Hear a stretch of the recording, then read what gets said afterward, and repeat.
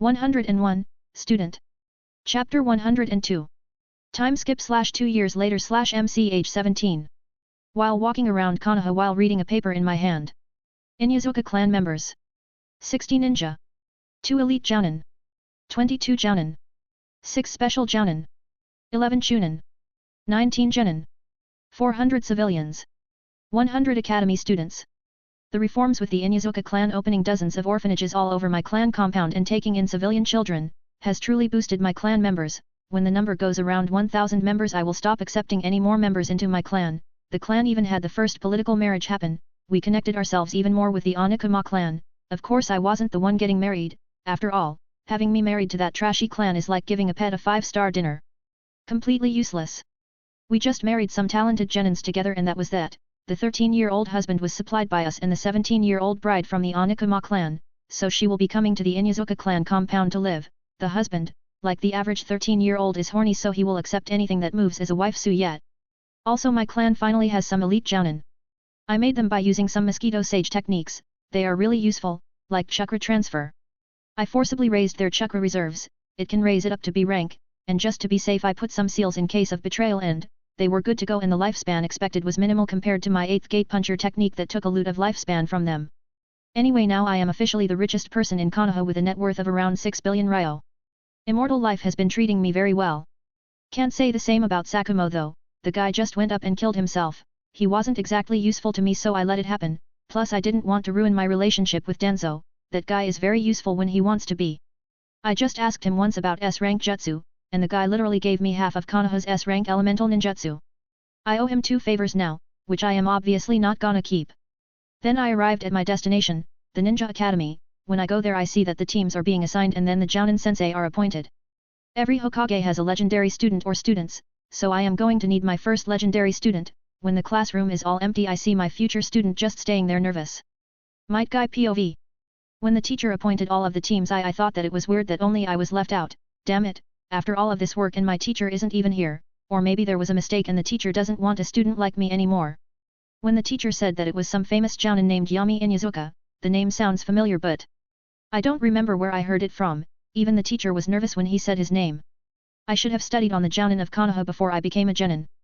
Then suddenly from the corner of my eyes, I see someone entering from the window. He had a Konoha headband, black spiky hair, with black eyes, and he was wearing a jounin uniform. When he looks at me he smiles and I immediately recognize his face. He is the guy from the books, the ones which teachers won't stop mentioning, and is even more famous than the Sannin. Then as he is smiling at me he asks, "Are you Might Guy?" I immediately answered him, "Yes, Yami-sama." Then his smile became wider and he said, "Okay then come here." I immediately jump from my seat and arrive in front of him. Then while still smiling Yami-sama says, "Well then we should decide how you will do during the next part of the genin exam." Then I tense up and ask him, "What will the next part of the exam be?" "Yami-sama." Then when he heard me ask that, Yami-sama answers, "Good. I like your attitude, well then grab my hand." He extended his hand towards me as if asking for a handshake. I then grab his hand and as soon as I do so, Flying Thunder God. Whoosh. For a split second I thought I saw a dark flash. Then I noticed that my surroundings have changed and we are currently in some training ground that I have never been to before. Then I looked at Yami-sama in surprise. Was that teleportation? Isn't it impossible for a ninja to be able to teleport? I never even heard of this. Then Yami-sama smiled at me and he said, "This will be your final exam before becoming a genin. If you are able to pass my test, you will become officially a genin and then I will begin teaching you how to become the strongest taijutsu user." When I hear him say this, I can't help but be surprised. Besides my father, no one has ever believed in me. Then I look Yami-sensei in the eyes and think to myself, I will not let you down. Author note. The MC chose Guy to become his first student and even went as far as placing him in an apprenticeship. Though this might seem like the MC truly believes in Guy, he doesn't believe in him. Because he already knows how strong Guy will become in the future. 102, My Youthful Genin Student. Chapter 103. Might Guy POV. I look at Yami-sama and can't help but loudly exclaim, "Whoa!" Then Yami-sama looked at me with an amused look on his eyes and he jokingly said to me, "Yeah, I know what you mean. It is a really convenient technique if you want to travel anywhere really. That does sound convenient." Then Yami-sama continued saying, "Then let me start explaining the test that you will need to pass to become my student." He made a hand sign and a clone appeared next to him, then he put his hand on his clone's shoulder and said, "You just need to dispel my clone, and as a shadow clone one good hit and he is gone. As soon as he says this he disappears in a dark flash. Yummy, MC, POV. Well, I was going to use another test to get him into my genin team, but since he is the only student currently he will get this test. Then. Flying Thunder God. I teleport back to my house in the Inyazuka clan compound and went to the kitchen, got some popcorn and some of my favorite horrible tasting tea. I kind of have started liking it. Since now I can't raise my strength anymore, at least until the third ninja war starts, so since in this world there is no internet, I started using my clan development as a long game, raising its stats and all that type of stuff. It is very fun. I am bored most of the time, so even this type of SHTTY entertainment is better than nothing. I also surprisingly got a hobby for gardening, that also isn't that fun, but it is a great excuse to stop listening to some bullshit accomplishments. I mean, when I was her age I achieved immortality, and what did she do? Well, she completed some B-rank mission. I could do those while taking a SHT. Then I grabbed some iced tea from a box. I homemade this horrible SHT. Anyway, better go back to Guy now. Flying Thunder God. I appear on a tree in the Inyazuka training ground where Guy is still fighting my clone, and my clone is just playing with him. I have also given one giant bat as a summon to every ninja of the Inyazuka clan. Now they have a dog, and a bat, so there is that. In my clan since the second ninja war only 5 ninja Inyazuka have died, that is a relatively small number compared to the Senju who now only have Tsunade, and then there is the Uchiha, those guys die quite a lot, like since the second ninja war ended there have been 46 Uchiha deaths in the field, that is nothing special after all in the peacetime between the first and second ninja war the Uchiha death count was 58. The good news is that now I have 92 new Sharingan, and some of them even are Mangekyo, though none of them have some amazing abilities.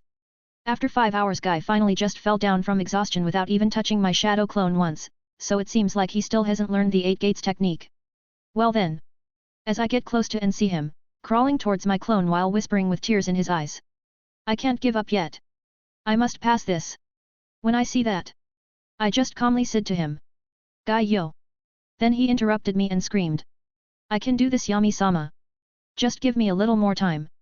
Then even more tears flow from his eyes and he says. Please Yami-sama, just please, give me another chance. I just look at him, this kid, the world doesn't necessarily reward hard work, but I will.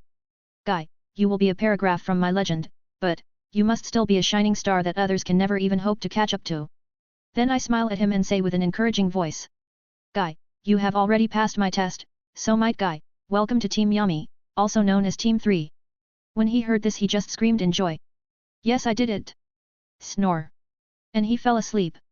I guess no matter how hard of a worker he is still only 7 years old. Ha, that was amusing to say the least. Then I put a hand over his chest and started running healing chakra through it, and, his muscles are all healed with no drawbacks to him, actually it just made his muscles stronger, but he is still asleep because of his fatigue. So I pick him up over my shoulder like a sack of potatoes. Then I go to one of my clinics and put him on a bed there to rest, then I call a staff member to me. When he arrived, I could immediately see that the staff member radiated nervousness, but he was still able to say. H, how can I help you, Yami-sama? I just look at him and say to him with a calm face and calm voice. You, go and notify Might Do that his son is okay and that he also passed my test, he is now my student now. Also his address in the North Forests there is a cabin. After telling him the address he went away, that I just left a letter besides Guy and then I went back to my home. Today has been productive, at least comparing it to the last months, everything has been so slow lately. I feel like I am getting stagnant, and I don't like that one bit. I better prepare some side subjects and maybe start learning some new jutsu. Author note. We see that the MC is a little bored now, and he has started becoming stagnant, he doesn't like that but, and he, like always has a plan for it. He will also be helping Guy become stronger, how strong well you will have to keep reading. P.S. Chapters 1-3 of My Harry Potter Reborn as Lockhart are for free on Patreon. 103, This Lovely World. Chapter 104. POV. I look at the green field around me with a city on the horizon. I can't help but think of how beautiful this world is.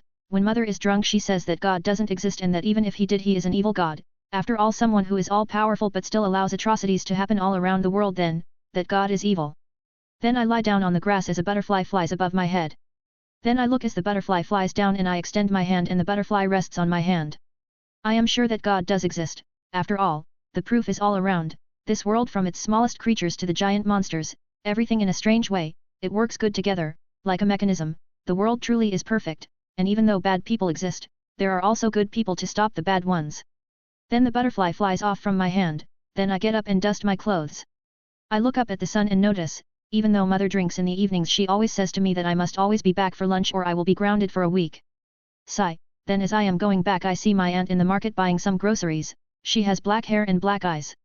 She is wearing a black kimono with a small pig following her. She is transformed as an adult when I know that she really is only a little older than me. As soon as I go close to greet my aunt, the pig turns around and oink. He oinks at me, then Anta turns around and says, "What is Taunton?" When she sees me she just smiles and says, "Did you have your morning walk, Hachi?" I just pout at her and say, "I was adventuring, not going for a walk, Aunt Shizuan." She just keeps smiling while saying, Sure, whatever you say, Hachi, just go back to the hotel and I will cook us something." I just nod and start going towards the hotel, but before going there I put a hand in my pocket and take out, then I go to a dango shop and buy some dango. Then as I am walking towards the hotel and as I am about to arrive there, I noticed something strange in an alley, so I curiously went there. What I saw there was reality. A mother who had a baby wrapped in a blanket. As soon as I see that I approached the mother and the baby, I extend my dango towards her, then when she looks at me in the eyes, I see that her eyes are devoid of emotion and hollow. She just takes the dango, and starts eating it, and then she cuts some small pieces to give to her baby. After I gave her the dango I started walking away. The woman didn't say anything and neither did I. I am not going to help her, so there is nothing to say from me, and I didn't do this to get some cheap thank you. I will probably forget about this deed tomorrow. When I arrive at the hotel, it is a medium-class hotel. When I entered our room I was feeling pretty bummed out. Then I see my mother sleeping on the couch. I decided to take a blanket and cover her. After that I went and took out a leaf from my pocket and did the exercise that Aunt Shizuan taught me. I put the leaf on my forehead and used chakra to make it stick in there. I have been training it for a couple of days and I think I finally got the hang of it.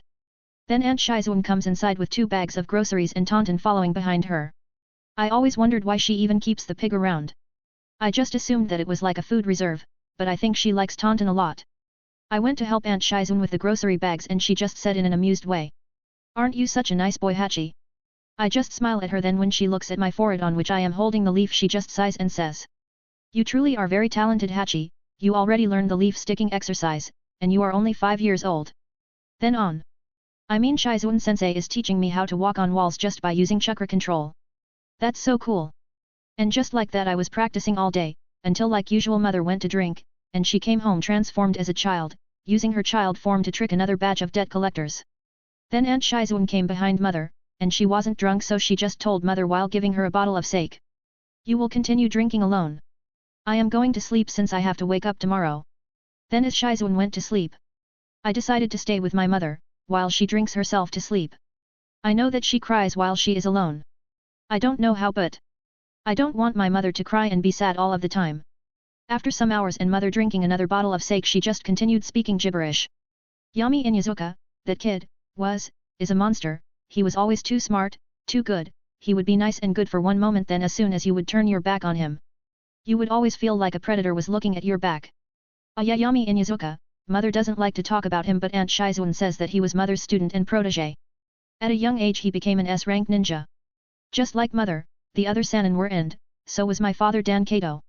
Whenever I asked my mother to tell me about my father, she says to go and ask Shizuan. Shizuan says that I took more from my mother's side with my straight black hair and pupilless black eyes. I kind of look like great-grandfather Hashirama Senju. Then my mother, while looking at me, she says, "What I did was wrong, you were our mistake." What did mother just say? As soon as I heard what she said, I was shell-shocked, no words were even coming out of me. What does she mean by that? Author note. Hachi Senju will develop kind of like a Yami who actually cares about some people close to him. We can see that Hachi truly does love his family, even though Tsunade is a drunk.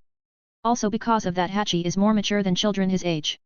Now we see the result of Yami's actions just because of his one night of carelessness. He will definitely learn something from this. 104, a son, like his father. Chapter 105. Time skip 3 months later. Hachi Senju POV. I just walk around the new city. Mother chose this city to spend her money on. I hope we stay here for a while. I made a new friend here. Then as I am walking I faintly hear some merchants talking to each other. My hearing and sense of smell has always been surprisingly good. Man, I sure love working for Inyazuka-sama. The pay is good if you aren't dumb enough to do something stupid. He definitely has the daimyo in the palm of his hand. I mean, the guy just got 3 gold mines for himself, by literally just paying almost nothing. That is interesting, but I keep walking anyway, and then I arrive at a house. The house looked normal like any other house in this place. When I was outside the door I just called out. Urza come out to play. Then immediately like a flash of red a girl around my age comes out of the house, she has red and brown eyes, when she sees me she just pouts and says. I told you not to call me like that. I just act like I am falsely crying and with fake tears on my eyes I tell Urza. Sorry I won't do it again. When she sees me and thinks that I am about to cry she gets uncomfortable and comes close to me. She starts rubbing my back to comfort me while she says. No problem. I was just joking. She really is nice when she is worried like this. Why can't she always be like this? I heard that her grandma is an Uzumaki, a civilian one. So that is cool. PFT. Then my act slipped and I chuckled a little. As soon as Urza heard this, she just said in a cold voice. Hachi. You wouldn't try to fool me would you? Then I just look at her with a serious face and say. I guess I will have to use the secret Senju technique. Her anger slips away and she just looks at me in confusion and says. What do you even mean by that? Then I just clasped my hands together.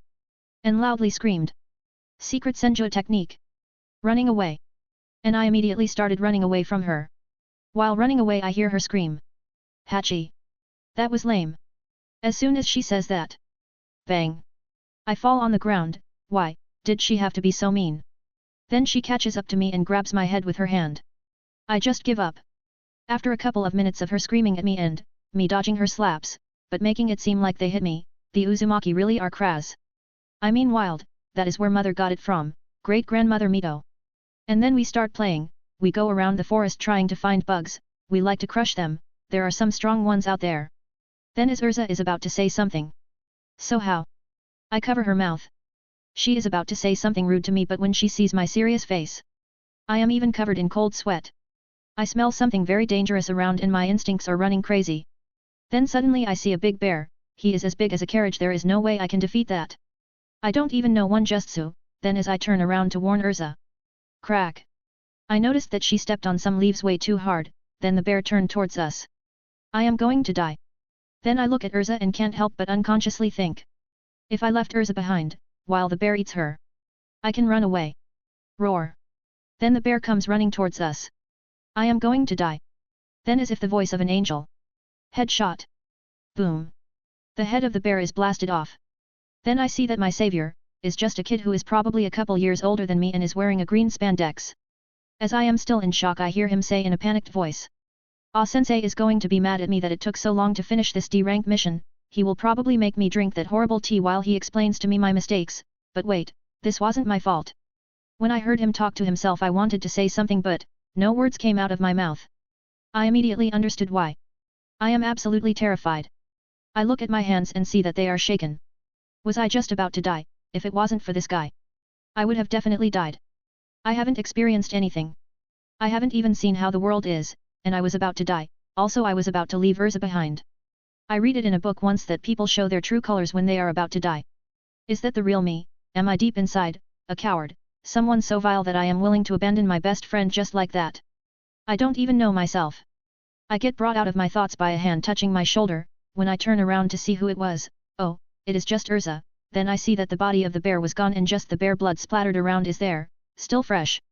Then Urza looks into my eyes with a nervous look herself and she while shaking says. You were out of it even when that ninja asked us if we were okay, are you okay Hachi? I just look into my still shaking hand and clench it into a fist. Yeah I am okay Urza. I never want to feel so out of control again. I should ask Aunt Shizun on how to become stronger. Author note. Character development, from Hachi. We see that even though he had that instinct to immediately run away and abandon Urza just to buy himself some more time, he is like Yami in that regard, but Hachi doesn't like that side of him. I hope you liked the personal development that Hachi came this chapter. P.S. We also see that Yami has quite the influence, and some people are even scared of saying his name in a disrespectful way. 105, Breaking Down. Chapter 106. Yami POV, MC. I am just looking at some paperwork that my clones brought me. I am waiting for Guy to return from his D-rank mission of taking care of some bear that has been terrorizing a village. Then I hear an alarm clock go on inside the house. I just give a mental command and the clock is turned off. Fuinjutsu is the most versatile thing I have learned ever since I came to this world. Anyway at least Guy is not dead or in danger.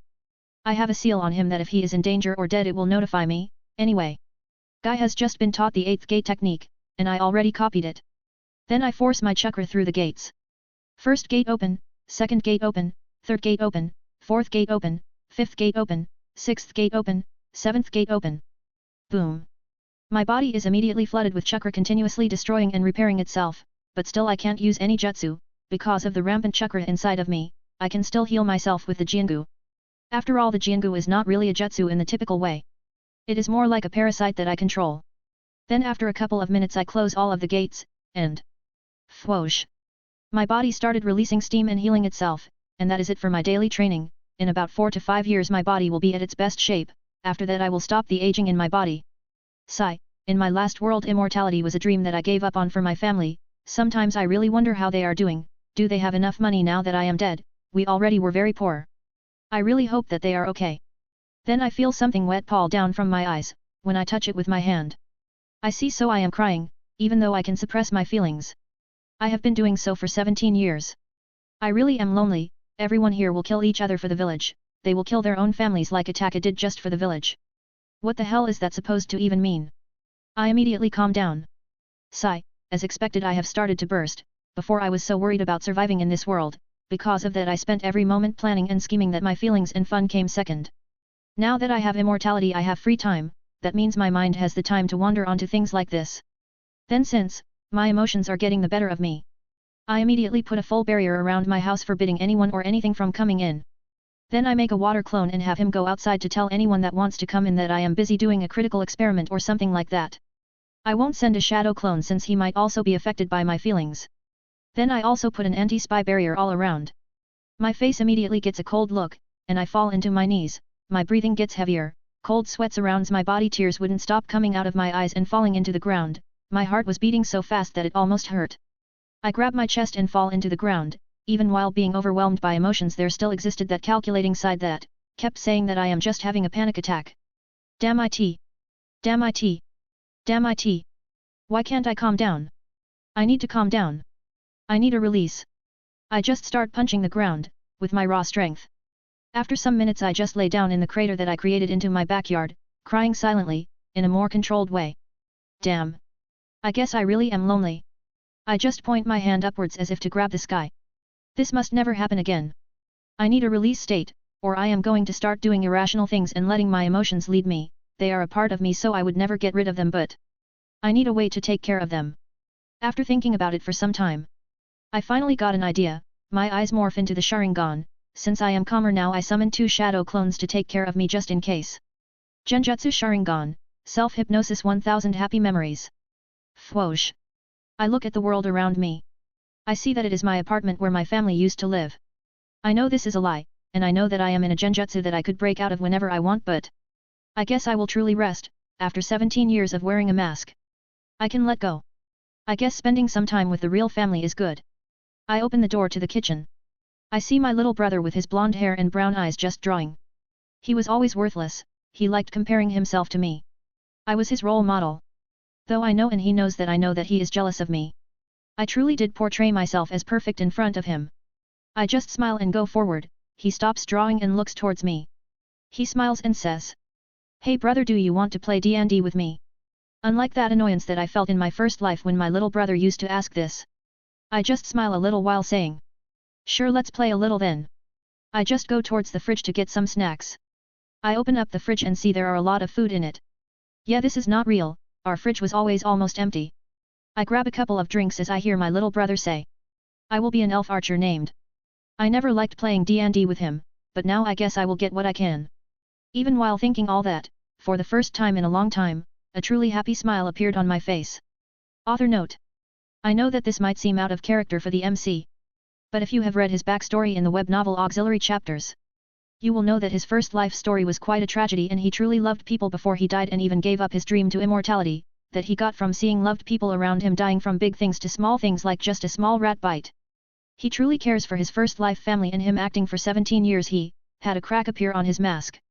Since he also kept the people here far away and didn't care about any of them. He can't give up one family just to have another.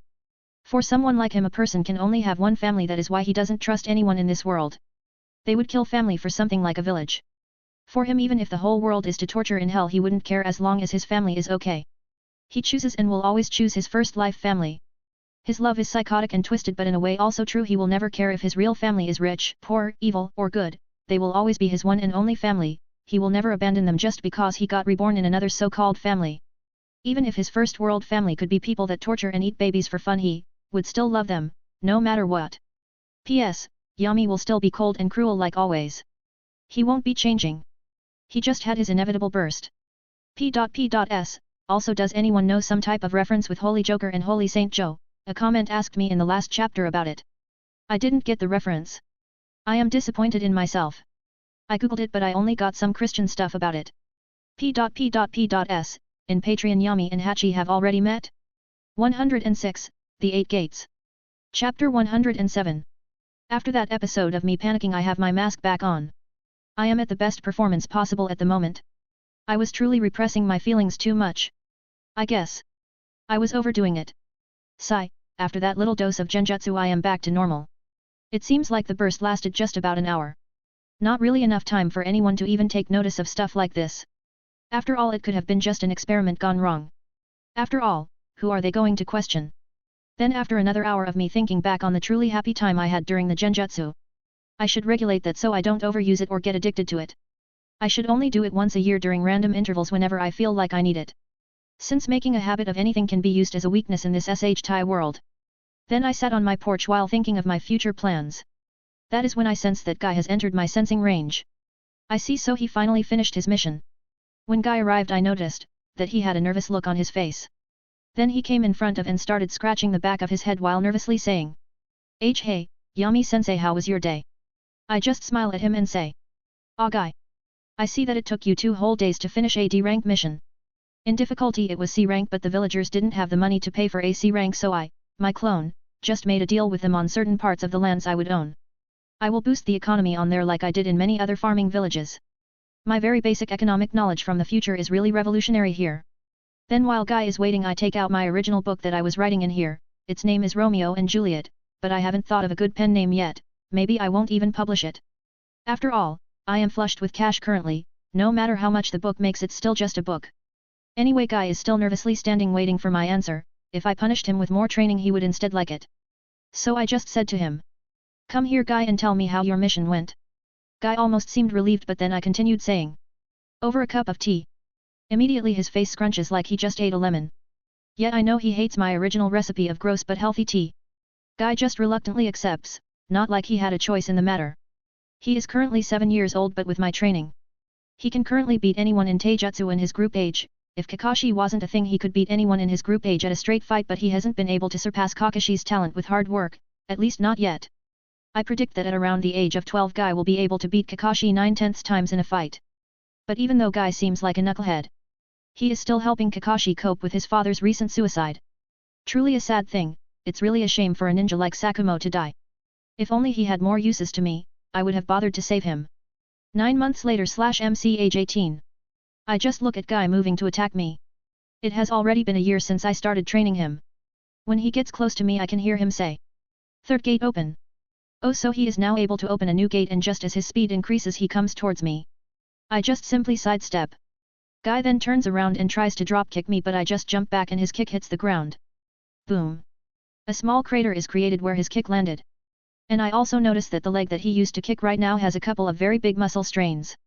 But Guy just winces a little at the pain and still charges towards me like a bull. Okay, that is enough now. Shunshin.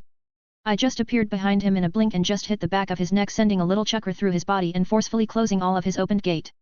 If there was a competition on who held the most knowledge about the 8 gates, I would be either the first or second, depending on how knowledgeable the creator of the technique was about what he was even doing. Then before Guy falls in the ground I just catch him and lay him gently in the ground and start working on his injuries. Then when Guy, who is still conscious, asks, How did I do this time, sensei? I just smile and say to him, Better than last time. But your attacks were still predictable. You couldn't straight Guys while under the pain of opening the gates. But you will eventually get used to it. Guy just thinks back on his mistakes that he did during the fight, and nods. After healing him, I just say, Also better get ready. We have an A rank in an hour or so. Guy immediately panicked and said, Wait, what? Why didn't you say that, sensei? And why did you even let me use my gates technique? We also haven't even gone to any B rank missions. Aren't we supposed to follow some type of order? I just sigh and say to him, I have gone on a dozen S rank, A rank and even easy B rank missions by myself. So what are you complaining about? Plus I won't let you do all the work like I do during our C rank missions. As soon as Guy hears the last part of what I said, he gets up and points a finger at me while saying, "Ah, I knew you were doing that.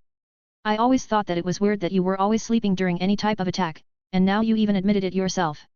Guy still isn't the funny guy that he will be when he grows up. I guess I will have to teach him about other things than youth. To be honest, I wasn't asleep. I just used a genjutsu to make it seem like I was. I usually just watched him fight for entertainment. Then I see that Guy suddenly just falls to his knees and out of breath. After all, I didn't heal his stamina. Then I just pat his head and transfer chakra to him, giving him some energy to move. Then I said to him, "You don't really need to pack anything. I have already got all of your things in a storage scroll already. You just get to the front gates and I will meet you there." Flying Thunder God. Then I immediately teleport at my house and I just pack a lot of different delicious food. I am not going to eat cardboard food for nothing. This is way better. Then I heard the voice of Tsum say, "So you are going on another mission?" Over the years Tsum's voice is no longer angry or arrogant. She has truly changed a lot and definitely won't be the same as she was during canon. I just turn around and look at her. Author note. The MC is calmer and back at wearing his mask like normal. Soon I will start transitioning to Hachi's POV, Yami's son, a little more since they are more interesting and he will have certain character developments. Though first we will see Yami keep using his charm and charisma to manipulate people a little more and then we will do the transition. Since Yami's POV have started getting stale since he is so powerful now and most of the time he will be either thinking of plans or chilling or doing both. Hachi will have to have a couple more character development moments before he starts truly resembling his father. He will resemble Yami, he won't be his clone. He will just have certain quirks that Yami has. Whether those are good or bad it depends. 107, Me in Danger? I am the danger. Chapter 108. I just turn around and look at Tsum. She has finally understood that wild hair doesn't suit her at all. So she has straightened and let it freely flow down. Now she doesn't look like the wild tomboy Tsum. She even has a soft smile on her face and stopped being a tsundere. She has truly changed and matured a lot.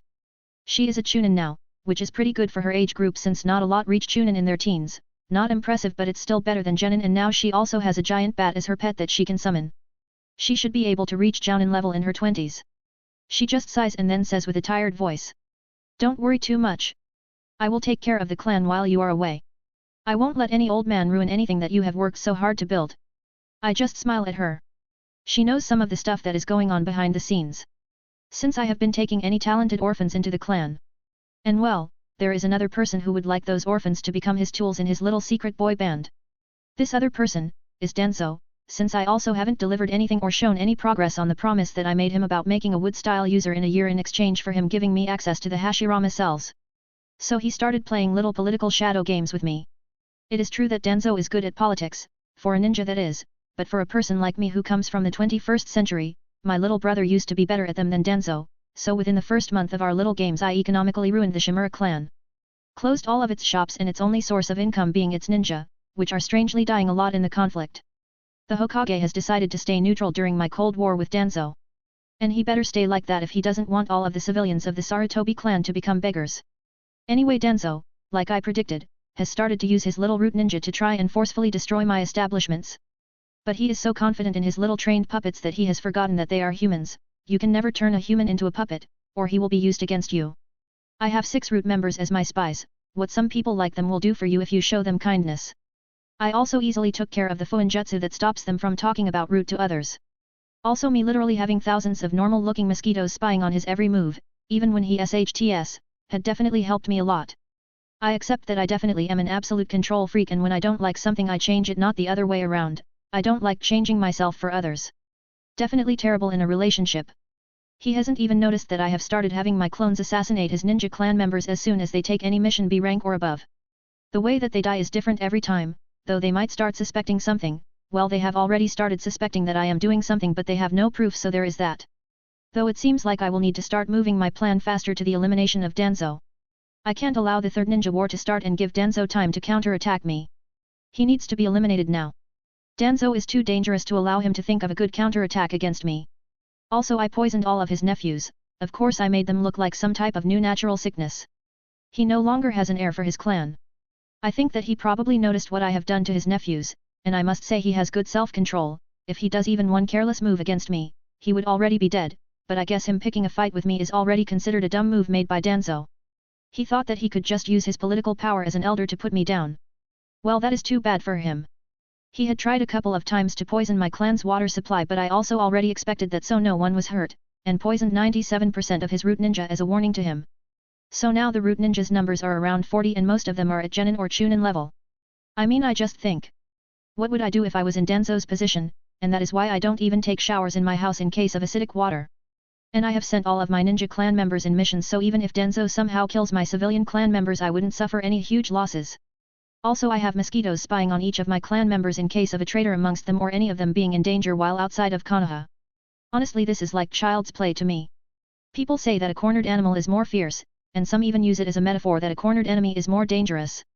But to me a cornered enemy is already dead. In my eyes Danzo is already dead. Really the only thing keeping him and the Shimura clan alive is the Hokage. He might act recklessly if Danzo suddenly dies. Every clan head knows the battle in the dark going on against me and Danzo.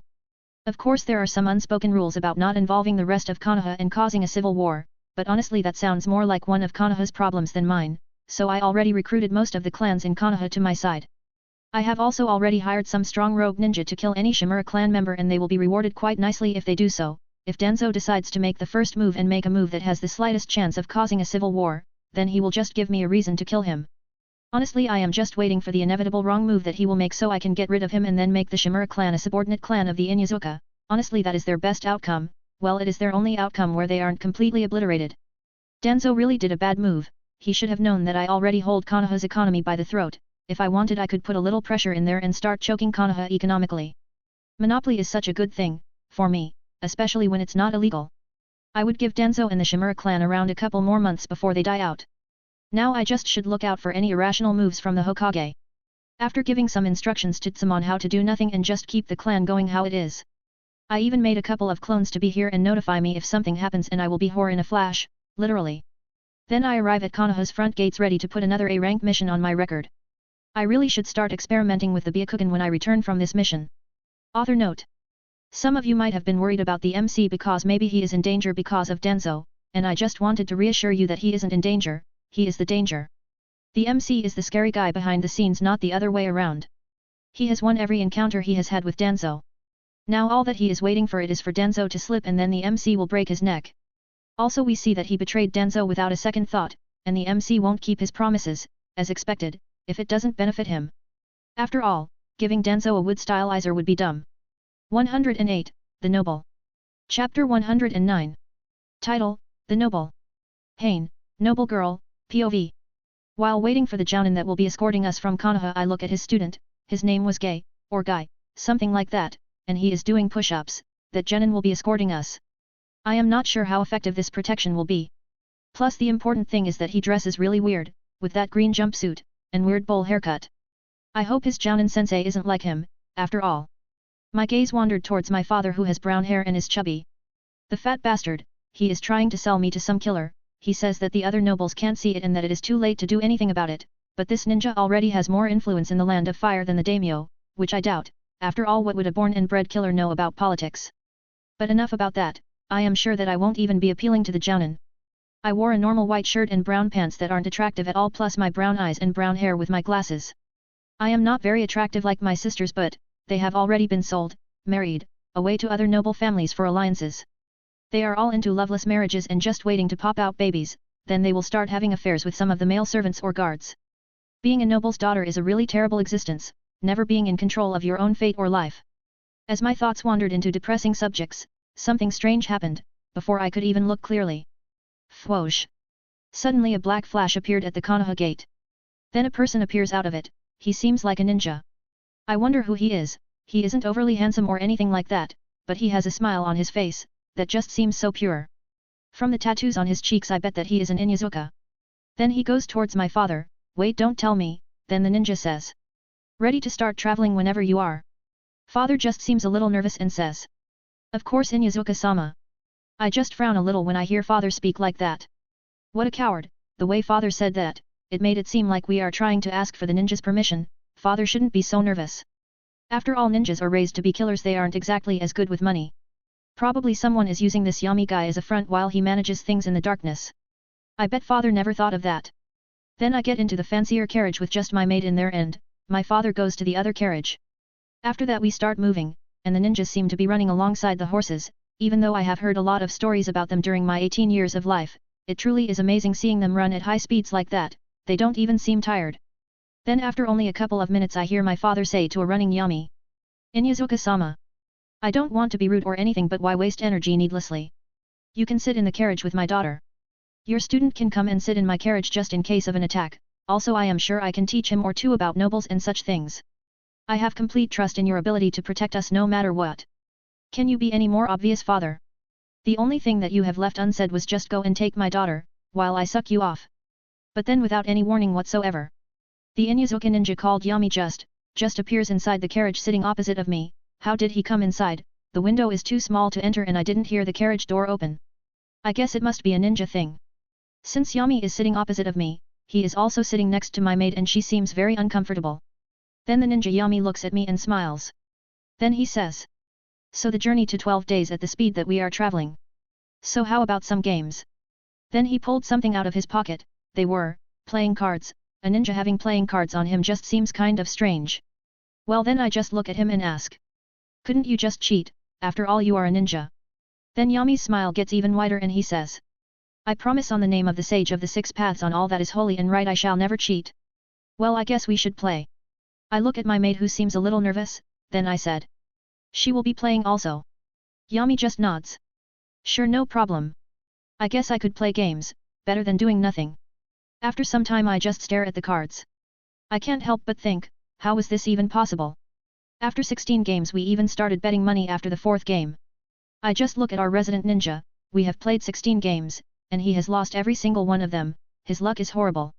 I don't even play poker, my maid just learned how to play the game and even she won money, all of Yami's money that he was concurrently carrying all 100.000 Ryo. I just look towards the maid that has been my friend since I was young, she is 90.000 Ryo richer. I didn't lose money, actually I won 10.000 Ryo, but I was wondering, is my maid some type of gambling genius? I just squint my eyes and look at her body shaking and a happy smile on her face. She did just more than her yearly wage, probably. I am not really sure how much father even pays her. Then I look at Yami, unlike us, he is the only one who lost money. 100.000 Ryo to be exact. Then he just looks at me and with an embarrassed face and scratching the back of his head he says. Can you buy me some food when we go to the next town? I lost all of my money to you guys. A ninja, just lost so much at poker, he really didn't cheat did he, but his luck sure sucks. I just smiled at Yami and said to him with a familiar voice. Sure Yami. It is his money after all, and I guess he isn't such a bad guy. Then suddenly he just hugs me. Bringing his arms around my neck and our bodies touching together. I could feel his body heat. Thank you. I blushed a little but he couldn't see it. Then when I came to my senses I told him. Okay, stop now Yami. Contrary to my plea he just gives me a deeper hug and says with a whispering voice. Nice people like you really do exist. You just rekindled my faith in humanity. When he says that, I can't help but wonder, he really is a good guy. I just hug him back a little. If I am going to be sold to some noble, it wouldn't be so bad too. Author note. Do I really need to say what Yami is thinking? Anyway we see that people have started to notice that Yami is an economic powerhouse. 109, Love. Chapter 110. 1384 words without an title, Love. Hain POV, continuation. During the 7th day of our journey towards our destination we haven't reached any city yet. So we stopped by a small lake to let the horses rest. We all set up tents, well more like Yami and his weird student set up our tents since none of us knows how. Then after that we all ate, and when dawn came we went to sleep. The road had been long and tiresome so we all needed our rest. When I woke up in the morning I saw that it was quite early.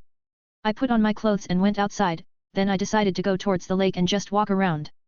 Then as I was walking towards the lake I could feel the chill of the cold morning air, and when I arrived at the lake, I saw Yami, sitting on the grass all alone. When I saw his figure just sitting there alone with an expressionless look on his face. I don't know why but I just couldn't help but pity him. Something about him just sitting at the side of the lake and throwing rocks in it, not even trying to skip them. Even though his face showed nothing, he had that hidden sadness on his pupilless dark eyes, it was as if he was looking for something he can't grasp. As if he will forever be alone, a sense of true pity for him rose in my chest. I instinctively wondered if I could do something about the loneliness that he is experiencing. That is when I decided to take action. I just walked normally. I could hear the animal sounds coming from the forest. Then as I got close to Yami he just turned around, he just smiled at me, and then I felt that his whole vibe changed. Like he was just, simply happy. I even wondered if that lonely figure of Yami was a fragment of my own imagination. When I sit down on the grass right next to him, I can see the fog come out of his mouth as he says with a jovial tone. Good morning, Hain. I see that you are up early. When I see how jovial he is I just smile back. Hey Yami, whatcha doing? I wonder if I was just seeing things and thought he looked sad. He just looked at me and said. Nothing really. I am just bored. Then as I sat next to him as I jokingly said. Well, sorry for not being interesting. When I said that in a joking manner he just sighed and gently replied to me. Don't worry.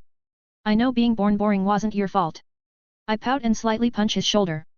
Hey, don't say that about a lady like me. He just smirked. Oh my lady, where is your dress and your butler who is secretly in love with you? And where is the guy whom you will have to forcibly marry and have a horrible life with?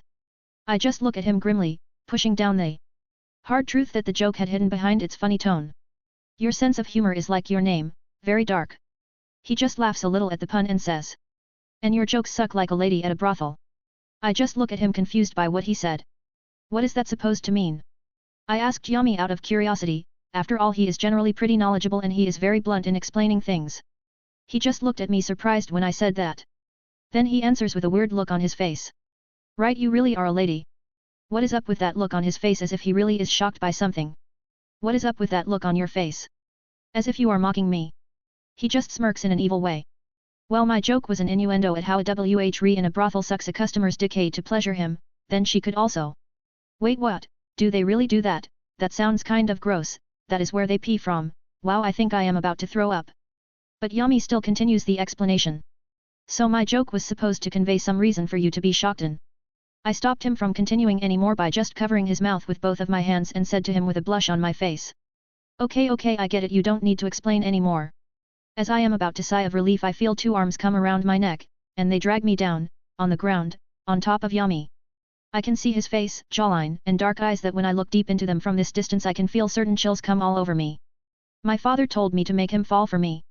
I don't care about that, but he will fall for me anyway. Because I want him to. He is gentle, loving, and wouldn't hurt a fly. I know that if he wasn't born a ninja he would be a kind man, the type of man I wouldn't mind falling in love with. So I lean in and kiss Yami softly on the lips. Yami POV. I just look at Hain, her face gets closer to me and I can already guess where this is going. She just kissed me softly on the lips. When she separates her soft kiss she just looks at me with a blush, she is embarrassed. Then she just whispered in a small voice. I will be honest with you Yami, my father told me. I just zone out whatever she tells me.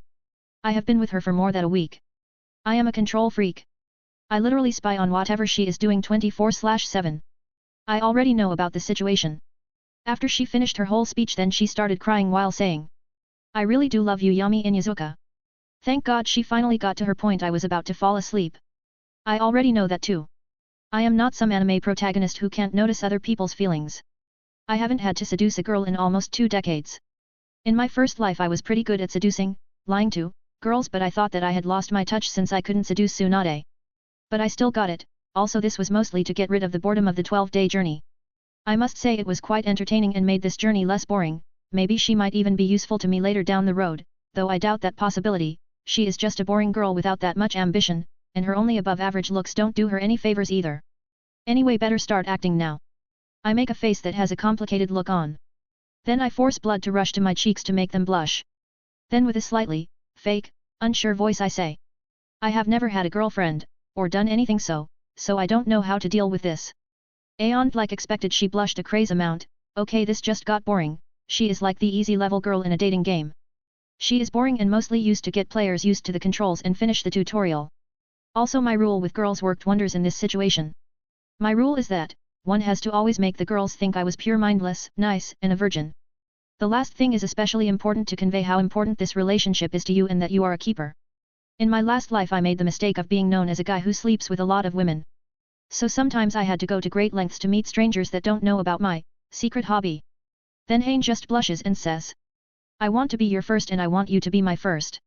I just smile and say. Of course. Hain. Author note.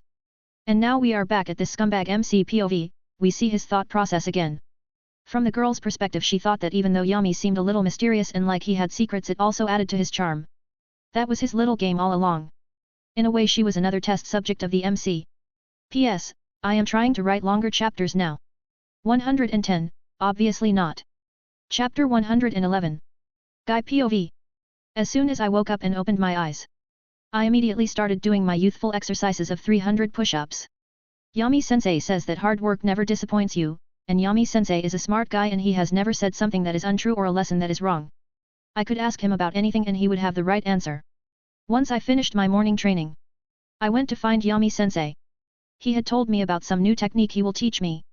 He calls it Diable Jam or also known as Devil's Leg. He says that it will suit my fighting style well. He says that if I could use this technique I wouldn't have to use the 8 gates so much. I went to check on his tent but he wasn't there, he usually is here. Then I went to look at the lake, he wasn't there either. After some thinking on where Yami-sensei might be, I went towards Hane's tent, to see if he maybe is playing cards with her. Then as I went there I heard some weird moans coming from it. I get closer and hear Hane's voice come out of the tent, her tone was something I have never heard come out of her. Yes, Yami-fu came me harder. Oh. So that is what is going on. As soon as I hear that I remember the embarrassing lessons that Yami-sensei taught me about the birds and the bees, he really went into detail and even gave me lessons on how to theoretically coordinate a threesome. I ran away from there before they noticed me. As I was running away I couldn't help but think. Who knew they were like that? Hane and Yami-sensei. I never knew. Then as I was running I arrived at the lake. I kept wondering if Yami-sensei will marry Hane-sama or something like that. Then during breakfast I ate my food very fast. I was too embarrassed to be in their presence, but I still saw that both Yami and Hane acted like everything was normal. 3 days later. And just like that we finished this mission. We didn't have any accidents down the road.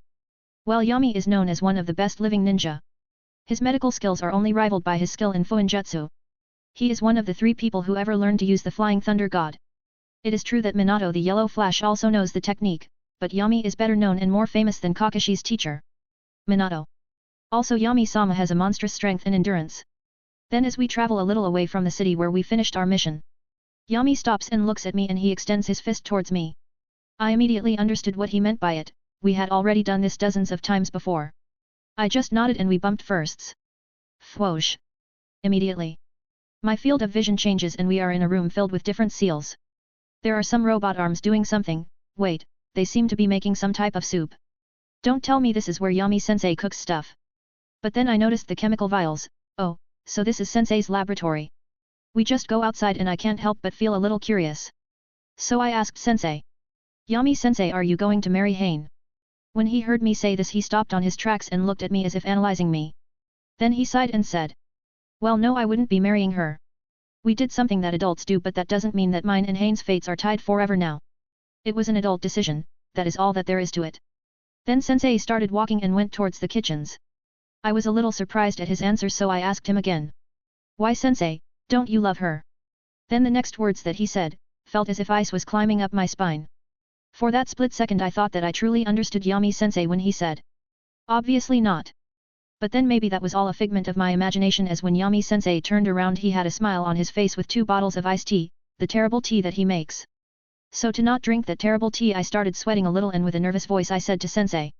Don't we need to eat? I couldn't think of anything reasonable so I said the first thought that came to mind. I am going to do 10.000 push-ups sensei. So see you later. And I ran off. Yami, MC, POV. I just smirk a little as I see Guy run off. I just look towards one of the corners of the hallway and say. Tsum, you can come out now. Then as if with an invisibility cloak it is taken off, the space there shivers and Tsum appears. I just look at her with a questioning look. Really, hiding? Are you stalking me? She just has a serious look on her face and says. Stop kidding around Yami. Denzo has made his move. I just pour myself a glass of iced tea when I see that she has stopped saying anything I just tell her. Oh sorry, just was thirsty, do go on. She just sighs a little and continues. Well, he made a surprising move. The Shimura clan has fused with the Sarutobi clan. Well, not really fused, but all of the Shimura clan changed their last names to Sarutobi, so the Shimura clan is no more but now they might collaborate between each other. She just looks at me unnerved as I still have my calm smirk on my face. She knows enough about me to follow my orders, but not really enough to understand me. She isn't smart enough to know that there is no real chance of collaboration between the 2 clans. She thinks of the Sarutobi clan as Hiruzen, those are two different things. It is true that Hiruzen probably was behind this. But he will probably not have as much support from the Sarutobi clan from now on, after all he just did something that could potentially destroy the Sarutobi clan. They think that Hiruzen has literally put a ticking time bomb on them. After all, now I have my sights on the Sarutobi clan. I am not going to pursue them, go after them or anything like that, because it would be just a waste of time. After all, they will soon go against each other. Also, Hiruzen's and Denzo's relationship has most likely deteriorated even more. After all, he just literally made Denzo seem like a BTCH on the eyes of the clan heads who are watching this. Generally it might seem like a good move, but this is such a bad move on the long run for both of the sides. Plus there are also the kids. When parents can act civil, kids can't, so that is where I come in. Then I just look at Sam with a smile on my face and say, well now, isn't that interesting? I wonder how the kids will act when some of their parents rage at home for the trouble that this will bring them. You just have to look at a child to know the situation at home is. Sam finally understood a very small part of the big scheme that is really going on in here, and her face just scrunched up as she said. You really are cruel, aren't you? Yummy. I just smiled at that. Everyone is cruel in their own way, my little Sam. 111, Team 3 is complete. Chapter 112. Title, Team 3 is complete. Kurane Ui POV. I look at my friend sitting next to me, he is Asuma Sarutobi. I look around and see all of the others seem excited to finally be able to become true ninjas. Then when the teacher came in, he looked like a pretty plain shunin. Then he said with his usual bored tone. Today we will decide who your Jounin sensei will be. You will all be split into different teams. Anyway, here it begins. Then he took out a list and started calling the names in there. I mostly dozed out until it came our turn. Asuma Sarutobi, Kurane Yahi, you will also be in a team with another genin who has already graduated, Might Guy. Your Jounin sensei will be Yami Inyazuka. As soon as he said this, I became excited. I couldn't stop a smile from appearing on my face. After I got Yami Inyazuka as my teacher. He is the most famous ninja of his generation. His legendary deeds are written in books, and there have been countless books written about his life and the battles he took part in. My classmates all looked at me and Asuma with a little jealousy in their eyes. After all, we already know that Guy has become quite well known as a skillful ninja, and he couldn't do genjutsu, ninjutsu, and could only do taijutsu. I have heard from my father, who once worked with Guy and Yami Inyazuka, that he had never seen such power. Guy was able to create craters just by kicking the ground, and of course he said Yami Inyazuka could literally punch a mountain and break it. I thought that those were just tales of his power, but when I heard my father say that it was true, I was quite shocked. Plus Yami-sama is still only 18. Then I hear Asuma say in a quiet voice. I am going to be a great ninja just like Yami Inyazuka. I just giggle a little at him. I remember that he has been saying this ever since we started the academy. He once asked me what type of guys I like. I of course answered that I like awesome ninjas like Yami Inyazuka. Since then he also says that he will be a ninja like Yami-sama. He is so silly sometimes. Then as the Jounin one by one came to pick their students, I completely ignored the others and my eyes concentrated when one of them came in. I had seen him in numerous pictures and drawings from books. He had an expressionless face, and then he looked towards us. When saw us, he just smiled and waved towards me, and Asuma, but when he did so, I felt my heart beating faster and it felt like I had butterflies in my stomach. He is quite handsome. Then Yami just says. Team number 3 comes with me. General POV. Yami just takes his students and slowly walks with them towards the roof of the academy. While he was doing so, he also asked. So we will meet your other teammate on the roof. I am not sure if you are familiar with him, but his name is Might Guy. He is quite enthusiastic and fun to be around. He also wears a green jumpsuit, and you might have seen him run around Konoha with just his hands. Kurane just seems a little too excited. As if she was about to say some but had to stop herself from doing so. She was truly feeling a lot of emotions from her having a crush on Yami and to her wanting to learn some of the genjutsu that he has. In the end she couldn't even get a single word out of her mouth. But Asuma just asks. So I heard that you know a lot of jutsu, is that true? Yami just smiled and ruffled Asuma's hair while saying. Yeah, I know quite a bit of ninjutsu, taijutsu, genjutsu, fuinjutsu, kenjutsu, beikaijutsu, and some monk techniques that I picked up during some of my missions. I would say that I know around 7,000 jutsu in total. When they heard this, both Asuma and Kurane were shocked. They weren't sure if even the whole Konoha has that many jutsu. Kurane even exclaimed. That is amazing. When she said that, Yami turned towards her and smiled. She immediately blushed and looked at the ground. Asuma was kind of excited too, after all he will be able to learn so many jutsu from him. Then as they are all walking together, Yami asked another question. Anyway, what are you guys best at, and do you know any jutsu yourself? Asuma was the first to say. Well, I know how to use the D-rank fire bullet jutsu and some E-rank elemental jutsu together with the transformation, replacement, and clone jutsus that we learned in the academy. Yami with a smile nodded towards Asuma and said. That is quite impressive for someone your age. Then he turned towards Kurane and said. What about you little lady, what are you best at? When Kurane heard Yami address her in the familiar way he talked to her she couldn't concentrate and just meekly said. I know some genjutsu.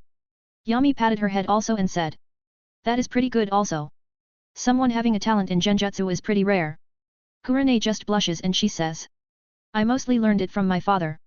Then Yami seems to think for a little and as they were climbing the stairs to reach for the roof he said. I remember now. Your father is Shinkayui right? He is an instructor in the Genin and Chunin Corps. I also heard that he is also pretty good with a sword. Kurane felt a sense of excitement when she heard that Yami knew of her father and him praising her family like this made her happy. When she finally got the courage to finally say something they had already arrived at the rooftop and her words got stuck in her throat when she saw Guy doing push-ups with one hand while screaming.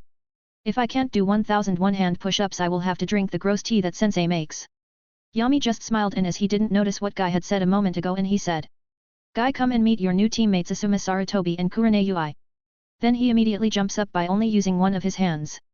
Then he comes in front of them and bows down while saying. A pleasure to meet you my youthful teammates my name is Might Guy. Both Kurane and Asuma were in shock at what just happened while Yami just had a smile on his face. In the academy Guy was just a little weird who used to wear a green jumpsuit.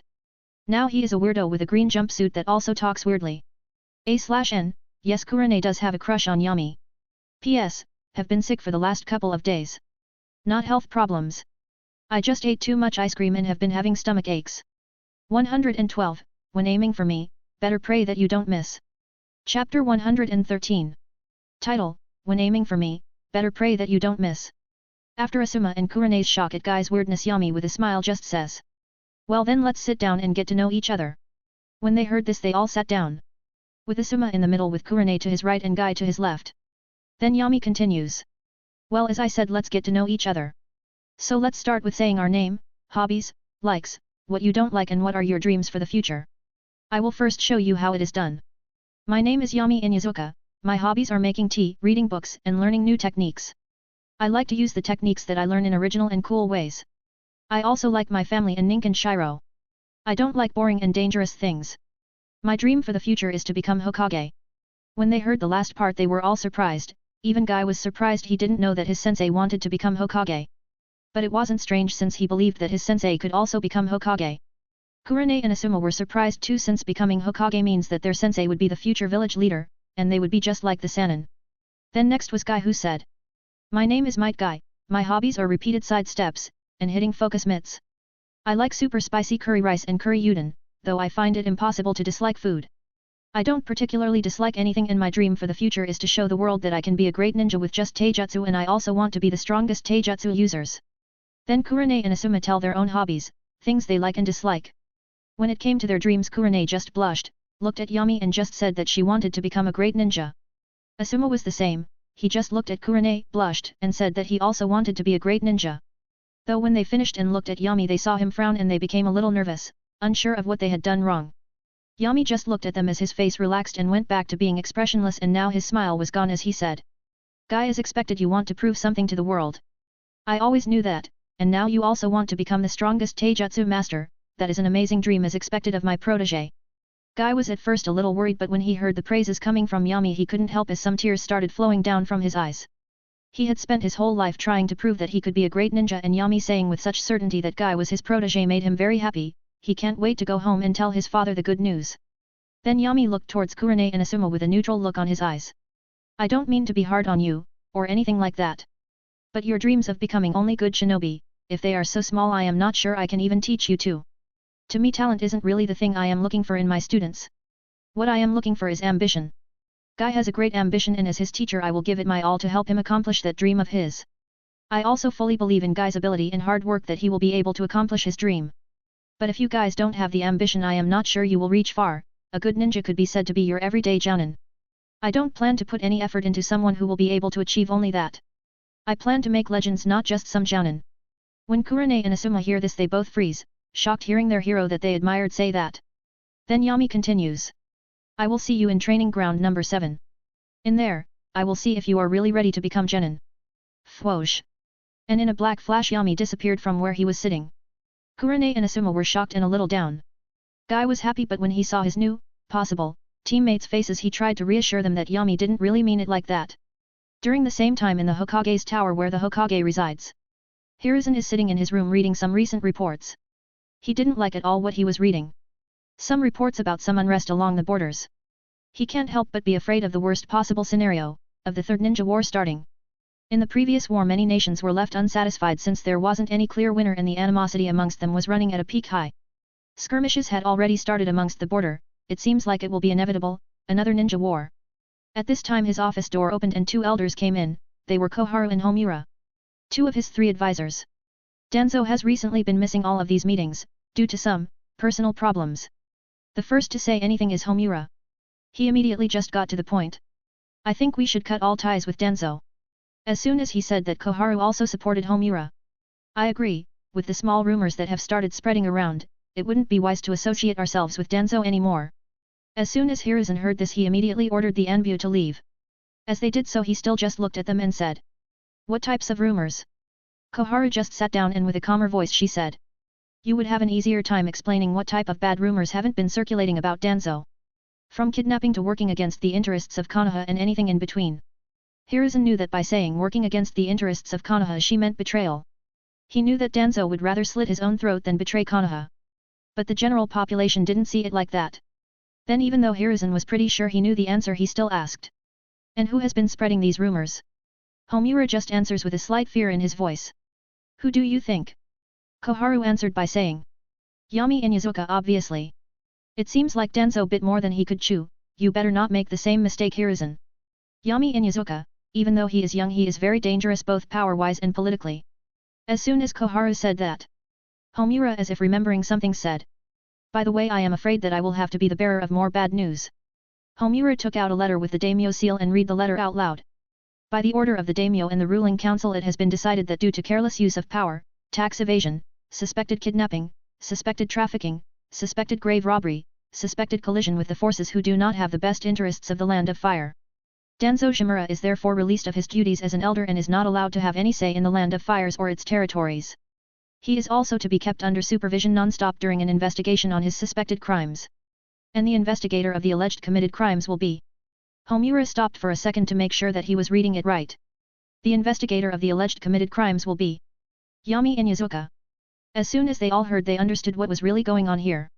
A/N, Yami is the investigator in this case. It's like saying, the robbery will be investigated by the one who was robbed, so he will definitely find the robber guilty. Yami is slow doesn't necessarily even need proof since the Mid-Eval system is very flawed. P.S. This also fans the conspiracy that Yami has a connection with the daimyo. P.S. I moved back to my apartment, which is close to my college, 2 days ago and even took my little brother with me since he wanted to come, now mom told me that she is coming for a visit. SHT. I have to clean all of the mess I have in my room and everything. Damn it. Fuking SHT. 113, Danzo is. Chapter 114. Title, Danzo is. General POV. The next day. Guy, Asuma, and Kurane were at training ground number 7. Then exactly on time for the meeting. Whoosh. In a dark flash, someone arrives in front of them. It was Yami with a serious look on his face. While looking at them he says. Okay now that we have introduced ourselves, I will tell you about your exam to see if you can truly become genin. Yami takes out one bell and says. I will make a water clone which has only 10% of my strength and I want you to work as a team and try to take this bell. If you do get the bell you pass. If you don't you fail. You have 24 hours to do this starting now. Then Yami makes a water clone and gives him the bell. Then he himself disappeared in a black flash. But not before leaving a shadow clone behind also. In case of injuries. He himself went to meet with the Hokage. About Danzo's accusations. Which he had no evidence of but medieval law sucks, full of corruption and bribes, power in the hand of the powerful, while the weak are suppressed. Yami isn't going to just change the system, he is going to abuse the hell out of it, then when he has absolute power he might change it. While Yami was going towards the Hokage's tower. Someone else was in a cell, guarded by dozens of Anbu. He was a one-armed old man, he has a bandage around one of his eyes and he has an X-shaped scar on his chin. He was Danzo Shimura, one of the ex-elders of the Konoha Council. He has fallen from grace. Yesterday in his capture the last of the root members got killed. His clan doesn't exist anymore, his political power is gone, his physical power was long gone even before this. It all began when he gave Yami Inyazuka the Hashirama cells. Yami made a lot of promises to Denzo, he kept none of them. Even when Denzo asked him about it he just answered, he didn't know what Denzo was going on about. He even added that he never made a promise to Denzo. That was the moment that Denzo decided to teach the kid a lesson that people need to keep true to their word, and now Yami Inuzuka took everything from him. Suddenly outside the cell the sound of bodies hitting the floor could be heard. The door of the cell opened and a cloaked figure came in saying, "Well Denzo, I must say I didn't expect you to be in here like this, how the mighty have fallen." Denzo looks up and under the cloak he sees yellow eyes with snake-like slits looking at him. Then Denzo says, "Why are you here Orochimaru?" Orochimaru just looks at Denzo with a cold smile on his face as he says, "Why to free you of course." Denzo thinks this through for a little while and his frowns as he says, "I know that Yami Inuzuka has been experimenting with the first Hokage's cells. I just need you to find me some evidence of it, Orochimaru. If you do that I can promise you the dead body of Hashirama Senju so you can study it to your heart's content." When Denzo says that Orochimaru's eyes shine a little and he licks his lips in anticipation of this. Suddenly he started laughing. He, this is good, come with me. I am sure that Yami knows that you know this. So he won't leave loose ends. He will definitely kill you if you stay in here. Denzo gets up and goes outside. As he does so he starts casually walking with Orochimaru. After all they are in no rush. Orochimaru isn't incompetent enough to be unable to stealthily take out some Anbu. As they were walking towards the outside of the TNI department everyone inside was already unconscious. Orochimaru is not an S-rank ninja for nothing. His knockout gas and different chemical weapons can be devastating to even the most elite ninja. Then when Denzo saw the light, he had a heavy heart thinking of what he will do after escaping from here and how he will be able to clear his name. But the thing he was mostly thinking about was, Yami Inuzuka has made an enemy out of me. For the sake of Konoha I should never let such a ninja exist. He was willing to come close to causing a civil war during these dire times. As soon as Denzo got outside and into the light of the sun he saw something that shocked him. There were Hiruzen, Homura, Koharu and Yami Inuzuka and many other clan heads looking at Denzo. Then Yami just pointed towards him and with a steely voice he said. As you can all see he accepted the escape when offered. That means that if he was confident in his innocence he wouldn't do that. And I Yami Inuzuka, temporary appointed investigator of this case by the Land of Fire Daimyo, have come to the conclusion that Denzo Shimura is found guilty. Hiruzen just had a sad look as he saw his old friend just standing there with a shocked face. He already understood that this was all over. But then Yami continued and said, I have also considered this very carefully and have decided to sentence you Denzo Shimura, to death. Immediately Hiruzen turned around and looked at Yami. He saw that Yami had a cold face, portraying no emotion at all. Hiruzen was about to say something but he noticed that most of the clan heads were not surprised by the sentencing. Hiruzen immediately confirmed that they had already made the decision and had left him the Hokage in the dark. Then, whoosh! In a dark flash with such speed that none of the people present could even follow, Yami decapitated Denzo, and Denzo's head flew in the air with eyes still wide open in shock. Orochimaru just looked at this and smiled. He had already made a deal with Yami Inuzuka and unlike Denzo he wasn't dumb enough to take anything other than a payment up front. The clan heads who were surprised and weren't in the loop, were the Uchiha, Hyuga, Yamanaka, Akimichi and Nara. The other clans were already in on the scheme, had absolute calm faces, they had a secret meeting before this where Yami had informed them of his decision. But even though they didn't display it, they were surprised that Yami had decided to immediately carry out the execution. None of them even had the slightest thought of betraying him, after all look at what had happened to the Shimura clan. But for the first time they all saw, just how scary and terrifying Yami Inuzuka could be. What the others didn't notice though was Yami Inuzuka looking at Orochimaru with a cold look that dared him to betray. It was a lesson, no it was more of a demonstration of the consequences that would happen in case anyone got in his way. A/N, Yami is showing them his decisiveness. He has made an example out of Denzo to show that they shouldn't take the risk and go against him. And him becoming the investigator in Denzo's case is like saying to them that he will definitely not make things fair in a fight against him and he will use any means necessary. P.S. 17 chapters in advance on Patreon. 114. The Dangerous Boy. Chapter 115. Title, The Dangerous Boy. Hiruzen POV. It has been 1 week since that day. I still can't get the image of my dying friend out of my head. In my own mind I have killed and cursed Yami Inuzuka countless times, but in reality I didn't dare to act. We are dangerously close to another ninja war. I should try to negotiate with the other great hidden villages. I know that another war wouldn't accomplish anything, only more death and destruction. Weakening us all. During these times there would always be Denzo whispering about going to war and Konoha making the first move. I would never listen to him, even though he was smart. Denzo wasn't too good at strategic battles. He would consider the option of sacrifice way too easily. I knew that letting Denzo pick on Yami would be dangerous. I don't know what was going on between them, but they definitely had a deal going on. It seems like Danzo was onto something and decided like usual to try and use force against Yami by ruining his clan's shop and other establishments owned by him. It seemed like that was the wrong move both from Danzo when he reacted like that and my part where I didn't stop him. Sometimes I even wonder if I have truly been sitting in this chair for too long. Everyone seems unsatisfied, not just the other great villages, even Konoha is craving for war. Are they all mad? Didn't they learn from the second ninja war that fighting will only lead to our mutual destruction and weakening? And Yami Inyazuka, that boy, doesn't he understand how much he will weaken Konoha with the last stunt he pulled? He had a mother, sister figure and his whole clan in here. Why can't someone smart like him comprehend something like this? He took such a major risk for such a useless thing. His mind truly doesn't have the maturity needed to understand things like this. He obviously doesn't listen to me. Oh, he does follow my orders, but he doesn't truly listen to them. He is an S-class ninja, he needs to understand that his actions have consequences. He also has my son Asuma in his team. The Sarutobi elders agreed to this. My influence and power as a Hokage has been slipping away, and no matter how, even though Yami doesn't say anything, if people look deeper into it, they will understand that he is just simply saying to my face that he will kill Asuma if I do something stupid. Accidents do happen, and if Asuma died he wouldn't even be blamed for it. During these times we need to be united, not squabble amongst ourselves. I only know one person Yami will truly listen. It seems like with the war just seeming around the corner I will need to prepare. I will need Jiraiya back here. Minato also needs to be here, and also Tsunade will need to come back from her grieving. Konoha needs her now more than ever. Shizuan POV. I look at young Hachi trying to do the tree walking exercise. He is such a good kid and so cute.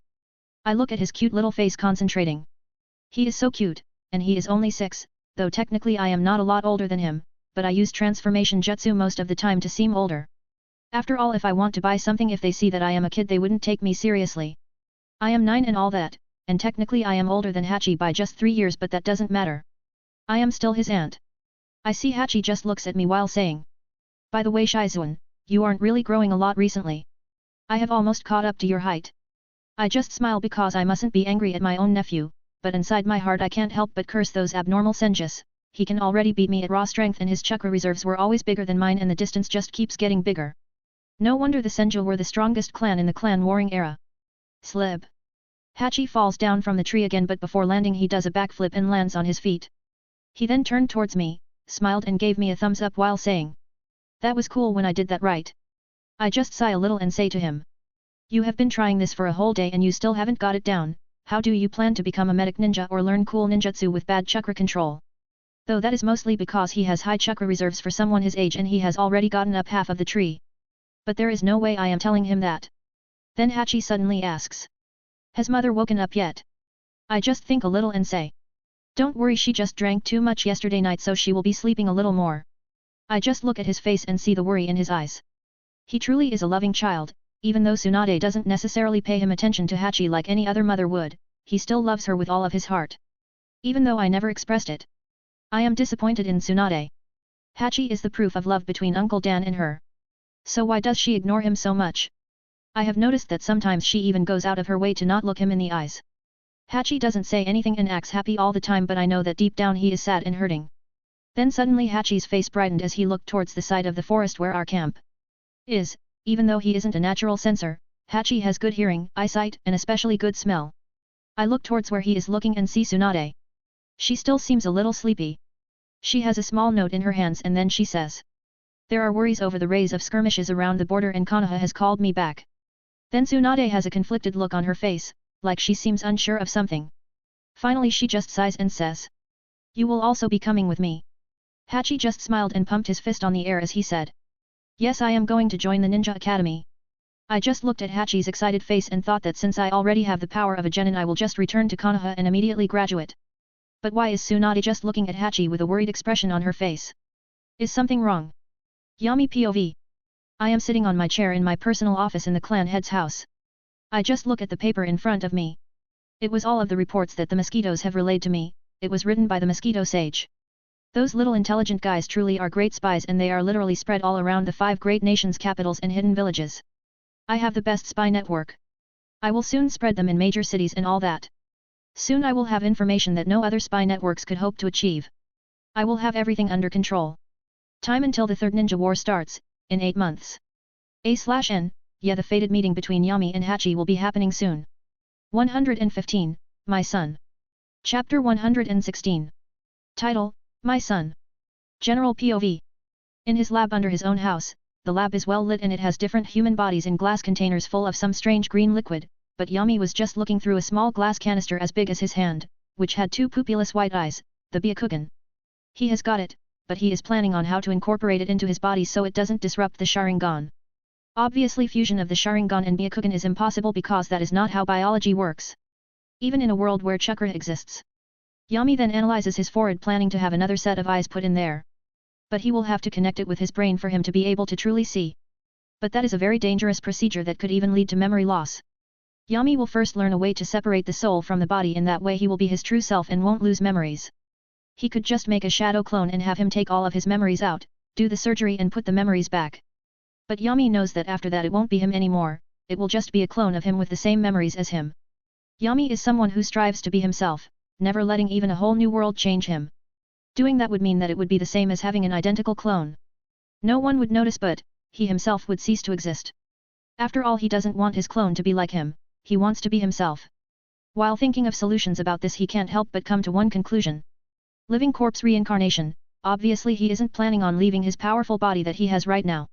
His body is immortal now, so he will just use the living corpse reincarnation method to immortalize his mind. But that method is forbidden to all no matter what rank, he would have to go steal it, but there is a high chance he would be caught. Better wait till I become Hokage, I can have any technique I want and no one will question me. Thinks Yami with a slightly dark smile on his face. While on another place traveling towards Konoha is Hachi, Tsunade and a 9-year-old Shizuan. They are walking at a normal pace. Tsunade told them that there is no rush and they can take it slow. Hachi had a smile on his face as he was happy. He had just mastered the tree walking exercise. Even Tsunade was a little surprised at this. After all, the tree walking exercise needs good chakra control, but it also needs the strength of a genin to support the weight and all that. She was surprised that he was this strong physically. And even though she wasn't drunk at all, she felt happy. Seeing Hachi jumping around and being so energetic was funny in its own way. She also couldn't help but compare Hachi to a younger Yami. Yami was 8 years old when he became her student. He always has a certain brilliance in him, and those eyes, that hunger for always wanting more. Back then he was like a second Orochimaru, but nicer and actually cared for other people. She can't help but smile a little at those memories. Yami always was a good student and a hard worker, though he did have that mischievous side of him. He was serious most of the time. That might have been because she spent time with Yami when he was training.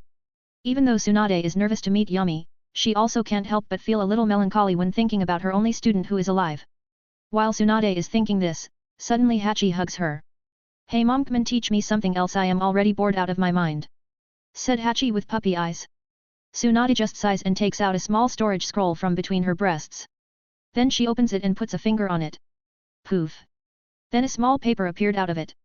Then Tsunade gave Hachi the paper. "Run chakra through this. It will show your elemental affinity and which jutsu you should concentrate on learning." Hachi enthusiastically nods and takes the paper. Then he runs chakra through it. Tsunade and Shizuan look at it with a little curiosity. Though Tsunade doesn't show hers outwardly, but she still wanted to know. She had never really been a good mother to Hachi, she knows that. When she looked at him, she always saw Yami's eyes staring back at her. When she noticed where her thoughts were going, Tsunade just frowned a little. While she thought, "This is why I don't like being sober for long periods of time. Well, it hasn't even been a day since I was sober, but it's already a day too much. I know I am not a good mother, I know what I did to my student, I know that I am a horrible human being. But..." She looked at Hachi's paper that he was running chakra through. Tsunade was waiting to see her son's affinity. Would it be the same as his father's? After all, he looks a lot like Yami, sometimes even acts like him during certain situations. But the paper just got a little wet. He had water affinity. Sunda just looked at it, and thought, "What am I doing? He isn't Yami, he is just a child. Maybe I really should stop drinking and start acting like a mother. I hope it isn't too late though." Tsunade smiles at Hachi, which surprised him a little since his mother rarely smiled at him. "Your elemental affinity is water, just like the second Hokage, your great-grand-uncle. When we return to Konoha we can gain access to the water jutsu left by Tobirama. The Senjou library has a lot of them all the way up to the S-rank ninjutsu. Though you might have it harder to learn fire ninjutsu, it doesn't really matter that much. Better be good at one thing than mediocre at a lot of things." When Hachi heard this, he smiled. "Yet and I am going to make water dragons and all that. I will surpass even Tobirama and become the greatest water style user that ever lived." Tsunade just smiled at him, when she saw Hachi saying that. She just went towards him and hugged him. What they didn't see though was a mosquito just looking at them. As soon as it saw this, it immediately sent the information to its queen. In another place on the blood swamp, the mosquito sage was just meditating inside the bloody swamp water. When it opened its eyes, she processed the information that she got. Should I tell Yami about this, or not? She contemplated on her next action. But as soon as that thought came, it immediately went away. She knew Yami pretty good, better than all of the other blood swamp creatures, since she was the one who taught him how to gather and train sage chakra. He would probably torture me to insanity while the other creatures watch, just so he can make an example out of it. Yeah, better tell him then. Though the mosquito sage with a little fear on her heart.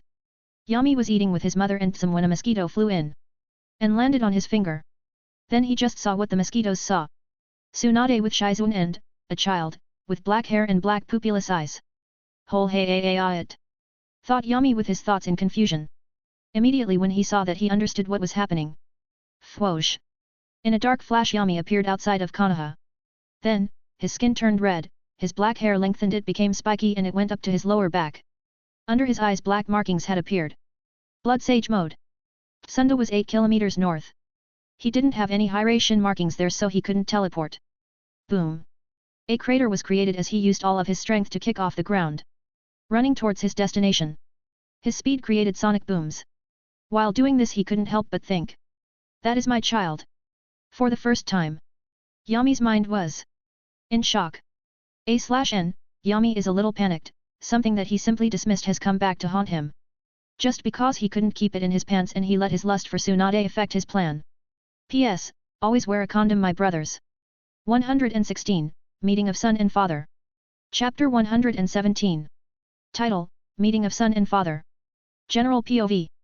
Yami was rushing towards the location without stopping, running at speeds that created sonic booms behind him. As if even sound was trying to catch up to him. He couldn't help but think. How stupid of me to not have some mosquitoes spy on Tsunade. Damn it. I was so concentrated on infiltrating the 5 great ninja villages that I honestly didn't even think about Tsunade at all. Back then when I came inside her, I forgot to use a contraceptive jutsu, I was too excited to think about that. I just thought that Tsunade would use it once she noticed what we did, just how fucking stupid is she. Damn it. Boom. In only 9 seconds he had arrived at his destination. It was a dirt road surrounded by green forests. Though the road did have some carriage tracks. Yami just turned off his sage mode and went back to normal. Both Hachi and Shizun have surprised looks on their faces, they were shocked that he appeared out of nowhere. Tsunade looked at him with wide eyes filled with shock and surprise. After a split second her ninja training comes to play and he calmed down. Still though Tsunade had a conflicted and despairing feeling in her stomach as she saw Yami just looking as Hachi with calm, but he had such a hard and concentrated look on his face that she has never seen him have. Yami then calmly looked at Tsunade. Hello there Tsunade. He didn't address her as sensei, but that wasn't what Sunda concentrated on. What caught her attention was that even though he said that in a normal voice and with no expression on his face, Tsunade could tell by his demeanor that Yami was angry. The way that his eyes moved was in an instinctual way of expressing anger. Yami could always hide this little instinct, him expressing it like this meant that he was really angry. But Tsunade with a calm look on her face and an even calmer voice said.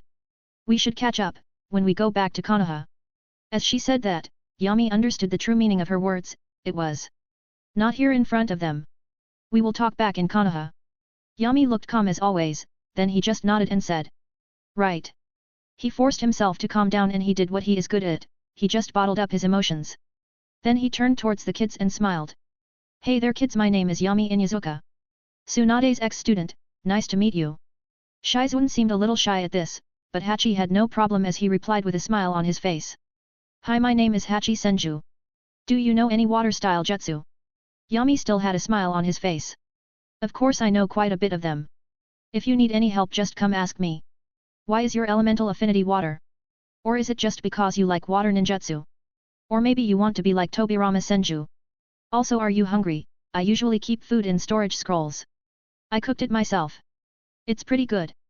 I have anything you want from eggs to steak, just ask for any food and I could go back to Konoha and get it for you. As Yami continued rambling on. Tsunade just cleared her throat and Yami immediately stopped. Tsunade was surprised seeing Yami like this, after all she has never seen him act like that. He always seems like he is in control. The 6-year-old Hachi just looks at Yami questionably and asks. Wait, if I want some food from Konoha you would be able to get it.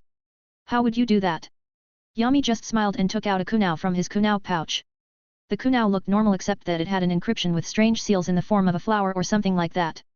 This is the Hiraishin seal, it allows the user to teleport to places he has marked. Hachi's face just brightened with stars in his eyes. That is so cool. You must be the fastest ninja then. So that means that we also don't have to travel. Also, would you be able to take us to Konoha immediately? Yami just laughed a little. Ah ha ha ha, I am not actually good enough at it, to be able to teleport people together with me. Hachi just sighs. That must really be nice then. Not having to walk anywhere. Yami just smiled. Yeah, it really is convenient. Yami POV. I just looked at my own kid. Hachi, someone created by me. My soul created his, he was not supposed to exist. His existence is proof of how easy it is to mess with the canon timeline. I have been trying, well, more like I have been guiding the events to have some general direction that I can predict. Knowing the future is my extreme advantage that I have. If I didn't have this future knowledge, I would just open up a shop as a civilian and use an absurd amount of money to hire a Chunin or Jounin rank ninja to teach me chakra and things like that. While looking at Hachi, I can't help but see the resemblance he has to me. The only things he really has from Tsunade's side is the feminine look. When I finally calm down my different emotions like panic, uncertainty, familiarity, and think like that, I can finally think clearly and analyze myself. Anyway, Yami-sensei, what kind of cool techniques will you teach me? Mom doesn't teach me anything except some tree walking and leaf sticking exercises. Says Hachi, frowning while saying the last part. I just looked at him with a smile still on my face. You don't have to call me sensei, that just makes me sound old. Anyway, you should definitely concentrate on your water ninjutsu at the start. You don't want to start expanding your jutsu repertoire at such an underdeveloped age. You need to grow your chakra first and then start learning ninjutsu. So your mother only teaching you those exercises is a very good start. Hachi just looked a little down when I said that. But it is all so boring. I just laughed at him. Ha ha ha, you need to start crawling before you can start running, Hachi. But I still have a more exciting technique that I can teach you. Anyway, I know a lake close by that is a good place as any to learn water ninjutsu. I notice Tsunade frown a little and say. We are still going towards Konoha, and at the pace we are going it will take at least another say to arrive at our destination. This BTCH, does she have a death wish or something? I just turned towards her. Well, you and Shizuan could go at a faster pace like ninja while me and Hachi separate from you and we visit the lake. He could learn a lot there with the high amount of water helping him use ninjutsu easier and learn them faster. Even though I said that with a smile on my face. Tsunade saw the look in my eyes. A/N, I deleted and rewrote this chapter so many times. I wanted to portray a nervous, excited Yami, now he had a son, a true family. But he also knows how this world is. His cold and calculating thought process is telling him something dark while his emotions are telling him that he should still be a good dad to Hachi even if he could grow up to be his adversary due to how the mentality of this world is. If he grows up to go against him then he will kill Hachi then, but that is also a risk. He is currently in a conflict on how he should feel, or even how he should act as a father really. Yami doesn't do evil things just to be evil, he had a reason and a motive. But he still knows that there are people like Ataka who would massacre his family for the village. He also knows that even Kaguya got betrayed by her sons. P.S. Yami also lied at not being able to use Hiraishin to teleport together with other people. But why? P.P.S. 20 chapters in advance on Patreon. P.P.S. Yami won't suddenly just become a nice guy, nor will he care for Hachi. It later depends how this situation develops. 117, First Day of Training. Chapter 118. Title, First Day of Training. Tsunade just looked at me with an unsure face but she relented and just said. Okay, but don't waste too much time on the lake. I just nodded and Hachi jumped up in happiness while screaming. Yeah. Then after that we separated going towards our different destinations. Tsunade and Shizuan went towards Konoha while me and Hachi went towards the lake nearby. While walking we talked about different things, mostly about ninjutsu and training.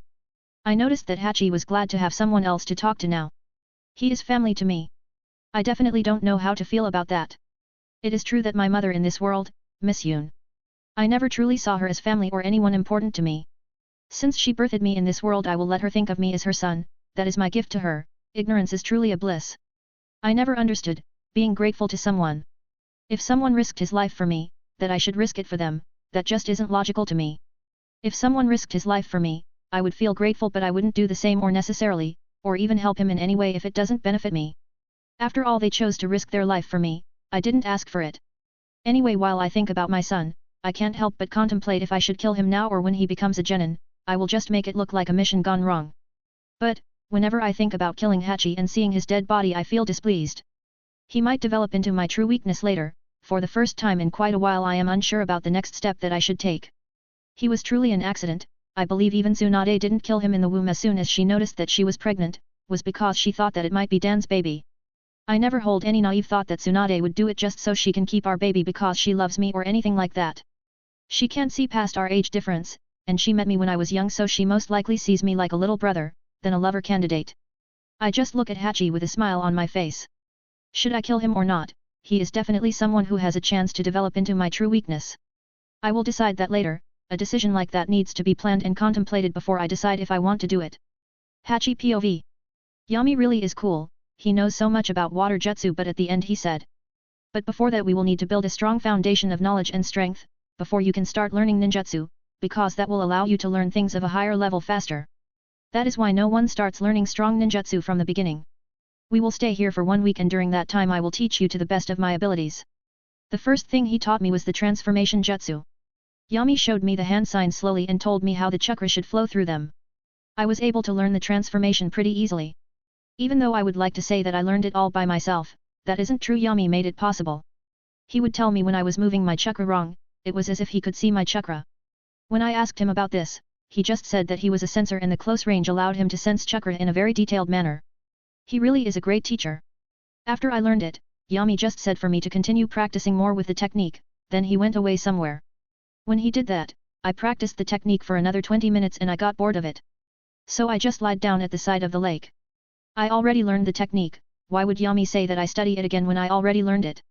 When it got dark he came back and saw that I wasn't practicing. He just frowned and said. I see, that is disappointing. I just looked at him with a questioning look. What do you mean by that? Yami's face just went back to normal. He made a big white camping tent with the Inyazuka symbol on the front. Then he just invited me inside. When I entered I saw that it had 2 beds and a wooden dinner table for 2 people. The floor was hardened earth, probably some jutsu. Then I look up and see some strange lamp structures with a seal inside of them that makes light. Then Yami put his palm up and... poof! A pot of soup appeared in his hand.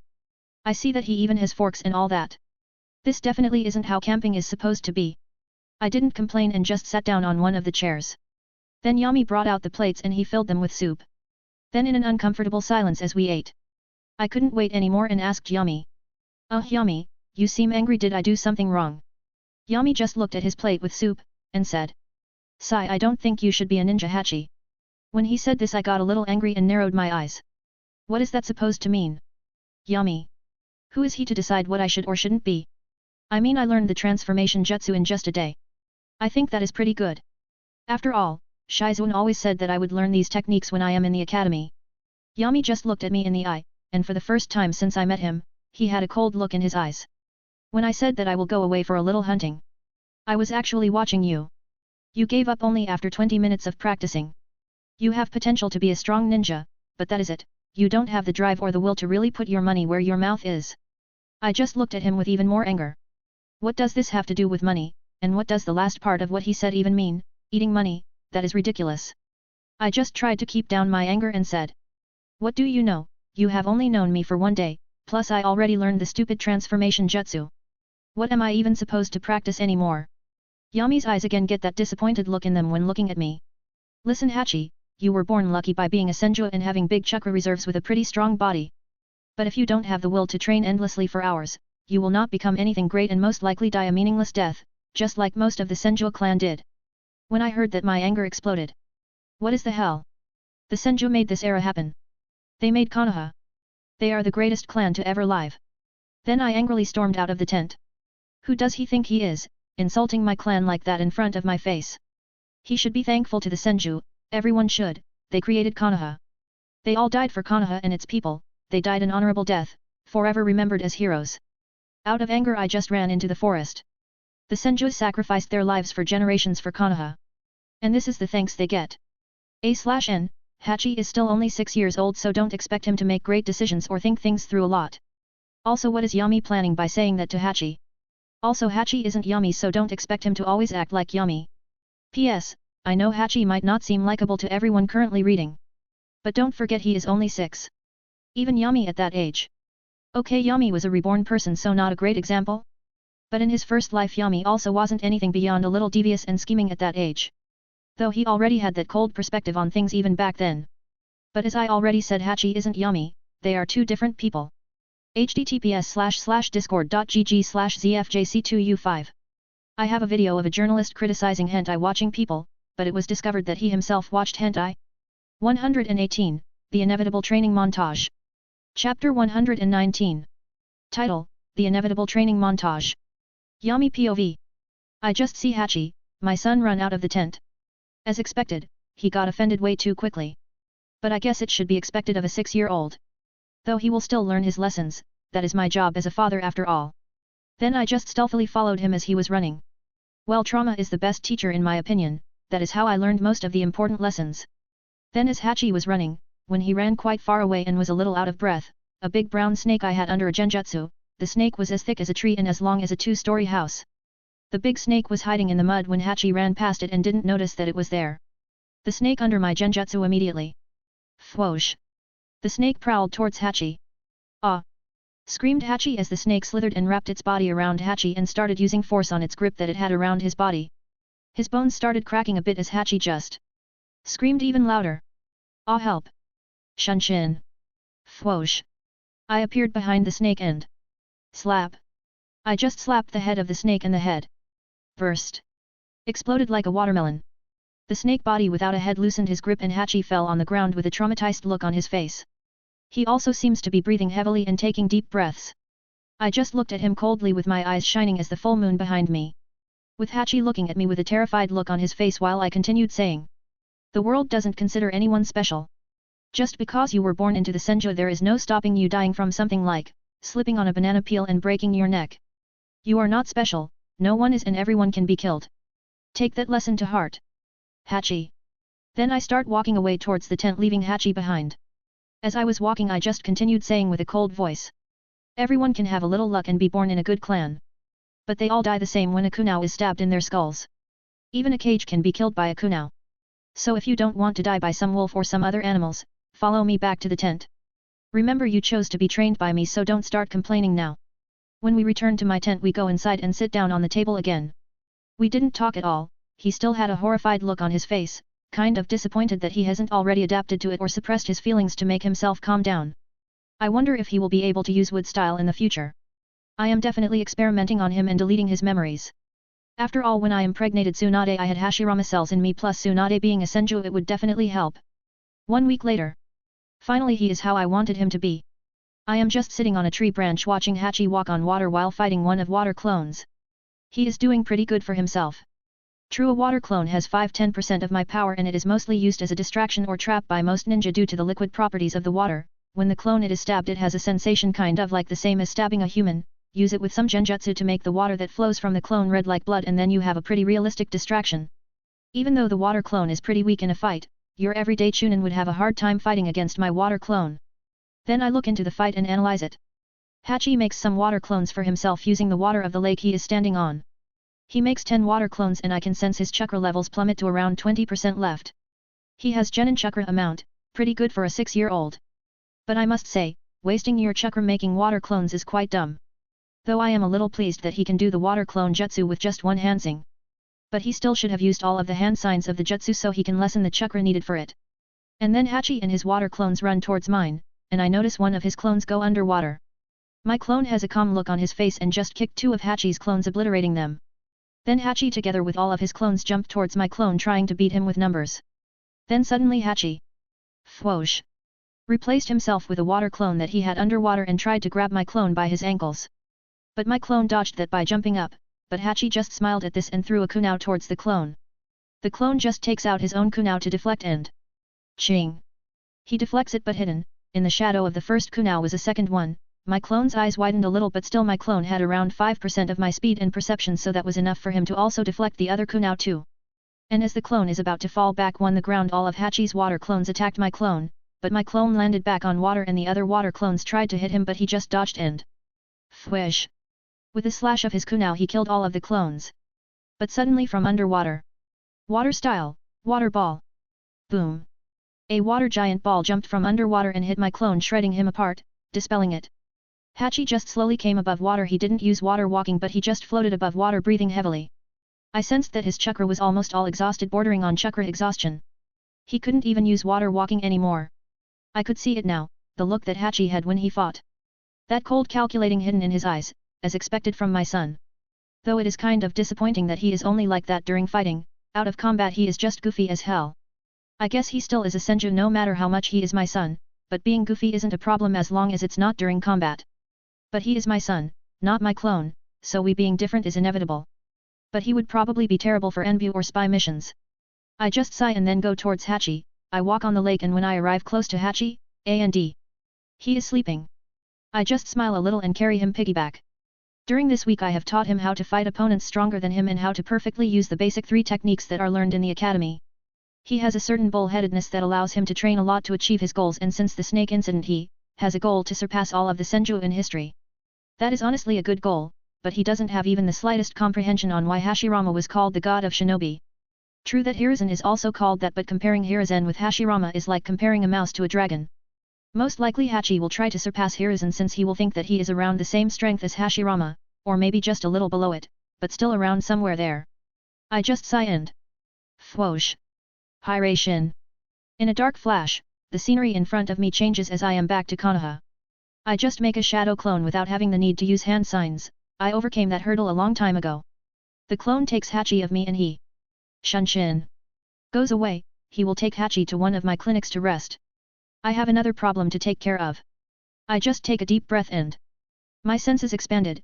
Finally I locked in who I wanted to find. Tsunade, and since this is Konoha I have Hiration markers all around the village. Fwoosh! I just appeared at the Senju clan compound, more specifically I was at one of their hot springs. Well, when in Rome. I just got rid of all my clothes, tied a towel around my midsection and went towards the hot spring where Tsunade was. It seemed like she was all alone in here. I entered the hot spring and watched Tsunade relaxing in there, all by herself. I just sigh at this. She looked towards me with a calm look. She already knew I was here. I didn't try to hide my presence at all. I also had a calm look on my face and just said, "Well, hello there Tsunade-sensei." A/N, 1550 words without an. Even with the Sharingan you can't learn to be a good parent. Yami. P.S. In his own way Yami is trying to be a father to Hachi. Hachi will also never really catch up with the MC. He can't even keep up with Yami's growth. P.S. Hachi might seem a little strong now. But in reality he is weaker than a chunin. Yami's training was optimized perfectly for him. Yami's water clone, which only had 5% of his stats, also didn't use any jutsu and the water clone also wasn't going for the kill. Hachi just used a lot of underhanded methods to win. That was what Yami was trying to teach him. In reality the clone didn't go all out, so it was more as a high-level genin in fighting power. Also Yami is a godly teacher, with his Sharingan and medical knowledge plus with training guy he can settle a perfect training method as long as he is around. 119, Discord. Join Discord. It's amazing now. We can discuss hent. I mean stuff we like, which might be hentai? https://discord.gg/m9hghrm. New chapter is previous to this. I just deleted an old announcement to make the chapters more clean. 120, Talking. Chapter 120. 1512 words without an. Before the Discord chapter, there was a new chapter. I just deleted an old announcement when I put the Discord chapter here. Some were confused by that and thought that there were no new chapters yesterday. Title, Talking. General POV. Tsunade just looked at Yami as he entered the hot springs. She could see his body rippling with compact muscles, trained to 100%, she hadn't even thought that it was possible, but he has achieved the perfect muscle and fat ratio. Also with her experience in medical ninjutsu, the way his muscles twitched when Yami moved, she noticed the overwhelming amount of pink muscles. His medical knowledge and medical ninjutsu has already surpassed mine. Thought Tsunade with a feeling of shock blooming inside of her. After all, she has spent countless time and had the Senju library together with notes from her grandfather and grandmother. For Yami to surpass all of them at only the age of 18, that shocked Tsunade to the core.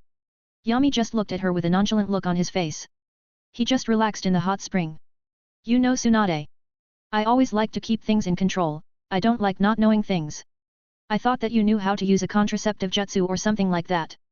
Tsunade had already prepared for questions like this from Yami, though she didn't expect him to be so calm about this. He is talking about this complicated situation as if he is talking about the weather. Yami even has the audacity to look bored while asking these things. Yami just looks at Tsunade with his nonchalant face, awaiting her answer. Tsunade also just stared back at Yami thinking about the messed up situation that they are in right now. She even felt a certain nervousness raised inside of her as she just looked at those cold eyes of his, and finally she got the courage to answer him. I didn't want to kill a baby, no matter how you put it, this would be like taking a baby's existence from them, who am I to decide that? Also the Senju clan needs an heir anyway, so I kept him. Yami for the first time since this meeting started just smiled at Tsunade. Truly a good story, but you can tell me the truth now. Tsunade felt shocked when she saw how Yami saw through her lie immediately. Is he just guessing?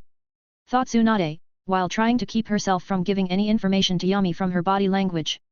Her body didn't give out anything, so she tried to keep to her story. I don't know what you are getting at, Yami. But that is the truth, if you decide to believe it or not is up to you. The amused smirk on Yami's face unnerved Tsunade to no end. I suppose it is only to be expected.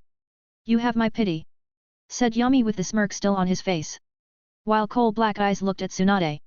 She felt as if he already knew everything just by looking at her with his dark eyes as Yami continued saying. Do you know what classifies as truth or lies? Tsunade just frowned at this. Where are you trying to go with this, Yami?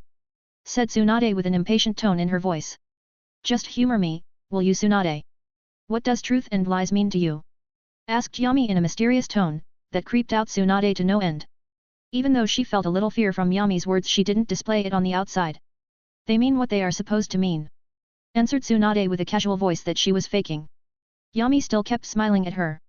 There is no such thing as truth or lies in this world, there never has been. There are only plain, hard facts. And said Tsunade as her mask started to slowly crack a little and the fear started appearing on her face. And yet, all beings who exist in this world take only those facts that are convenient to them, and take them to be the truth. They do so because they know no other way to live. However, for those powerless beings that make up the majority of this world, it is those facts that are inconvenient for their own self-affirmation that make up the real truth. Said Yami with an amusing toned voice, and then suddenly his face turned back to his cold look. That is why when you say to me your reason, you say that it is the truth, even you yourself might believe this, but now, tell me the facts and how it is. Tsunade has to physically try to stop her body from shaking in fear as she understands that Yami has already seen through her facade. Even while Tsunade was having this state of panic, Yami simply said. You can start talking now. Tsunade had to forcefully calm herself down. This was an unpredictable situation to her. Yami was too knowledgeable about the situation. He most likely knows what happened already and what my thought process was back then, when I noticed that I was pregnant. I was not even thinking of my clan or even Yami. I was thinking that it was my love given form, a physical representation of my love for Dan, but instead it was a child born of sin. Hachi Inyazuka is truly the son of Yami Inyazuka. At first I didn't want to believe it, but the blood tests that I did and everything else points towards Yami. Thinks Tsunade, while diving into her memories. She just looks at Yami while saying. Hachi might have been a mistake, but he is still my son and I plan to raise him like it. Well, I can't say you have been doing a good job at it, can I, with your drinking and whoring yourself around? Said Yami with a mocking tone in his voice. But as soon as he says this, Tsunade gets angry and rushes towards him, her towel falls off, and she is running naked, towards Yami. She punched him in the face. You think of me as some cheap whore, you fu-king bastard. Boom. But to her surprise, her fist with all of her power behind, is blocked by Yami's palm. Then she uses her other hand and boom. Her punch this time, landed on his chin. Fwoosh. And Yami's body was sent flying high in the air. Tsunade jumps high and appears above Yami. Then she clasped her hands together and hit Yami on his stomach as he was sent barreling into the ground. Boom. Yami landed on an empty building in the Senju clan compound, obliterating the building and creating a crater where the building used to be. Then Tsunade landed on the ground and started walking towards Yami. Ready to plummet him some more, she is sure that he can handle a little bit more, if he can't she will just heal him and plummet him all over again. You shouldn't forget who taught you all of your tricks, Yami. Said Tsunade with an angry tone. Then as she got close to the crater she saw Yami sprawled in there looking at the sky. It seemed like he had no injury on his body and no bleeding, that surprised Tsunade. Yami just looked at her. Weak. Was all Tsunade heard before. Burst. The next thing she felt was something piercing her chest. She turned to look behind her and saw a naked Yami just smiling at her. Weaker than expected. Said Yami as he ripped out his arm that was going through Tsunade's chest. Tsunade's body fell to the ground like a puppet with its strings cut off. She immediately activated the seal in her forehead that covered her body in Fuinjutsu lines that started healing her injuries. Though this would take quite a while to heal since Yami deliberately obliterated a part of her spine to temporarily paralyze her. Now that we can talk normally again, I will start first by saying, you are and will be a horrible mother. Hachi will never achieve his full potential with you raising him. But don't worry, I am not like some other men who want a descendant for their legacy to live on or some dumb SHT like that. You can keep what happened between us hidden forever, it will be our little secret. Hachi can learn of it when the time is appropriate, but he will train with me and I will teach him how he should act and all that. You can continue your drinking and alcoholism. Don't worry though, you can still meet Hachi whenever you want, but if you go to meet him you will need to be 100% sober. After all, my son doesn't need vices like drinking or gambling.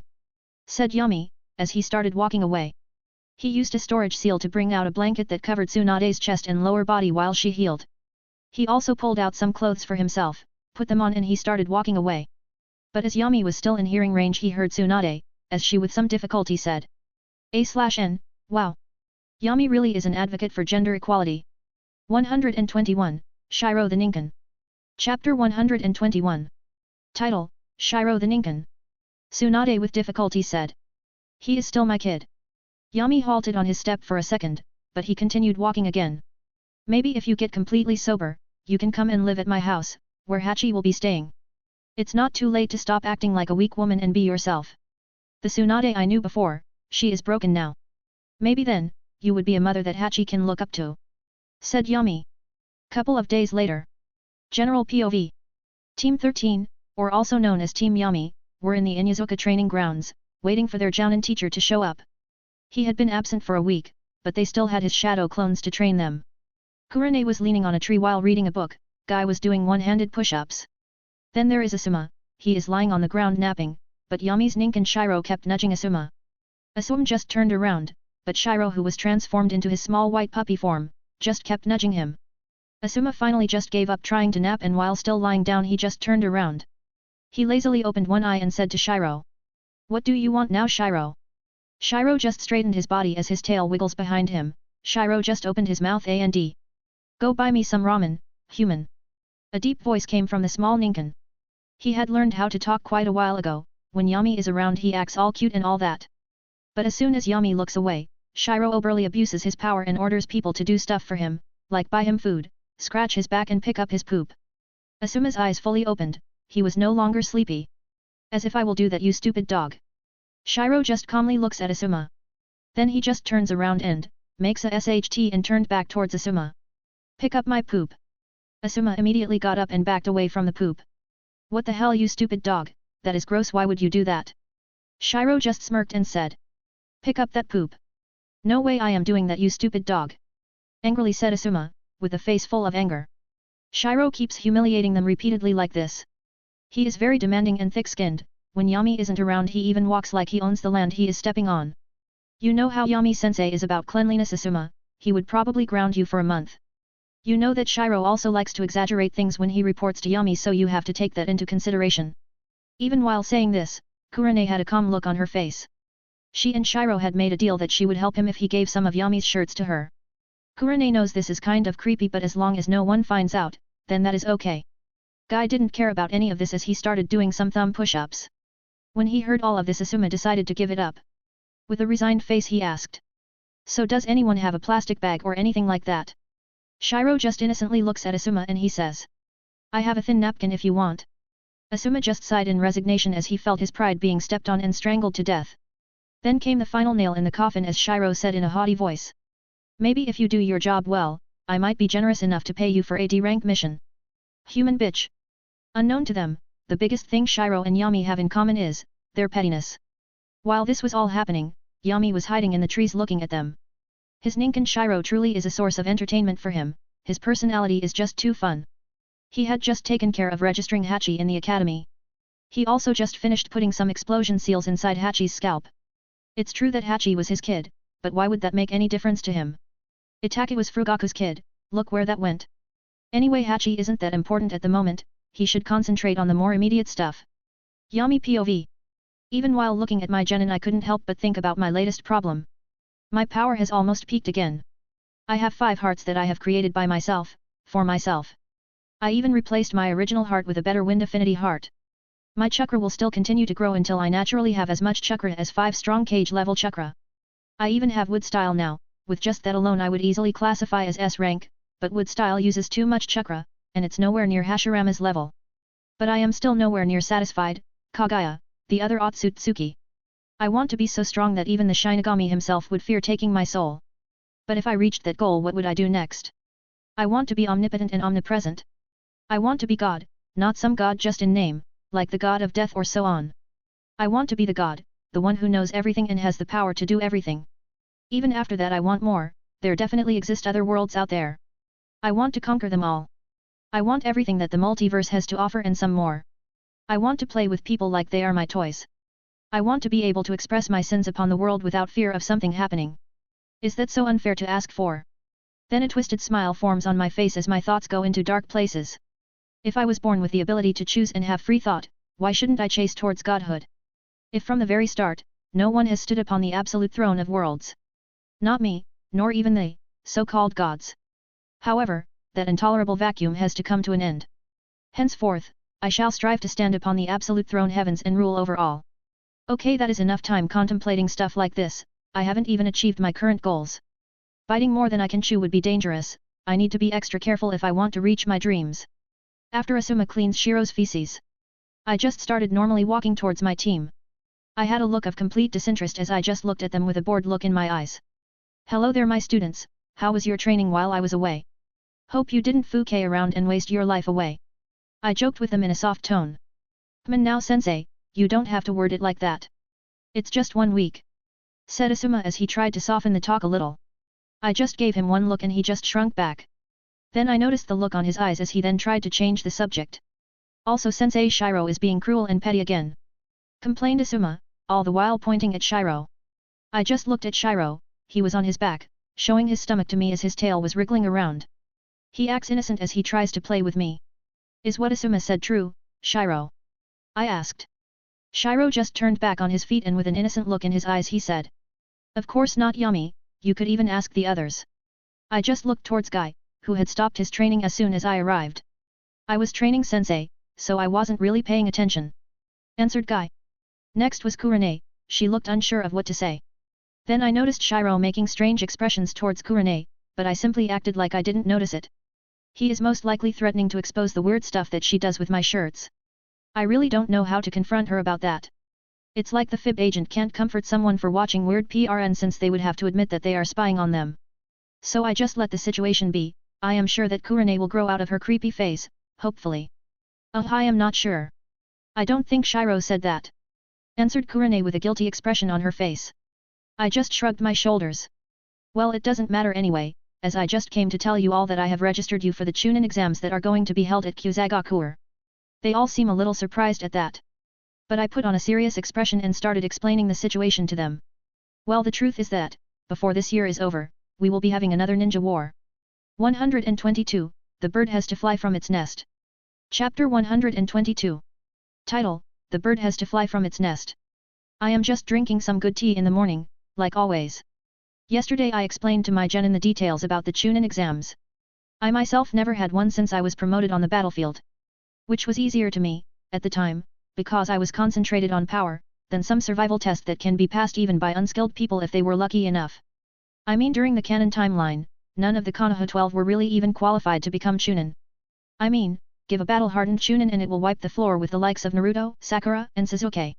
I mean the ones like Lee had enough power but lacked the leadership and intelligence to be a Chunin. But I guess those will be different times. 3 hours later and I am at Kyusagakuer.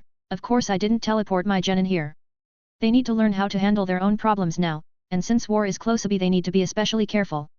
Kyusagakuer, or also known as the village hidden in the grass, isn't anywhere as impressive as Konoha. It is a small ninja village and generally has a very gloomy atmosphere. I mean even the buildings are painted in darker colors. Anyway, I have a lot of Hiraishin seals around here too. This is my backup, in case I ever become a missing nin. In the next election of their cage, the guy who I control should become the next leader of the village. I have stacked the deck so much in my favor, it really does reassure me, somewhat. I am not as worried about the third war as I was about the second. I was a weakling back then. Only as strong as a Chunin. But now it's different. General POV. While this was happening to Yami back in Konoha, his ninja dog Shiro was having a whole different dilemma. Shiro was looking at the menu on a ramen stand that he likes. Which one do I pick? Yami gave me 100,000 ryo and that is my salary while he is away. It's going to be hard to manage it. I mean that is what a normal family makes in a month. But I am not some normal family, I am used to a certain type of lifestyle. While picking ramen I would say all of each dish, just taste them all and then leave. Thought Shiro, while he is faced with one of the toughest decisions he has ever made. Then suddenly as he is contemplating this, a red-haired female, who seems around 19 years old, she has a jounin outfit on and her hair is tied like on a ponytail. Shiro just looked at her and felt a familiarity about her, like he had met her somewhere. Is she someone I have scammed before? Thought Shiro. He truly scammed and bullied a lot of people so he can't remember them all. Shiro was about to insult the tomato hair lady but, his instincts stopped him from doing that. Hey! I guess I shouldn't do that. She seems dangerous and unstable. Plus the negative emotions coming out of her are overwhelming. Is she the Nine-Tails Jinchuriki that Yami sometimes talks about? Contemplated Shiro. 2 months later. It was your average sunny day here in Konoha, the sun was bright, the birds were singing, and people seemed to enthusiastically talk to each other. But if you look underneath, you will find a lot of ninja, who are on edge. The skirmishes amongst borders of the countries are escalating. Soon enough Anbu will have to be sent out there, and then, all hell will break loose. The third Hokage was taking care of some paperwork. In such dire times each paper had to be looked over carefully, after all war times are very close. There must be some budget cuts that need to go towards the army. The Hokage was deciding if raising taxes would be a valid decision that would give the ninja better equipment, and because of that, it would raise the chances of victory dramatically. The Hokage, even though he has finished grieving for his friend Danzo, he still remembered when he would ask Danzo for counsel on decisions like this. He was always an extremist. If Danzo had his way, 80% of the budget would go towards our army. But even with such bad suggestions, Hiruzen still got a lot of insight from it. Danzo's peerless spy network would have to be replaced. Orochimaru has been working on taking over that job, decided Hiruzen. At the gates of Konoha, in a black flash Yami and his genin team appeared. Everyone was uninjured and looked the same, except the genin looked tired, and had chunin vests on them, so they had all graduated and become chunin. Yami just looked at his team and said, "Since I have teleported you here and now you are all chunin, there is no need for you to go into C or B rank missions with me anymore. You can do them by yourself." Yami just looked at them and smiled slightly. "But remember, you will always be team number 3, and will always be my students. Now you can fly on your own, so go and spread your wings, make me proud, leave behind a legend that will be spoken for many generations." While Yami was saying this, Kurane was blushing, Guy was crying and Asuma just smiled a little. They had come so far in so little time because of Yami. Then Yami started walking away from his students. When Guy, Kurane and Asuma see his back, all three of them bow down to their waists and loudly say, "Thank you for everything Yami-sensei." Yami stops in his tracks, his face has a calm expression like always, a small smile appeared on his lips as he turned around and gave his students a thumbs up. "I am proud of you guys, and just because you are chunin it isn't the end of the road. Read the books that I gave to you as presents after the exam. They have a step-by-step explanation on how to become an S-rank ninja. I made it for each of you, especially for your chakra natures and specialties." When they hear that, they are all surprised that Yami spent so much time writing a book for each of them. Even when he is not their teacher he will be guiding them on. After that whole fiasco with the kids, Yami went to his clan company and saw that everything was okay. As he is walking every Inyazuka, when they see Yami they bow a little and say, "Yami-sama." Yami just smiled at them warmly. Then while he was walking he sensed Shiro sleeping in one of the dog houses. That is where they raise their ninkin, and he was a little curious at what Shiro has been up to when he has been away. When Yami enters the house, he sees a lot of dogs all around, everything seems normal, some dogs are playing, some sleeping, and so on. He stops his chakra flow and dulls his emotional state, to stop Shiro from sensing him. Since Shiro has had a fusion with some flesh of the Zero Tails, his sensing abilities are pretty good. Then Yami finally entered the last room. In there he saw Shiro on his back, he is covered by dog food while some other dogs are licking him. Moans Shiro, while surrounded by dogs licking him. "Yeah you beaches, lick me, you wh-res," says Shiro with his tongue out and a satisfied expression on his face. Yami just looks at Shiro, he obviously knows what his ninkin is like when he is not around, but even he was surprised by this. Yami just sighs and with a calm voice he calls out, "Shiro." Immediately, as soon as he heard this, Shiro's eyes widened, he looked around and spotted Yami. He rolls on his feet and even while covered by dog food he says, "Yami, this isn't what it looks like." Yami just raised a questioning eyebrow. "I am pretty sure this is what it looks like. Didn't you always say that you shouldn't judge a book by its cover?" Sigh. If in the cover of the book it is written, "Dog covered in food and moaning while being licked by other dogs," I don't think I need to read the book to know what is written inside. 123, Family. Chapter 123. Title, Family. After the whole fiasco with Shiro being gross, Yami went towards his house. He hadn't been back for 2 months since he was at the Chunin exams. They were boring as heck and he spent most of his time looking for any good-looking kunoichi, female ninja, to manipulate to sleep with him. There weren't really many important foreign powers in Kyuzagakure during the exams because of the times of almost conflict. When he arrived at his house, Yami felt the 4 chakra signatures in his backyard. He enters the house and with his instinctual silent walking, he arrives at the backyard. In the backyard there is a sakura tree and a pond. There he also sees Tsunade, Tsum, Miss Yoon, his mother, and Hachi. His mother and Tsum were sitting on the porch, while Tsunade was instructing Hachi how to water walk while at the same time holding a leaf on his forehead. Tsunade was sober, which was Yami's condition, for her to meet up with Hachi. Yami just looked at this with analytic eyes. He determined that Tsunade must have been sober for some time, since she and Hachi showed such familiarity while she was instructing him. Hachi, concentrate, don't think about anything else, instructed Tsunade, while she was also doing the same exercise as her son, so she can show him that it is possible. She even encourages Hachi, which pushes him to try harder since, before he got to live in Konoha, he never got any compliments from his mother. Yami just went forward and gave a casual greeting. Yo! What have you guys been up to? Immediately they all turned around, not having noticed that Yami was here at all. Even Tsunade was a little surprised. After all, even she, an S-rank ninja, didn't notice him. She has already acknowledged that Yami is stronger than her. But noticing him shouldn't have been so hard.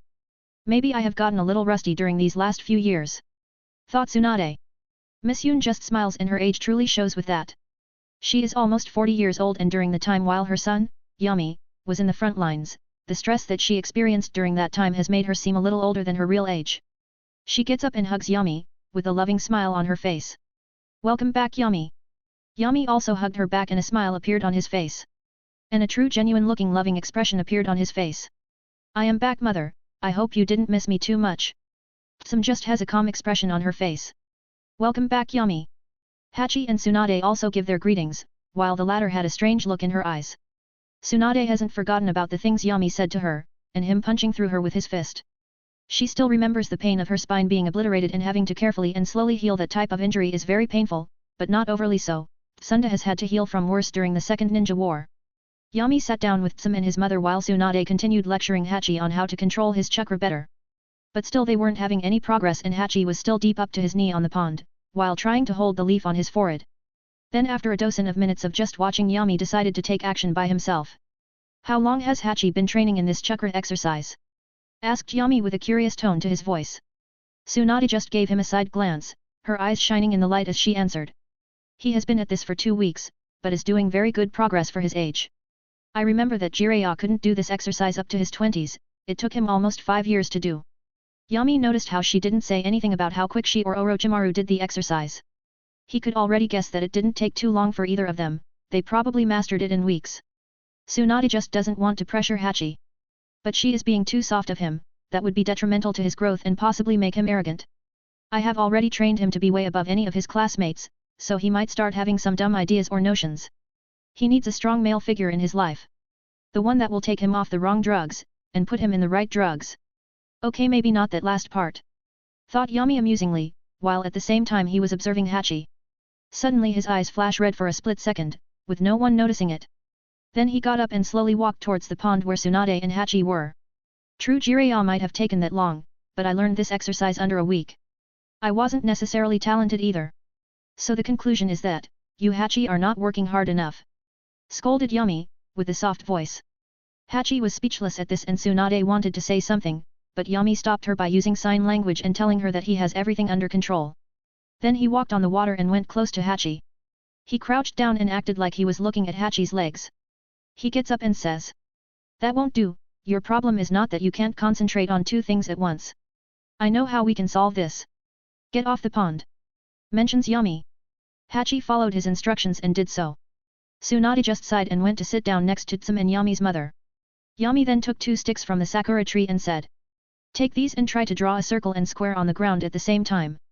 This sounded easy to Hachi and he tried to do it, but he couldn't. He tried again. He still didn't do it right. While Hachi was trying to get it right, Yami went and sat down next to Tsunade. When Miss Yoon, Yami's mother, saw how good Yami was at training Hachi, she couldn't help but say. You are good with kids, Yami. You truly looked like father and son. Tsunade flinched a little at this, while Yami only had a mysterious smile on his face when he heard this. Maybe I should become a father soon, who knows, I seem pretty good at it. Said Yami, while smiling at his mother. Some immediately started having weird fantasies about having children with Yami, starting a happy family while Miss Yoon spoiled her grandchildren, Yami, and she would be strict, but they wouldn't be the same. Yami would be the strict dad expecting nothing less than perfection, but she while being strict would also be a little soft on her children. But while Tsum was thinking this, Tsunade looked at Yami with her eyes hiding a certain feeling she had. Family, hey. While they were all talking about the family here, Yami had a melancholic look in his eyes, while thinking about another family altogether. A/N, it would be easy to make Miss Yoon, Yami's mother, unlikable or something like that. But I want to keep this realistic and not everyone the MC kills or doesn't like has to be evil. I don't want to portray characters as good or bad or evil unnecessarily and without reason, because everyone has both of them inside. 124, Geniuses. Chapter 124. Title, Geniuses. 1 month later. General POV. During midday, in the Inyazuka training grounds, Yami was training. He was stretching and doing light exercises to warm his body up. He was shirtless and had even taken off his headband and put them to the side. His only clothes were his dark blue pants. As Yami finished the last warm-up, he took a deep breath and slowly lightning rays started appearing over his skin. This is it, thought Yami trying to motivate himself. Lighting armor. Soon lighting encompasses his body and whoosh. Yami blitzed 2 meters to the right, but as soon as he did so, he started smelling something burning. He looked at his hands and saw that his skin was slowly melting away. He tried to gain control of the lightning but he couldn't, so even half of his face melted away, showing a black skeleton beneath his flesh. As soon as Yami saw that he couldn't control the technique, he just stopped it.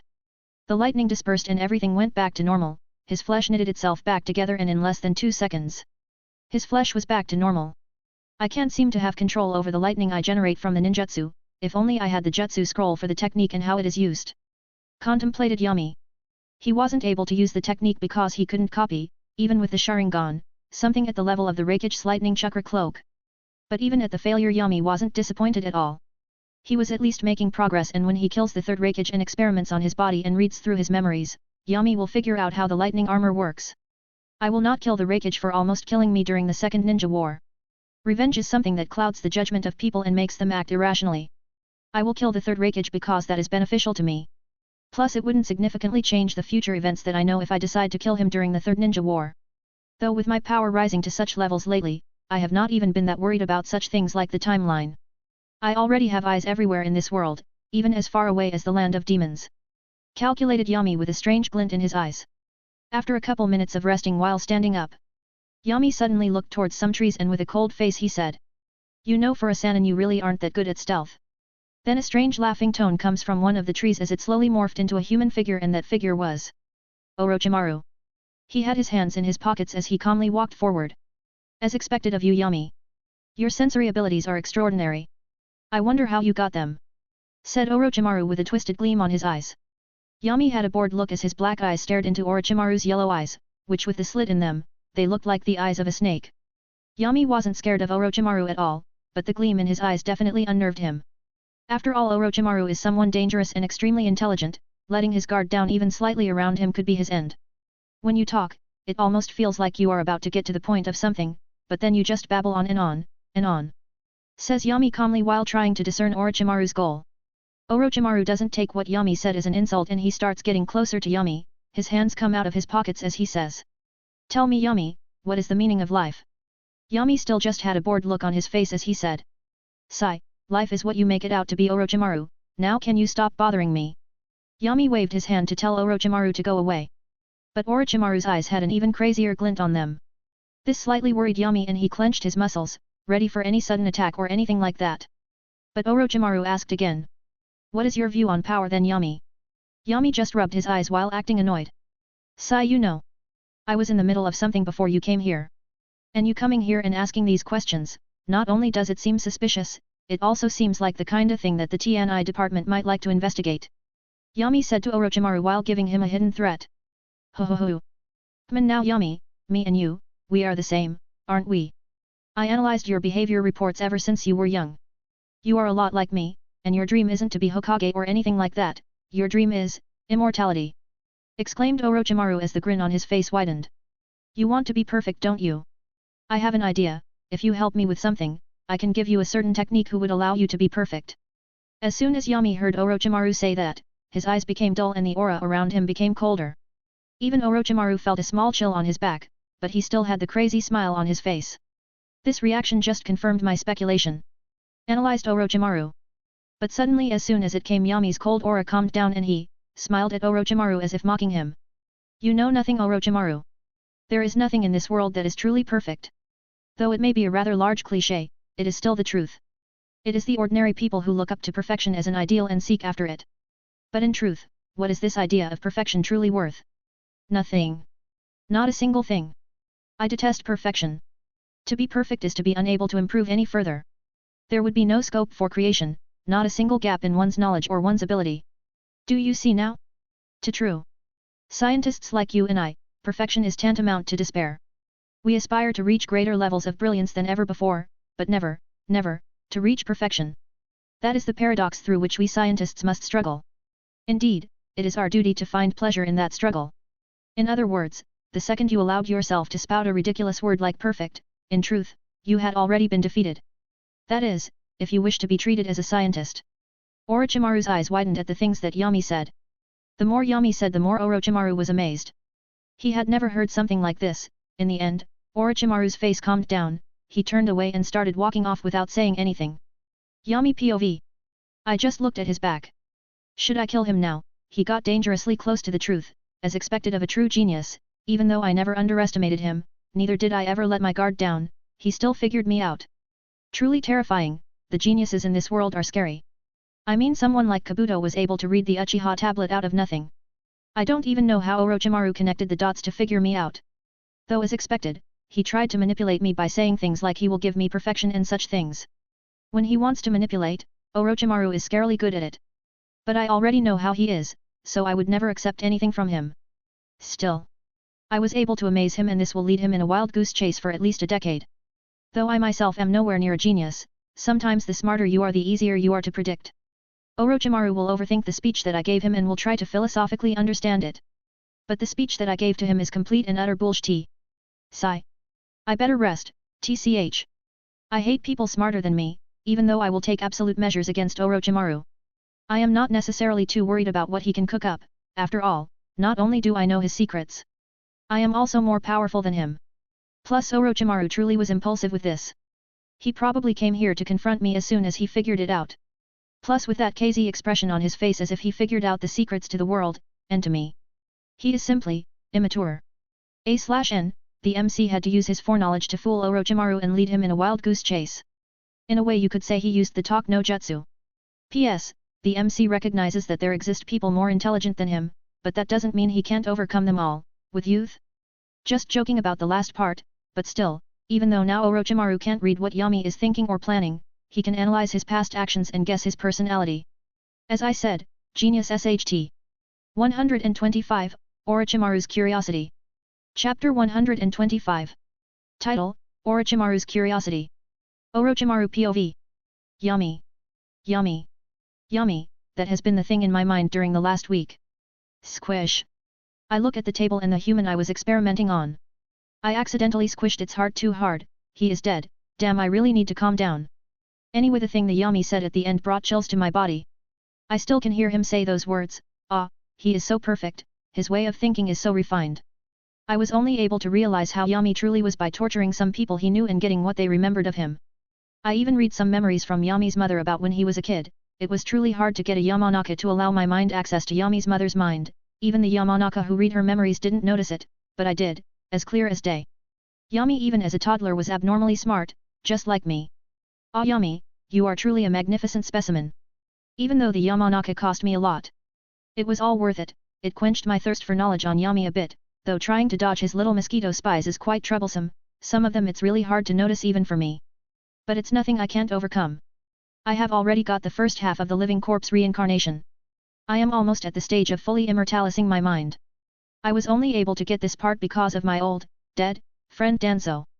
Even he wasn't able to get the second part, since it is in the Forbidden Scroll. The one in the Hokage's office is obviously a fake.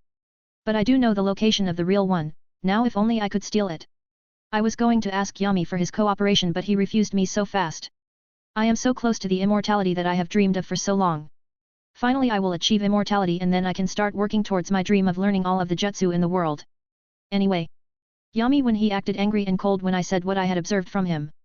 He was faking it but I didn't notice it at all until he just smiled a second later, with that he really told me that he can just fool me whenever he wants.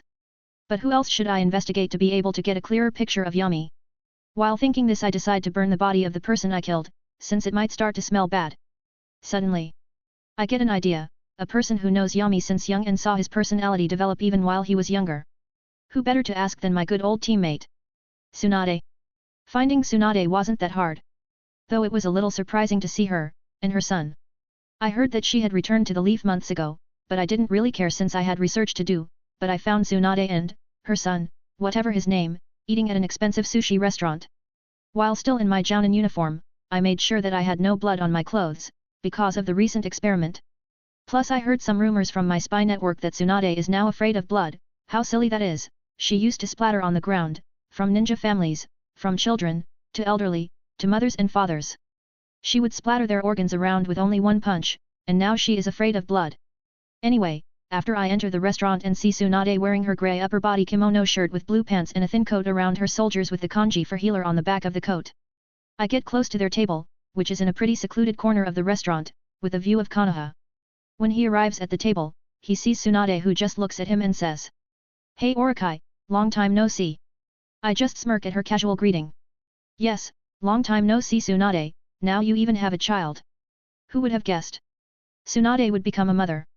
Tsunade just shrugs and says to her son. Now Hachi, introduce yourself to Orochimaru, he is an old teammate of mine, he is like, a weird uncle to you. I wouldn't recommend following him in a dark alley or eating the candy he gives to you. I just look at Tsunade, with a strange look on my face. Tsunade. I think you are not giving young Hachi any truthful information about me. Tsunade seemed to think a little more, and again she turned to her son. Oh yeah, actually it's not just the candy that he gives to you that you shouldn't eat, you really shouldn't consume anything Orakai gives to you. I just shake my head at this, it is ridiculous, and the poor child seems confused what Tsunade even means by what she said. My face becomes serious as I ask Tsunade. Tsunade, lately there has been a certain individual of interest to me. Tsunade just has a confused look on her face. Then she looks at her child and says. Go back to the house Hachi. The kid nodded and started walking away as he said. It was nice to meet you, Uncle Orakai. I just smile at him and wave back. The little kid has had a good influence on Tsunade. It got her out of a phase where even I was unsure she would get out of. Then Tsunade takes a roll of sushi with her chopsticks and eats it, and with her mouth full she asks. So whomever is that person that you want to know about? Talking with her mouth full, that is as unladylike as you can go, but if I said that to her she would definitely punch me. I have known Tsunade for a long time, ever since back in the academy, and by the look in her eyes she already knows what I am going to ask about. As I was deep in thought a waitress came in with a very obviously fake smile asked. What can I get you sir? Some fried eggs and possibly make them as hot as you can when bringing them here. I answered, eggs are my favorite food and I generally like hot food. The waitress nodded and went away. I smirked towards Tsunade. I am sure you know that we are talking about Yami. Sigh. Well as my teammate I can still only say to you, he is dangerous. Says Tsunade while pointing towards the waitress that just took my order. I looked at the waitress and noticed, nothing strange about her. Her chakra reserves are even lower than your average civilian and there are no mosquitoes. I look at Tsunade with a little confusion evident in my eyes. Then she makes a hand sign that represents. Spy. What? OSHT. I have been concentrating on the mosquitoes and forgot that he might actually have real human spies on this. Damn. I got sidetracked. Even while thinking that I still have a calm look on my face. Well, now that I know that Yami is still spying on us. I can't really say anything. Tsunade still looked at me intently and said. I live with Yami in Yazuka in his house together with my son, so don't mess around, he will not play around with you, with the war on the horizon he will definitely go for the kill and make it seem like it was done by enemies. I would suggest you also stop investigating him. Or you will be killed. When I see Tsunade's look in her eyes. I just nodded to express my understanding of the situation. She simply just told me that Yami will not be as soft as some other people. He will kill me whenever and wherever, he could strike while I am sleeping, eating, drinking or even while I am in the bathroom. Yami will immediately go for the kill, so that means that even I underestimated him a little and thought that he wouldn't do that. Also her saying that she lived with it meant that she would take Yami's side if a conflict took place. Damn. I mean Yami took out Danzo because he got in his way, but I am not doing any of that. I just want to understand him. With that being said, even during the rest of the meal I was restless, with what Tsunade had just said. We made some small talk during the meal but I wasn't really even concentrated on it. Yami POV. While sitting on my couch inside my house, I look at the small contraption on my hands, a Rubik's Cube, easy and cheap to make. Now I just need to open a company where the labor is cheap for maximum profits. Land of Wind would be good. The people in the desert don't exactly have a rich economy, but Sand Village is a big problem. They would definitely sabotage my company if it's in their lands, so I need to find another place. Oh I know, how about Land of Sand? That place is west of the Land of Wind and it is a generally unknown place, which is often overlooked and is not really in that many maps. It's decided then. I will open a company there for different small and easy to make things, maybe since the land is so poor, the officials should also be very corrupt. How do I use that? Maybe bribe them to have some people who might be in labor camps to come and work there for me, that would definitely cut some expenses down, and more money for me. I guess a shadow clone could go there and put some of their high officials under a genjutsu, that would put wage expenditure to 0, not paying people for their work. Okay then that is the plan. A/N, so Yami is not going to pay his workers, is that really a surprise though? The guy really is greedy, he doesn't even need that much money anymore. That is capitalism as its best. P.S. Orochimaru has been warned by Tsunade, let's see where this goes.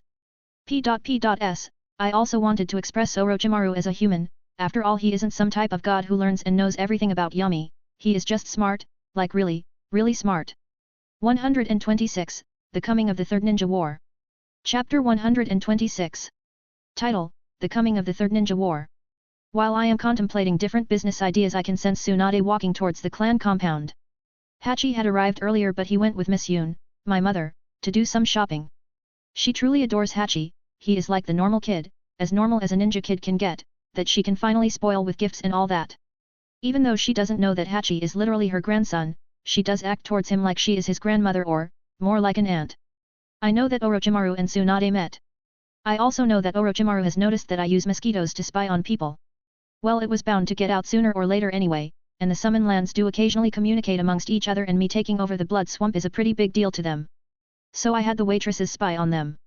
Tsunade noticed the waitress, and that was also a distraction since I actually had a spying seal under their table. That is one of the restaurants that I own, though to know that you would have to go through a special case of files in the Civilians Council's business room, which is a room full of copies leases for restaurants and other businesses. I know, the management in Konoha sucks. I am definitely changing that when I become the Hokage. I am really good at this. Anyway Tsunade comes inside the house, and then comes to the living room. Sadly TVs haven't been invented yet at this time, which kind of sucks. I remember from the anime that during Naruto's generation, movies and TVs were already a thing. I kinda don't know how to create a TV. I never googled it as far as I can remember. If I had even a single memory of it I would have gone through my memories and reread the memory and become the inventor of the TV, that would have made me so much money, a monopoly like that would be priceless, though I already have way more money than I might need, but there is never too much money. I bear the door open and Tsunade looks at me and with a complicated look on her face she says. As you predicted, Orochimaru did come to me, to ask questions about you. I could see her astonishment at how I was able to predict what Orochimaru would do next. Obviously I predicted that he would ask Tsunade, after all as her former teammate, Orochimaru trusts Tsunade quite a lot. After all he hasn't gone rogue ninja yet. But I just smiled at her, as I added more fuel to the fire. Yeah, he isn't as cunning as he thinks he is. Tsunade just sighs at that and said in an exhausted tone. Anyway, Hachi told me that he will be attempting an early graduation. God damn it, that kid, and I know Tsunade just dances around the problem like this, why can't she just get to the point and say that she wants you to convince Hachi to not do that? Then if he gets an early graduation he will also get an early death. Tell him that and I am pretty sure he would understand. I replied casually. Tsunade just frowned at that and got a little annoyed. That would discourage him from a ninja career. I shrugged. That is good then, he would live longer if he did that. But... Tsunade tries to say something, but she can see the logic to my words. It's true, it doesn't even matter if Hachi becomes a ninja or not. I mean sure people would judge him, but people who have the time to judge others aren't really worth even taking advice from.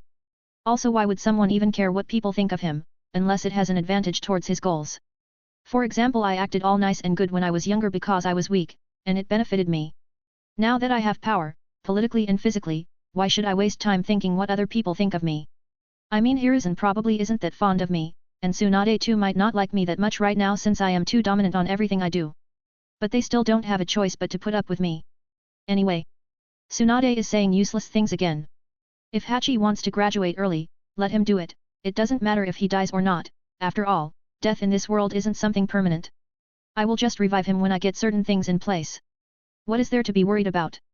I already have a bunch of cells from Hachi to be able to revive him with Edo Tensei. 3 months later. General POV. All of the elite Jounin were assembled on the Hokage Tower, they were all inside a room with a map of the elemental nations in the table in the middle of the room. The Hokage was looking at all of the members present. Then he said. Orochimaru, Tsunade, Minato, Jiraiya, Yami and Fugaku. You are all the pillars of Konoha. I need every one of you to go and lead the troops to guard the borders of each of the nations. Hiruzen mentioned all of the current S-rank ninja in the village, except himself. The other Jounin who were here weren't offended, after all they knew it was the truth. The Hyuga were a little miffed about an Uchiha being called but not a Hyuga, but they also knew that they didn't have any exceptionally strong members of the Hyuga clan.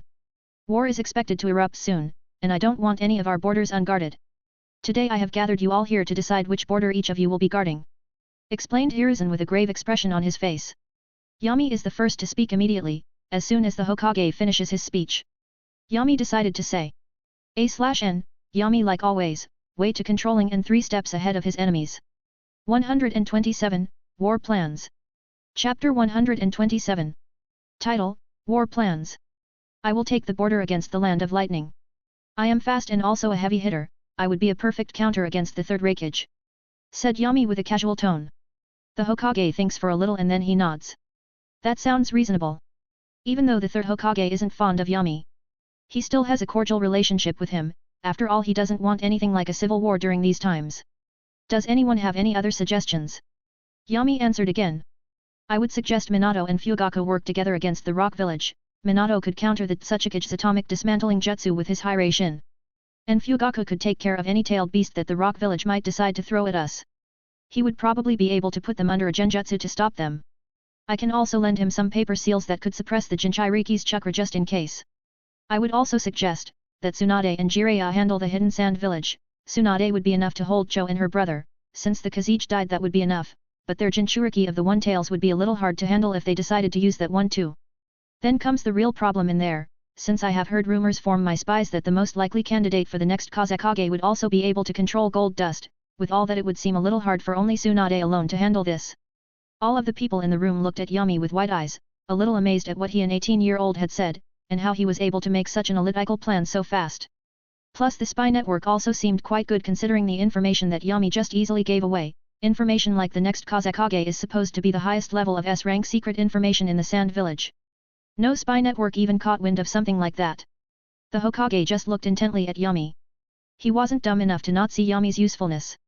He just came up with an amazing plan in case of war, so Hiruzen decided to ask Yami again. Do you have any more ideas? Yami seemed to think for a little, but in the end he just said. No, not really, though I guess Orochimaru would go to the border in the Land of Water, against the Hidden Mist Village, so no I can't really add anything new. The Hokage nodded and after thinking for a couple of seconds he calmly said. Your plan is quite good Yami, but I see one flaw in it, the battle against the Cloud Village, where you will be guarding it. Can you handle the third Raikage? I think that me coming and helping would be optimal. After listening to Hiruzen, Yami contemplates a little, but in the end he still says. There is no need, I can handle it. I think that you staying in Konoha would be for the best, in case of an emergency in any battlefront, you could easily go and help thee within less than a day. But being with me, the travel time to the other borders would be significantly larger and it could take up to 2-4 days of travel to reach the destinations from where I will be holding the front. And traveling long distances with High Shin is not worth it since we could just teleport ourselves within a trap. Also, don't worry. I am confident on being able to handle the Raikage. The Hokage still doesn't seem convinced yet and asks again. What if they bring their Jinchuriki in the fight, because even though the 8 Tails Jinchuriki is said to be young and he probably can't control the tailed beast inside of him. He could still be dangerous. After all in a battle between equals even the smallest margin change could have an effect on battle results. As you all know, I am at my best against a Jinchuriki. With my Fuinjutsu to help me with it, the situation could be easily handled by a shadow clone of mine. Reassures Yami. Then Yami added. Also we should keep the 9 Tails Jinchuriki inside Konoha, after all Kumo already tried to steal it once. What would be stopping them from doing it again? The Hokage nods, after all only Yami knows his abilities best, and he is an S-rank ninja. They know he won't overestimate himself needlessly, that is just a rookie mistake. The discussions on different battles start, they calculate the different scenarios that might happen and how we will handle them. The Narajounan also try to change battle scenarios and make the best possible response for them, while they advise us on how we should handle the different situations that might arise. This is boring. Though Yami, as he was calculating which strings to pull to get some of the people he wants into his army, Yami just makes a hand seal towards Orochimaru, secretly signaling him to meet after this meeting. After the meeting we all had 2 days of break, before we needed to get to the front lines. As Yami was walking towards the exit and got ready to meet Orochimaru, he felt a hand on his shoulder. He turned around and saw Minato, who had a smile on his face. Hey Yami, long time no see, we should catch up, want to go to the Jounin bar close to the Anbu building. Yami POV. I just looked at Minato and contemplated. We do usually meet at the Ichiraku ramen stand, but even then we are always on a rush or something like that. So we didn't get to talk a lot. Well, I admit that it was mostly me not seeing a reason to talk to him, since I already got the Uzumaki Fuinjutsu books from Kushina. She and Minato have become kind of useless to me and I see no reason to even hang out with them. Kushina is too loud and Minato is, kinda boring honestly. Yeah sure, I would like that. I will meet you there in 10 minutes. I have something to take care of first. But still out of courtesy I decided to take the shot and go hang out with him, a dead man walking. After that I go outside and... Whoosh. I used Hiration to teleport close by, where Orochimaru was. I have a lot of Hiration markers all around Konoha. As my view changes, I see Orochimaru leaning on a tree. We are currently in the backyards and training grounds of the academy. Orochimaru has that intense gaze on his face as he looks at me. He still has that creepy obsession with me, that Fu King pedo. Anyway I just look at him calmly. What did you want to meet me for Yami? Asked Orochimaru, with a calm face. When I saw this I smirked. Well, since you were so interested in me, I did a little investigation on you too. I must say that you have a lot of illegal stuff going on. Really? Human experimentation, kidnapping, torture, extortion and even had an underground lab built. Well, that isn't illegal, but the money that you put in there, it wasn't in your researcher's tax, so you committed the worst of crimes. Tax evasion. I can see that Orochimaru doesn't understand what I mean with the last part. But in my last world, when criminals were good at doing their crimes, and not leaving any evidence, tax evasion was the crime that they mostly got caught with. I mean that is how some of the most infamous criminals were caught. Actually the law exists even in the Naruto world, though it is mostly overlooked, which won't happen once I become Hokage. I am definitely going to abuse that law. Still I decided to clear things up for Orochimaru by saying, don't worry about that made-up law. I am just joking, but really though, immortality hey. I can't say I understand you. To me if life has no end there would be no meaning in life. I see Orochimaru immediately start to analyze every word I say, trying to understand my motives. Especially now that I know all of his dirty little deeds. Like always, it is so easy to make smart people overthinking bullshit that I say, meaning in life, what the hell is that, can you eat it? Why would anyone need a reason to live? People just live, with or without reason. People can make their own reasons to live and they can make their own goals that they want to achieve. But I let Orochimaru contemplate the things I said for a couple of seconds as I said to him again. Okay, now that you understand the situation you are in, I would like to make a deal with you. Orochimaru comes back to his senses and a smirk appears on his face. And what would that deal entail exactly? My smirk matched his as I said. Well, I am a curious man, just like you. So I would like for you to send to me certain types of people with certain types of bloodlines for me. It would also be preferable if the people were alive.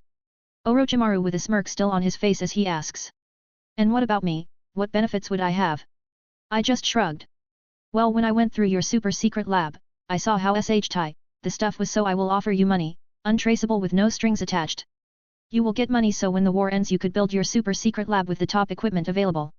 I know that even though ninjas generally make a lot of money, they don't make the type of money to be able to build labs worth around 100 million ryo.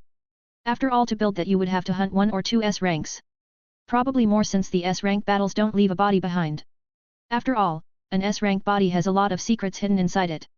But still without a body or head there is no bounty, so most likely an S rank ninja would have to locate an S rank, track him down, hope he isn't with friends, make sure that he doesn't escape and so much more.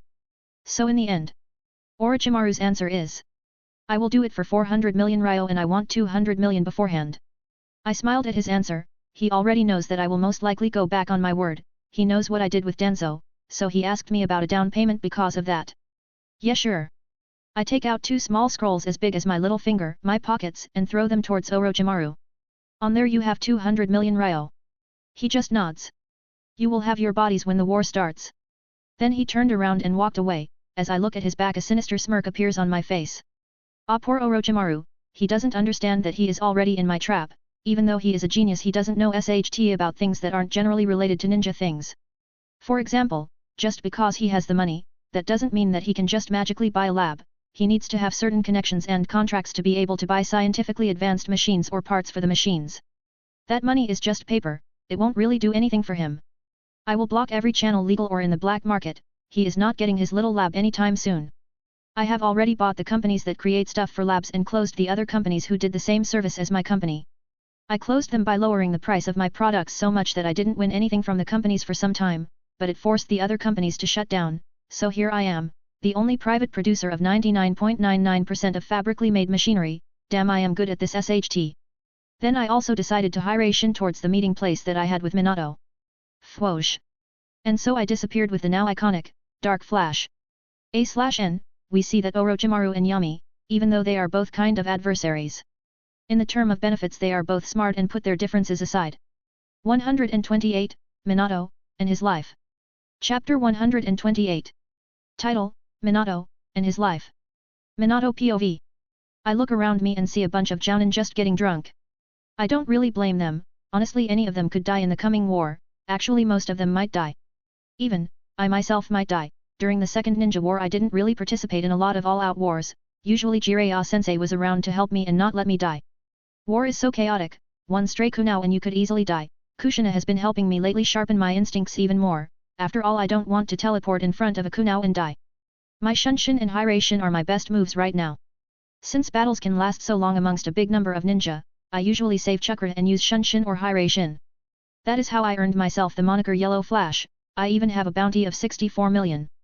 Though amongst the Konoha S rank I am quite new. Also I don't have a finishing move in my arsenal. I definitely need that. Plus I have Kakashi to take with me. I truly hope he survives this war. Poor child, his father committed suicide and he was the first to find the dead body.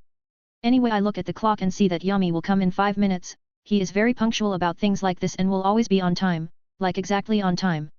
As I am currently sitting on one of the tables as I wait for Yami, now that is an amazing person if I have ever seen one. Ever since I was young I was way better than all of my peers. I understood that, so I like to help my friends be as good as me. After all, having another friend watching your back is never bad. I even wanted to graduate with my friends, which would have been when we were all 10, but then I saw him. Yami Inyazuka.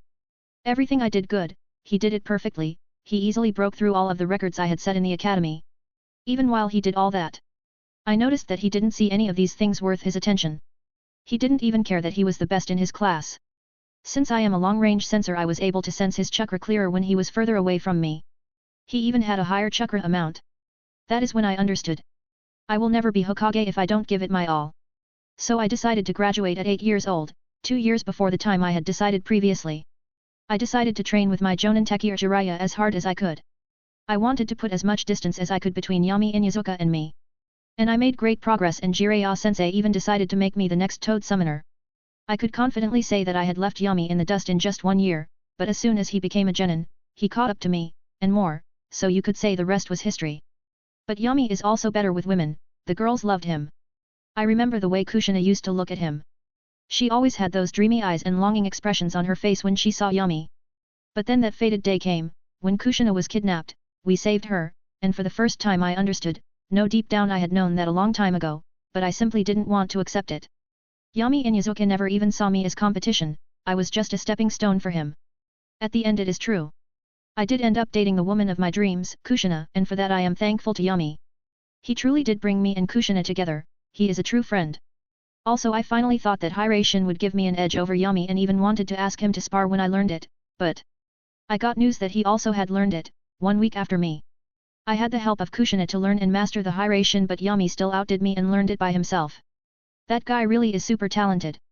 I also noticed that while I was deep in thoughts I drank half a bottle of sake already, without Yami even coming here yet. I look at the clock and see that he has another 2 minutes until he will come, exactly on time like always. I wonder if Yami is dating anyone, if he isn't maybe I can return the favor and find him a girlfriend. I think that one of Kushina's friends, Mikoto, would be nice for Yami. She is pretty and is from a great clan, the Uchiha clan. But maybe Yami is dating someone in secret, but even then technically me and Kushina are dating in secret but ask any jounin and even most chunin will know that we are really dating. But now that I think about it, I have never even heard of any rumors about Yami's love life. Damn. I am thinking about getting Yami a girlfriend at the brink of another ninja war. I must really be drunk. Should I dispel the alcohol inside my system? Nah. I came here to relax, so that is what I am going to do. Then as I was thinking that, I hear the front door open and saw Yami in the flesh. I just waved towards him and say, "Here Yami." He looked towards me and smiled. When he got close to me, he sat down on the table, and took the chair opposite to mine while asking a rhetorical question. "So I guess you are already drunk, right? Since you should remember that I am a sensor and can easily sense your chakra, you didn't need to call my name." As expected of him, sharp as always. A/N, since it was mostly from the Yami's POV, we didn't notice the changes he made to the canon timeline, but here it is one of them. Even in the beginning, Yami was changing things. 129, Getting Drunk is Bad. Chapter 129. Title, Getting Drunk is Bad. Yami POV. You know, seeing Minato drunk like this is amusing to me. He just keeps saying some dumb SHT about his early life and that Inoichi's pubes are blonde. The whole bar can hear him, because they are all Jounin level ninja, and I can't stop myself from laughing. Then out of nowhere Minato asks, "Why Yami hiccup, tell me the truth, why didn't you get together with Kushina when you had the chance?" Hiccup. Well, obviously because she is too annoying, needlessly aggressive, she isn't wise and can't really hold a decent conversation, she is very nosy, she would also try to help other people without thinking of the consequences. So overall, the only thing she has going for her is her looks, which isn't enough for me. There are way prettier women in the Naruto world and in no way am I settling down without trying most of them. Plus Kushina is an alpha in a relationship, it means that she would try to wear the pants in our relationships. Minato is a beta, and could handle her. I wouldn't, we would have fights constantly about what we think is right and what we want, until one of us, most likely me, cheats on the other. I had experience with someone like this in my past life. But even while I think all of these negative opinions about Kushina, I keep a calm face and just shrug. Met, we weren't really compatible with each other. You and her are a perfect couple, like you were made for each other. But me and Kushina, at best we would be friends, anything further in our relationship would start crumbling. I saw how she looked at me, but that was just a crush on me, born from her need to be acknowledged, and I did so. It was nothing special, anyone else could have been that silly crush of hers. Minato looked at me, then suddenly tears appeared in his eyes and as he tried to hug me. Yami, you are such a good friend. As he comes to hug me, I lean back on the chair to get out of his reach. Stop. You are drunk, Minato. This is not Jounin behavior. You are not Jounin behavior, said Minato. Sigh, he is really drunk. I just casually dodged all of his attempts to try and grab me into a hug. Then as his body goes over the table, I have a clear shot at his stomach. And I punch him in the stomach, while sending some of my chakra in his body. Minato just looked around confused. That was a weak punch. As soon as he said that, I can see Minato's eyes widen in pain as smoke comes from his ears and mouth. But as a Jounin and S-rank ninja, his pain tolerance is beyond just amazing. He didn't even flinch, and the only sign that he was in pain and was actually feeling a painful electric-like shock inside his body was the widening of his eyes. I was using my chakra to forcefully flush the alcohol out of his system. Then after 10 seconds of Minato standing there frozen in place, he suddenly blushed, sat down on the chair and his head hit the table. Damn, that was embarrassing. Yet and it was uncomfortable as hell for me too. Probably everyone in here will remember this for the rest of their lives, and even if you do become Hokage, they will always look and remember you as that one drunk guy. I said to Minato with a nonchalant voice. They say that hitting a man when he is down is shameful, to me that is the best time to hit anyone, while they are down. Sai, you are never going to let me live this down, are you? Said Minato with a tired voice. As he looked me in the eyes while his head was leaning on his arms, which were on the table. I just smirked at that. Never. But I decided that this is enough fooling around and asked Minato. So, how is your relationship with Kushina? You know, you being insecure as hell about it makes me worried. Minato makes a weird face as if he ate a lemon. Now that was just me talking while being drunk, me and Kushina are doing very good. But what about you, Yami? I immediately noticed that he was trying to change the conversation. Damn. I guess scheming against old foxes who are good at this type of stuff makes Minato's attempt at subtle manipulation seem bad, but he is still only 19 and not like me, only 1 year older than me, but technically I am already like 36 years old if I count my first life. Damn. I really am old. All of these thoughts were processed in a second by me as I looked at Minto. I got some green tea that I ordered and took a sip. What about me? Well, are you really single or do you have a secret girlfriend already? Asked Minato with a friendly smile on his face. I just shrugged at his question. No, not really, I am not dating anyone currently. Plus I am the Inuzuka clan head, so me dating someone publicly isn't quite appropriate. After all, I plan for my marriage to give me at least some benefits. Because if I want to just get my wick wet, I can seduce any girl and have my wish granted. Minato smirked mischievously at this. Well, Kushina has a friend of hers, her name is Mikoto Uchiha. I think you should go at least on a date before going to war. I think back on that name and scan through my memories about the name. She is Mikoto Uchiha of the Uchiha clan head's daughter. She is also a jounin of Konoha and 3 years older than me. But any of that doesn't really matter. What really mattered is that she is also the mother of Suzuki and Itaki. I guess she is cute enough. Okay, sure, but when will me and her meet for our date? I asked Minato. He seems to think a little and says. How about you go on the date today? That surprised me a little. A/N, it's just a date, Yami is not going to marry her or anything like that. It's not that big of a deal. P.S. Me and my ex, one of them, just had a date, it was nice. Rekindled our passion, just went through 4 condoms in 2-3 hours, might start officially dating her again.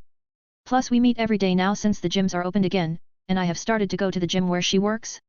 So long story short, that's the reason why today's chapter was late. 130, Date with Mikoto. Chapter 130. Title, Date with Mikoto. A couple hours after the conversation between Minato and Yami. Mikoto POV. My name is Mikoto Uchiha, the Uchiha clan head's daughter. Well, technically I am, but father always told me that the true leader would be whomever I marry. I look at my best friend in front of me. She is Kushina and she keeps telling me. Come on now, you have to smile, if you don't your face looks emotionless and might scare him away. I think back on how I got roped into this. Obviously tomorrow almost all of the jounin will be deployed to the borders. Konoha's geographical position is in the middle of all the other great ninja villages. So during times of peace it is a blessing, since we have trade routes and merchants take their carriages along the land of fire. So it generally brings more money in. But in the times of war, it is a curse. Every war we have fought we have always been so close to the collapse of our village and foreign invasion that it isn't even funny. Oh, I let my mind wander again. I really need to concentrate, this is my first real date. I am 21 years old and this is my first real date, damn that sounds so lame, I am definitely not telling anyone that. Kushina is gushing over me like always about my hair and that, but I just look at myself in the mirror and see. I have tied my hair in a ponytail and, my face seems passive like always. Kushina calls it emotionless and scary, but what does she know? She probably has ramen juices running through her brains. Come on now Mikoto, you need to smile and be more enthusiastic about this. Your date is Yami Inuzuka, one of the best bachelors in Konoha. Says Kushina trying to get me excited. I just turned and looked at her. Didn't you also have a crush on Yami Inuzuka when you were younger? I asked Kushina with a nonchalant voice. Immediately she got nervous and started stuttering. What? Of course and not. She is a terrible liar, how someone like her even qualifies as a jounin still amazes me. I guess her strength qualifies but her personality definitely doesn't. After some more of Kushina's unnecessary comments and useless advice, I finally was able to get out of her company and I used body flicker to arrive at the meeting place. It was a restaurant on the outskirts of the always expanding Inuzuka clan compound. Kushina reassured me that Yami said that this restaurant is under his control and no one would even see us here. That is good since I still have an arranged marriage with Fugaku, and me seeing another mad would be seen as scandalous.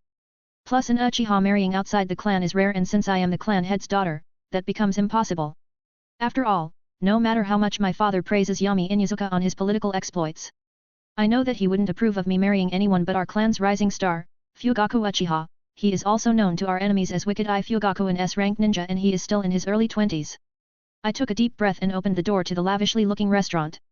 Inside I surprisingly saw no one. This restaurant is quite popular. As I walked deeper inside I saw lavish paintings and decorations. Then as soon as I entered the restaurant area 2 waitresses came towards me. Hello Lady Mikoto, we have been expecting you. Follow us, we will show you to your pre-arranged table. They weirdly spoke in synchronization. Then they led me towards a balcony with the view of the Inuzuka clan compound. There was only one table for 2 on the balcony and one of the seats was already occupied by my date. Yami Inuzuka. He was looking towards his clan compound and had a soft smile on his face. My interactions with him up till this moment had been minimal, I mostly only saw him in the clan head meetings when my father decided to take me to.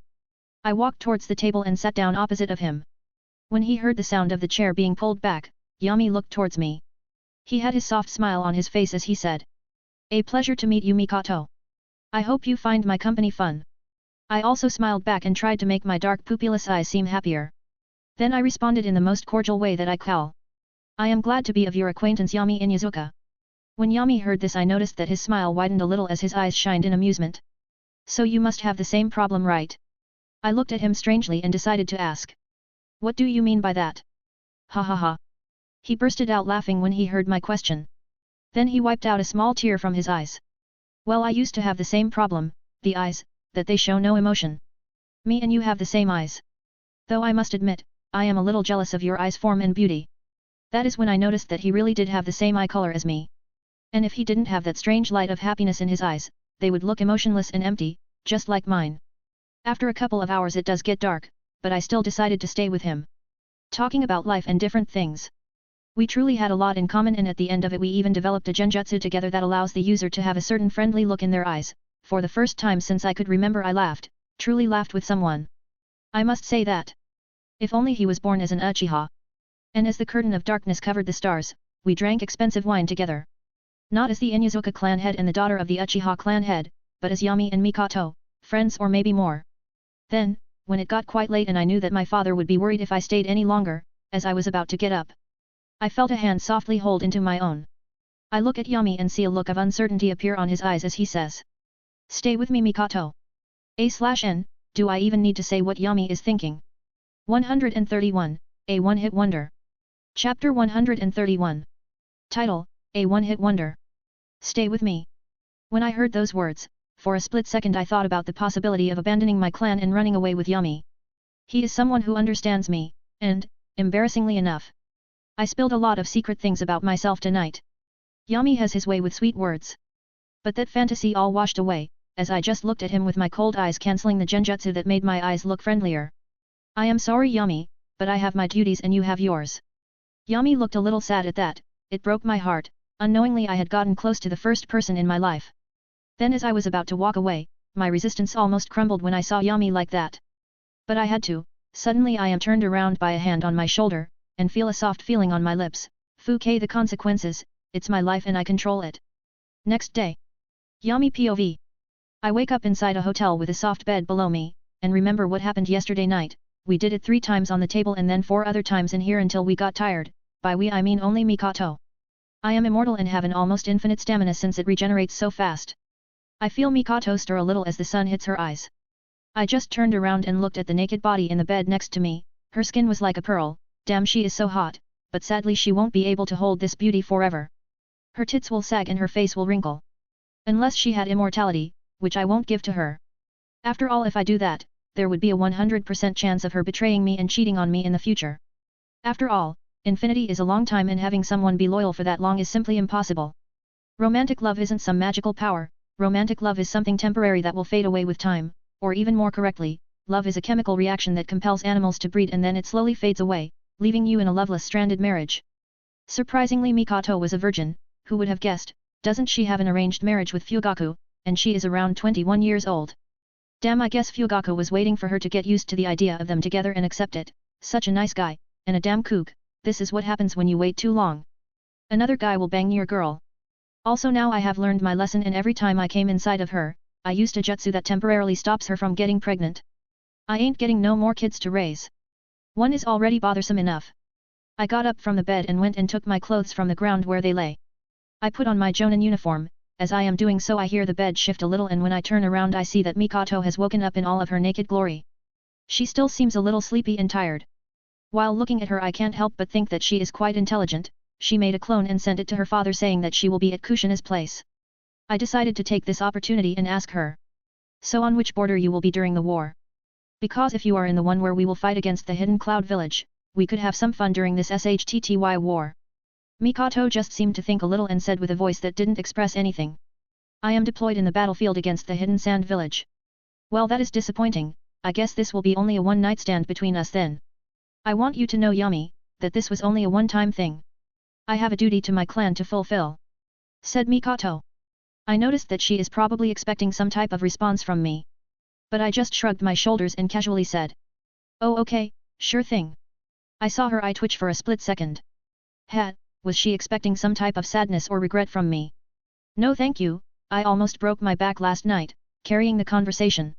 She is as unskilled at social skills as she is at sucking DCK, which is bad, very bad, she almost scratched me with her teeth a couple of times. But still she is pretty enough, so I overall had a good night. Then I went towards the door to go outside, but I turned around one last time. See ya around, Mikoto. I saw her eyes narrow at me, with a little anger inside of them as I left the room.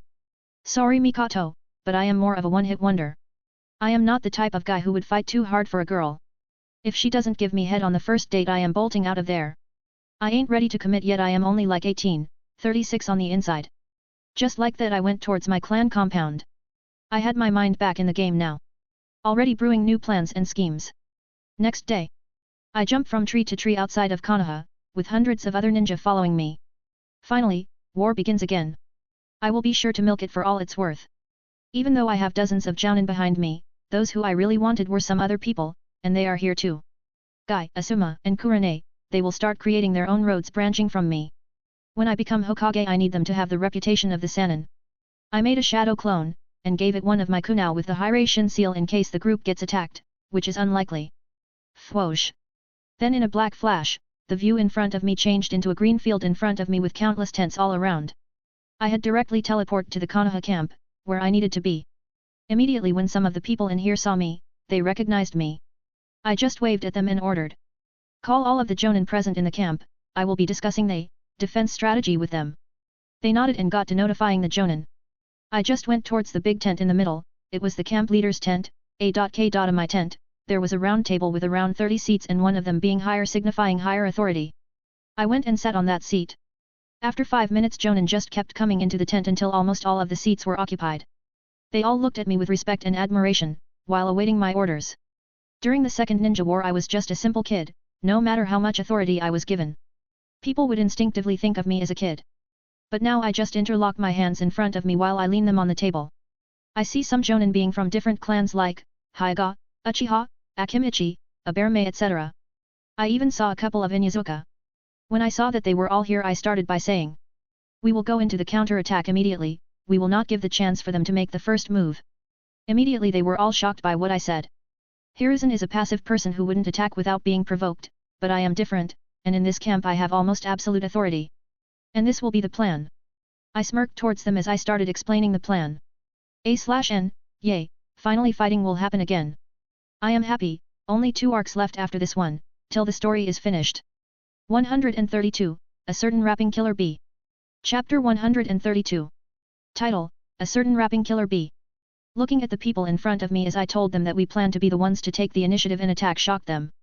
After all, Hiruzen was very passive and wouldn't attack unless we were provoked. But if we attack right now, we could have the initiative and easily crush anything they throw at us, since it is so early in the war. Well, the war hasn't even officially started, but so the third Raikage is in his village. Attacking now is the best time. We are in the land of hot springs, this would be the battlefield, since Konoha almost never went to fight in the land of frost, which is the land between land of hot spring and land of lightning. Though our enemy's camp lies in the land of frost and the cold and snow around might give the Cloud Ninja an advantage since it would allow them to have more water around them to use against Konoha Ninja who are mostly fire style users. Though some of them still seem a little unsure. After all, while the camp leader has the authority to order an attack like this, doing it at this scale without the order of the Hokage is strange. But I still continued saying. If we don't attack right now and allow the Raikage to come to the front lines with his full army, that would bring us in a huge disadvantage. The balance in our camp's power would shift tremendously. I reassured them with this and some of them seemed to think it through and accept my logic. Though I don't need them to like me. It's better that they like me than hate me. Plus words and lies are free, so why not use them to my advantage? Without even allowing any possible spy in the camp to send messages or anything like that. I immediately gathered all of the troops to get ready for a counter-attack. We won't be waiting for any reinforcement, me and the other 1,000 ninja will attack by ourselves the enemy who outnumbers us 1 to 3. They have 3,000 ninja, but we have an S-rank ninja like me to even out the field, though they also have their own S-rank ninja as the leader of the camp most likely, but I doubt they have something up to my caliber. Also, contrary to what I said to the other people, I want to lure out the third Raikage. After all, he is ready to be my stepping stone now. General POV. While Yami was preparing the army and explaining the chain of command to the cannon fodder, the Genin and Chunin. Now if anyone knew the real Yami they would ask. Where is the corruption? Then the answer would be, that he put people of the clans whom he had an alliance with, higher on the chain of command. Though some of the people were only put up there as puppet commanders, since the one really giving orders were Yami's clones. A control freak like him would never allow anyone else but him to be in charge. Then the Konoha ninjas started their journey to attack the enemy camp who was in the land of frost. The camp was surrounded by earth walls and it had frost and snow all around the camp. In only 2 hours they arrived at the soon-to-be battlefield. It seemed that as 1,000 ninja traveling, would tick off any ninja scout worth anything. But no matter how much they tried, the Kumo camp was still unprepared as countless fire jutsu landed on them. Yummy POV. I smiled at the chaos that was caused by the fire jutsu. I smiled even more as I saw the snow and ice all around melt and turn into water. People might think that this would give an advantage to the enemy, but they don't know that the strongest water style user in this battlefield is me. I immediately did some hand signs and the water that was being melted from the ISE and snow slowly rose into the air and flew towards the clouds over the cloud ninja camp. Then up in the clouds the water was pressed sunrised and turned into a deadly weapon, dropping down on the enemy force to cut through thin steel. Whoosh! Water style, sharp rain of death. I could hear the screams of my enemies reverberating through the battlefield. I used my chakra control and sensory abilities to maximize the jutsu's killing efficiency. I truly haven't been on a battlefield in quite some time. So I just decided to use an S-rank jutsu. I didn't even feel the strain, but I did hear the screams from the enemy camp. Roar! Or I would have heard the screams until some kind of huge octopus creature, with the head seeming like a cow and one of its horns cut off appeared out of nowhere, covering the cloud shinobi to protect them from the attack. Then the creature just roared at my jutsu and it destroyed it. While looking at its giant form I couldn't help but think that, tailed beasts really are something else, aren't they? The beast just looks at me and opens its mouth and a dark chakra ball starting to form inside of his mouth. I immediately analyzed the attack and easily guessed that it was a tailed beast bomb. But contrary to my expectations, the 8 tails swallows the tailed beast bomb, and then boom! He spits out an explosive beam with a wider range of attack. Even while my hands were making hand seals, and I even already knew that tailed beasts could already do this from the anime, I was still amazed by the raw chakra that it has and the destructive power it displays. If I wasn't so uncomfortable with having another intelligent being inside of me, I would definitely get one for myself. As the ninja behind me panicked at the attack and thought that they were about to die, I just put my palms forward. Splitting void. A giant translucent invisible barrier appears in front of me and then boom! I could see that when the attack made contact with the barrier, it was able to crack it a little, but the explosion wasn't able to get through and hurt anyone behind me. While the other Konoha ninja were terrified by this, I just simply had a huge smile on my face. I must say, this is quite amazing, little octopus, the power was perfectly controlled. So Hidden Cloud Village now has something that has never been done before, a perfect Jinchuriki of the 8 tails. A/N, finally a big stage fight for the MC. In the 3ND Ninja War he would have never been able to stop a tailed beast attack so easily. 133, Fight Against the 8 Tails. Chapter 133. Title, Fight Against the 8 Tails. When I said that the people behind me were terrified even more. After all, tailed beasts were scary, and if someone with the intelligence and knowledge of a ninja was able to control one, that would make it terrifying. Then I create 2 shadow clones and they nodded and went to command the army behind me. With the smile still on my face I just sighed a little as a certain seal on my stomach, where a certain leech who now has no memories is sealed, the seal opened a little and whoosh! Red chakra surrounded me and my skin turned red, while my hair lengthened, even my pupils turned red, under my eyes also appeared dark red markings. I controlled my body with the help of the Jiangu and formed a transparent barrier in front of my eyes while I activated the Sharingan, but now it still looked like I had my normal eyes on, and it also protects my eyes from small projectiles. Blood Sage mode. And then boom! The ground under me cracked as I threw myself towards the 8 tails. When I got close to it, the 8 tails swung one of its giant tentacles at me. Since I was mid-air usually I could only dodge if I used Hiration, but suddenly on my back, whoosh! Made out of countless microscopic wires 2 wings like those of a fallen angel appeared behind me. This was done with the help of the Jiangu. So I flew sideways and dodged the attack and finally reached the 8 tails. Then I fly below its chin and before he can react I clench my hand into a fist and boom! I punched the 8 tails on the chin and something impossible that shocked all of the others happened. The 8 tails was sent flying in the air. I immediately flew after and then touched it with my palm, and with a black flash me and the 8 tails were teleported away from the battlefield. Killer Bee POV. Just looking at the ninja in front of me taking care of me so easily. I couldn't even concentrate on my rapping, he is way too trapping. By his earlier appearance he is probably the Red Fang Yami Inyazuka. When we were teleported away from the battlefield, I could still feel my head ringing from the punch he gave me before. I literally almost passed out and was gassed out. I need to take care of him right here, right now. I immediately formed a small-tailed beast bomb and threw it towards him at top speed. But somehow he just made 3 strange hand signs and a seal formula appeared in the air, and my beast bomb was sucked into the seal and disappeared, then boom! I heard an explosion in the distance. This guy is good, and his attack power is scary. I don't think I can stay conscious if I take another one of his punches, so I need to be a smaller target. Slowly my body morphs back into my human form and then I immediately activate Tailed Beast Chakra Cloak version 2.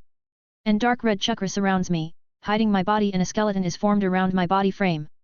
I see Yami up there still flying with his strange wings. He has an amused smirk on his face as he looks towards me. You truly are a shinobi killer, who would have thought that Kumagakure could keep someone like you hidden? Then a deep voice made from the tailed chakra came out of my mouth as I just said with a rap. Let's quit talking, so I can show you my might, in this fight. Yami just smiled at me and, suddenly, whoosh. He disappeared in a dark flash and appeared below me, then I felt an explosive force hit me on my chin. How?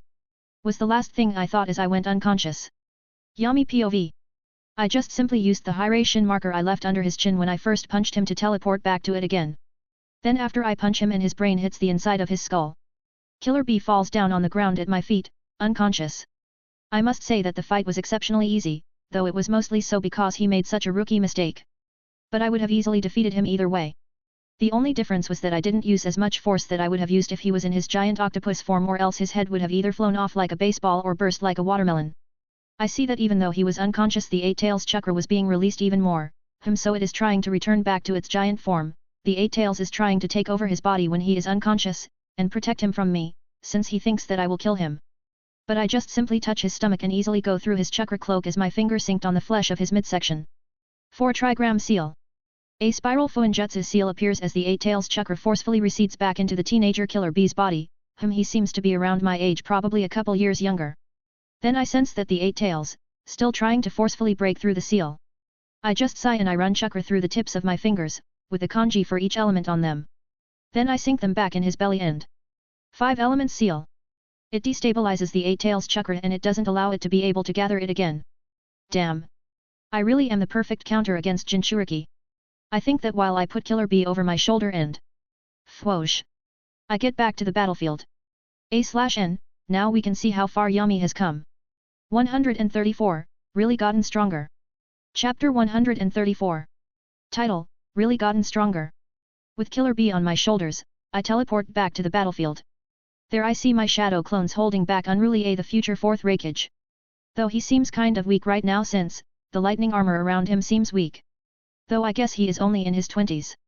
I see that my clones keep him occupied, but the clones are also careful, after all even a small electric zap and they are gone. But since the future 4th Raikage is currently so slow, even the clones don't have a problem keeping him occupied. I just shunshin to his side and run a little wind chakra on my palm, hit his neck, knocking him out. His eyes dull as he slowly falls down. I can't believe Minato had a hard time against someone like this. But I guess I am way stronger than Minato already. Then as I see that the battle is going on I just take a deep breath and for around 10 seconds I charge a little sage chakra into my lungs. Whistle. Sage art, dream whistle. I whistle in a certain tune and slowly all of the ninjas on the battlefield, whether friend or foe, started falling unconscious. I can sense all of their chakras on their first gates became stagnant. Sound genjutsu is what the bat sage techniques are best at, it can even easily affect an Uchiha. Ninjutsu, Taijutsu, Genjutsu, Sage Jutsu, Fuinjutsu, Healing Jutsu. I can say that I am definitely not a jack of all trades, because I master everything I pick up. After all, if you are going to do something, you must make sure that you are the best at it. Then without the need of any hand seals I make 100 shadow clones. And have them go and wake up the 1000 Konoha ninja, and tie up and imprison the 3000 Kumo ninja. This has been an absolute victory from Konoha. Or more like an absolute victory for me. Hachi, MC Sun, POV. I am currently in the academy classroom. I am finally graduating, honestly I am glad about that.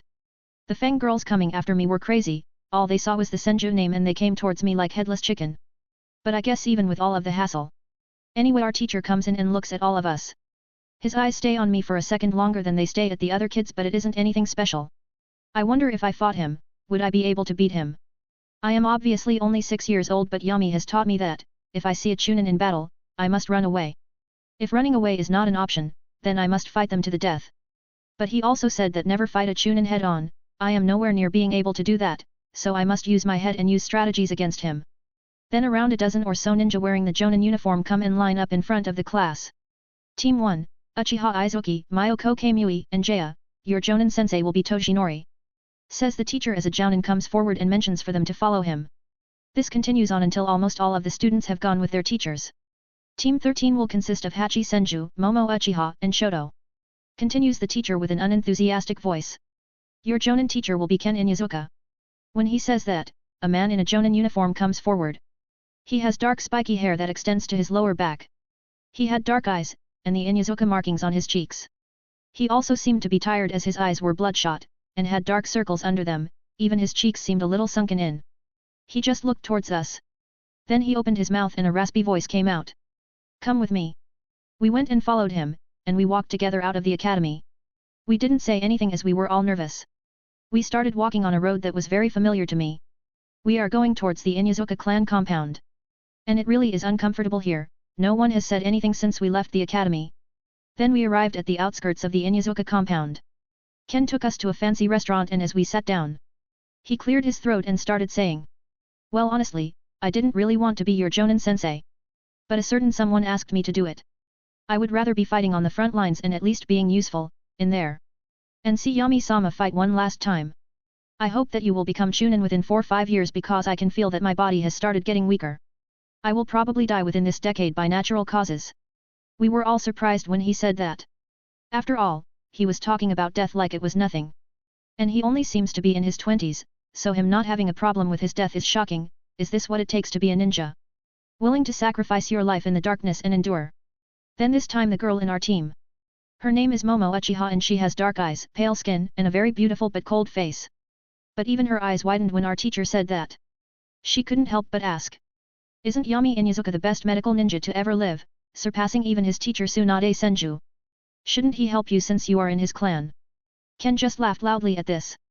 Ha ha ha, your name is Momo right? Momo just nods at this in confirmation.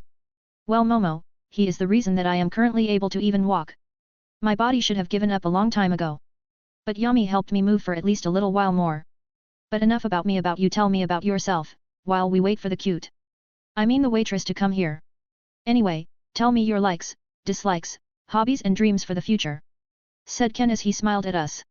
The first to talk was my last teammate, the one who barely passed. He had red hair and black eyes. He also had a huge grin on his face.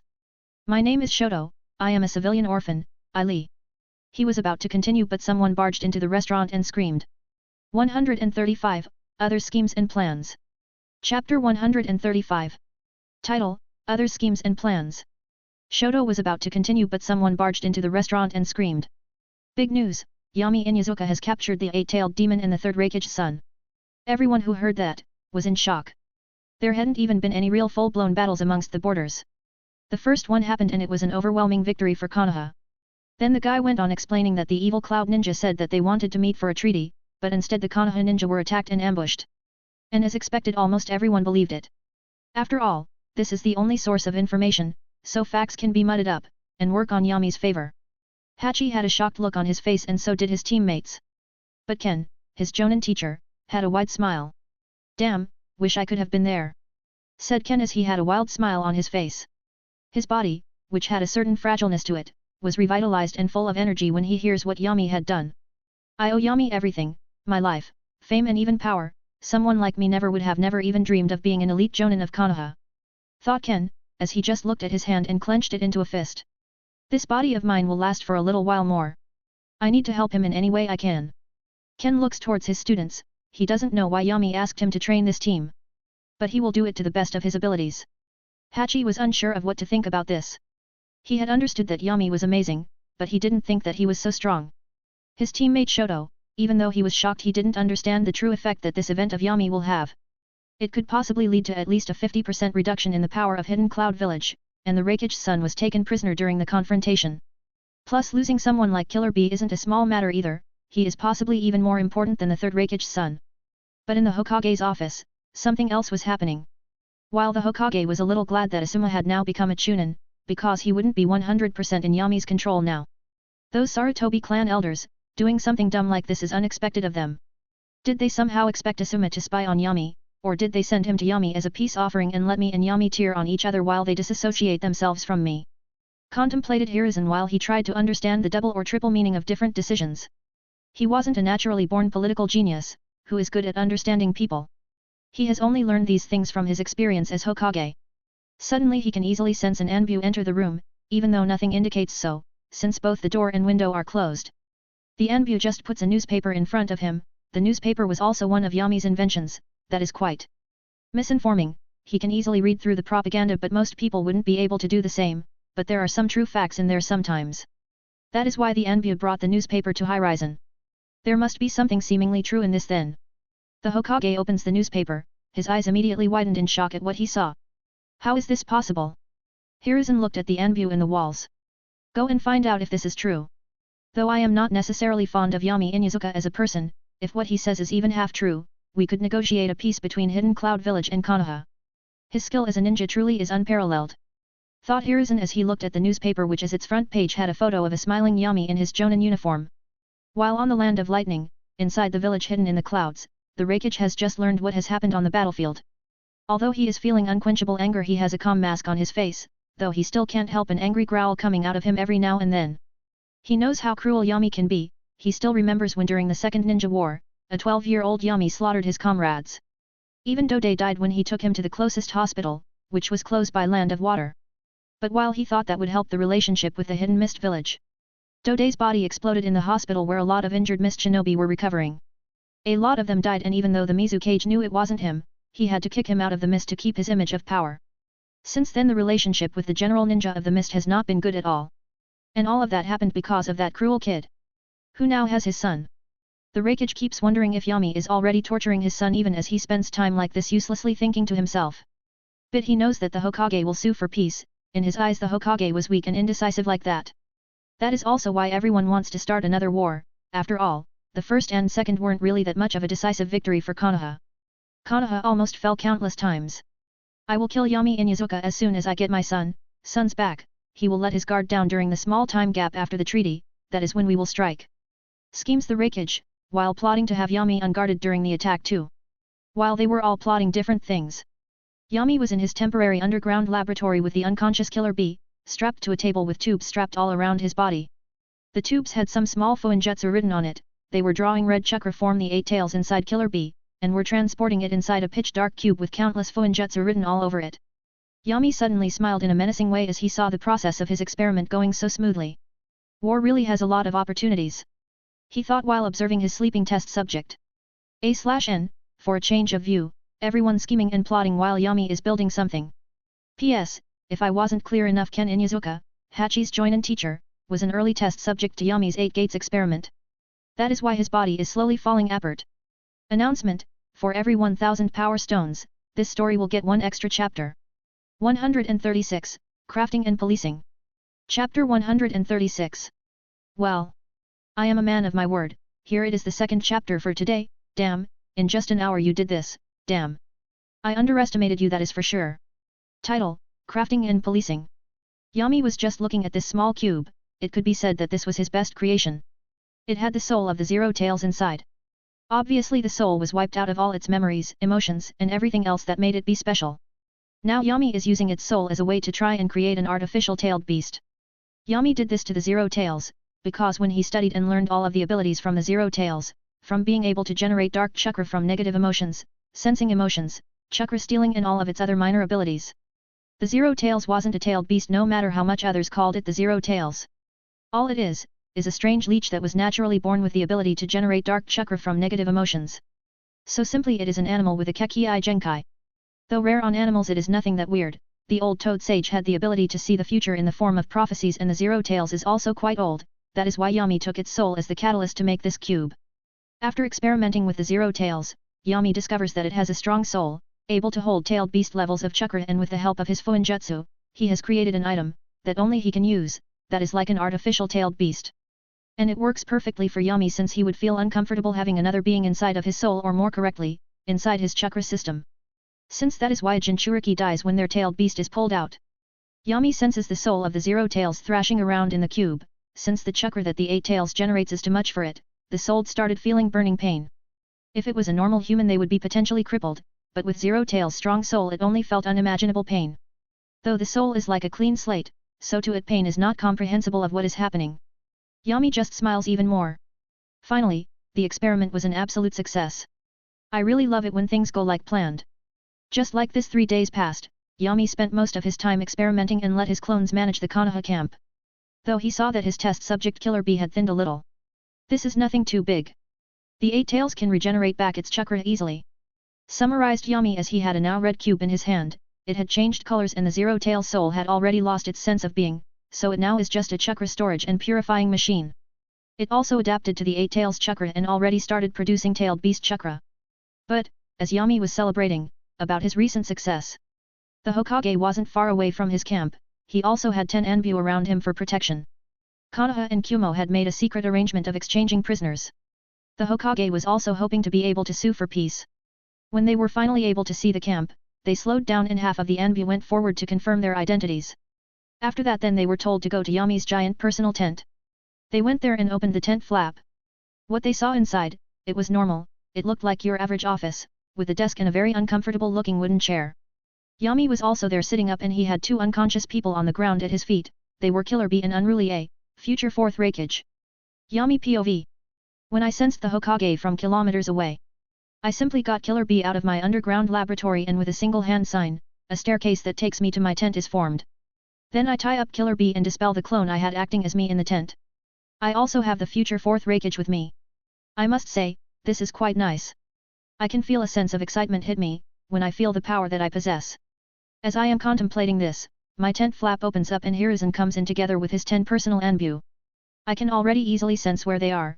Damn, these guys suck. You wouldn't have me protected by these weaklings, that's for sure. I also immediately noticed the look in Hiruzen's eyes. He plans to make peace with Hidden Cloud. He is too easily pushed around, it makes him seem weak as a leader. Well, that is why in the canon timeline, he had to be replaced by Minato. After all, not a lot of people like such a weak leader. Yami, you have done an amazing job at this.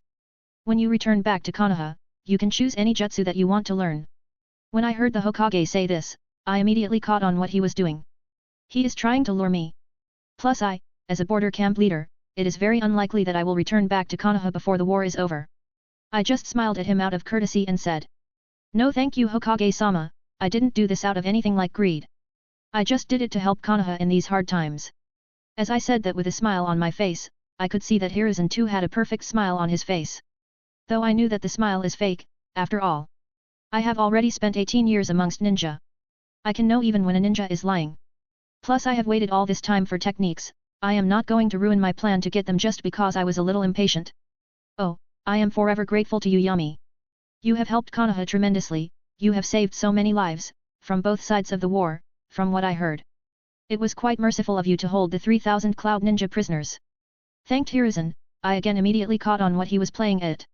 Aren't you being a little hypocritical calling me soft for not killing the prisoners Hiruzen? I mean you literally let Danzo walk around, even when you definitely knew what he was doing. But I still had a smile on my face as I nonchalantly said to Hiruzen.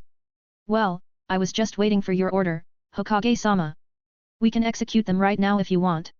I am ready whenever you are. When I suggested executing all 3,000 of the Kumo ninja, Hiruzen was shocked, and he said, A/N, yet. Yami can't be tricked so easily anymore? P.S. Soon Yami and the 3rd Raikage will meet. Ever since the 3rd Raikage almost killed Yami, and Yami killed all of the Raikage's comrades. Announcement, for every 1,000 power stones in this story, this will get 1 extra chapter that day. 137, Ceasefire. Chapter 137. Title, Ceasefire.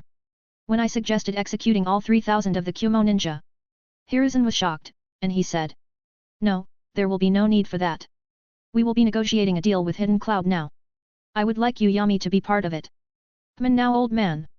When you say the talk, you must also walk the walk. This is why people view you as a weak Hokage. Of course Hokage-sama. I answered.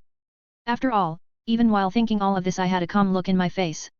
There is no need to aggravate the Hokage.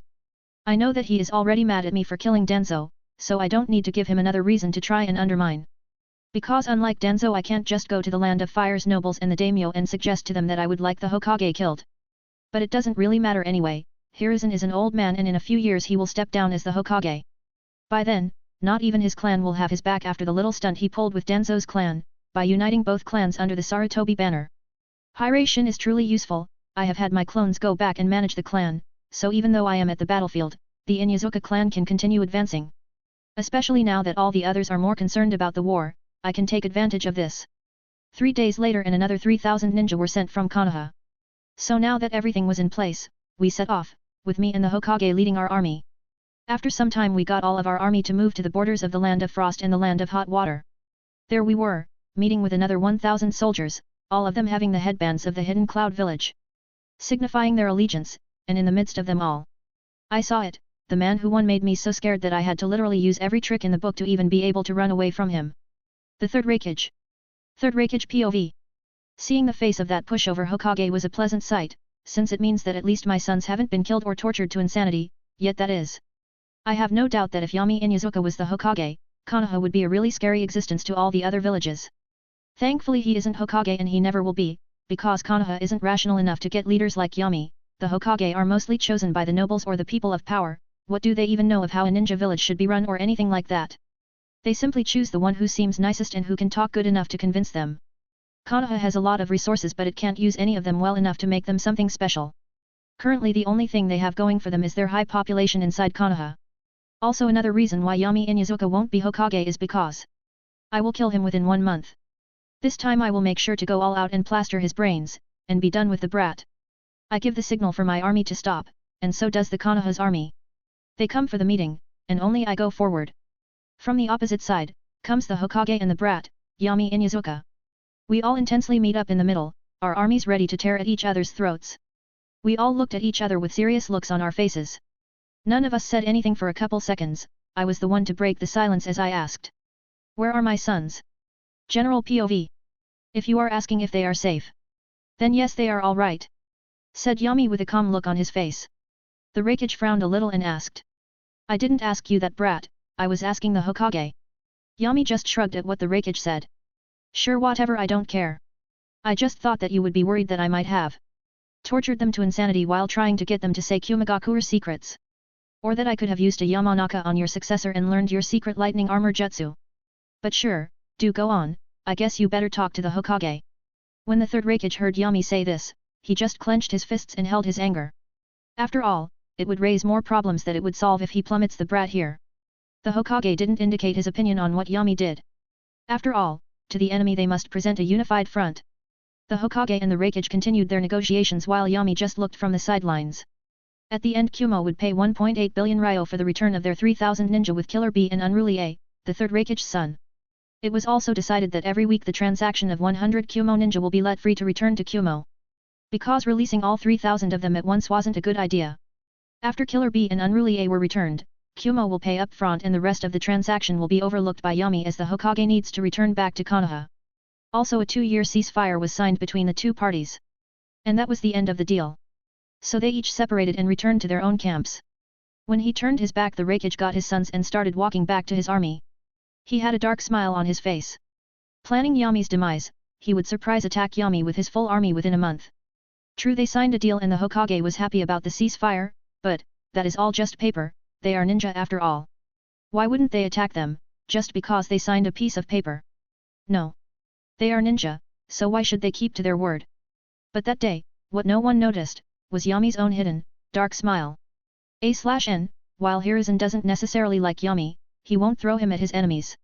I have seen some fanfics where Hiruzen is against the MC and then he acts irrationally. I hate that. Hiruzen is a kind person and a little soft. But he is not dumb. He is a born and bred killer after all. So they still portrayed a united front against the Raikage. Announcement, for every 1,000 power stones in this story, this will get one extra chapter that day. 138, of Treacheries and Sharingan. Chapter 138. Title, of Treacheries and Sharingan. Story by? Edited by? _ With everything about the ceasefire treaty already settled upon, including my assignment of overseeing that Kumagakure held their end of the bargain and whatnot, I was returned the full command of the camp and troops. Good ol Hiruzen decided he was no longer needed and, as per the general war strategy, mostly my general war strategy, he had already made his way back to Konoha along with his personal Anbu guard. Perfect. All according to my calculations, I have been left to my own devices, which are the same as always. Doing whatever is necessary for me to obtain what I came here looking for. On the road to perfection there's a lot of sacrifices, of other people, to be made. And I'm willing to do so. Now, about my first true cash-in this war. Taking advantage of the almost real-time intel I get from my spy network, mainly coming from my thousands of insidiously attentive mosquito spy summons, I have started to receive the most interesting reports. I have thus been able to determine, with almost 100% certainty, that the Third Reikage Almighty A will go back on his word and try to increase his chances of killing me by launching a surprise attack. He sees this situation as his best chance to try to get his oh-so-yearned for revenge against me, and maybe strike a decisive blow against Konoha. All in one fell swoop. Emphasis on the word try. And while it is indeed true that both the Reikage and his Kumagakure would lose quite a lot of credibility by pulling such a sneaky and dishonorable stunt even to the point of hindering any future dealing with another hidden village, it nonetheless seems like the Third Reikage considers me a bigger threat than whatever could come out of becoming unable to negotiate with the other great ninja powers. He's not stupid, I'll give him that. Now, here's the thing. Allowing such a move from my enemy is certain to bring many risks to me. For a good example, there is the, very, latent risk of the Third Reikage leading a tandem formation together with the Jinchuriki of the Hakubi. That could become a problem. I might even have to draw upon my Mangekyo Sharingan if that happens. But that would also give me a good reason to use it again since I haven't had the need to use its power as of late. On another note about the Sharingan though. I am still annoyed about the fact that I can't use the Susanoo. I've done some casual thinking while preparing my disgusting tea, and came up with an answer eventually. My theory regarding such an intriguing conundrum is that this is an exclusive power of the Uchiha themselves, and not the Sharingan per se. But what is the meaning of such profound words, Yami? Some may be asking themselves. Well, that just means that Susanoo is an innate power residing inside the soul of an Uchiha, indicating that it exists at birth, and technically not through the unlocking of the Mangekyo Sharingan, or any form of dojutsu for that matter. But that doesn't suggest that the Mangekyo Sharingan has nothing to do with the Susanoo. I know about the strong emotions that trigger the Sharingan's evolution into the MS. But it goes without saying that they also shake the soul of the Uchiha to the core with all kinds of emotional energies colliding the ones against the others, love, rage, sadness. This event, then, acts as the catalyst for the awakening of the cursed guardian of the Uchiha bloodline.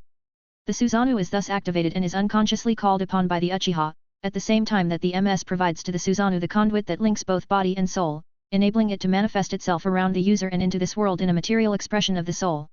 So, in mortal terms, the MS is only the key for the Uchiha to be able to tap into the power of the Susanoo for the first time, without the MS being the source of the power itself.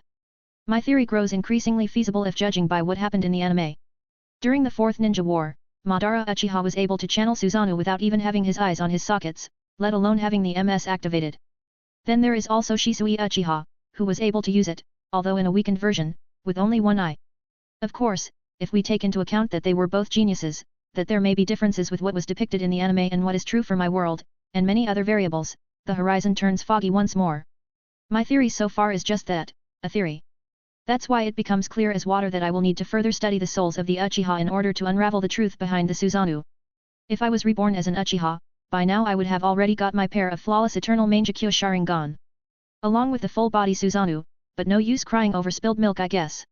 Anyway, with the endless experiments I've run so far on my dead Uchiha comrades, bless them for keeping their eyes intact when dying, I have also learned how to determine what Mangekyo Sharingan skill one gets from their pair of Sharingan, with a certain degree of success of around 53.7% which is acceptable, for now. So, if the Mangekyo is obtained through extreme torture, the streamlined method, the person being tortured to insanity would want to get away from these dire circumstances by whatever means available, so he would get teleportation-oriented skill. Just like the first Mangekyo I had. Now, just like I did with the Susanoo, I have come to a conclusion by using the anime for reference. When Rin died by the hands of Kakashi, Obito refused this reality where his friend killed the girl he was in love with. Hence, what did he get? His own pocket dimension. That Kamui, truly an amazing ability that one. Anyhow, moving on. Sasuke had great hatred towards Konoha and the people who had made his brother go through all that pain and self-sacrifice.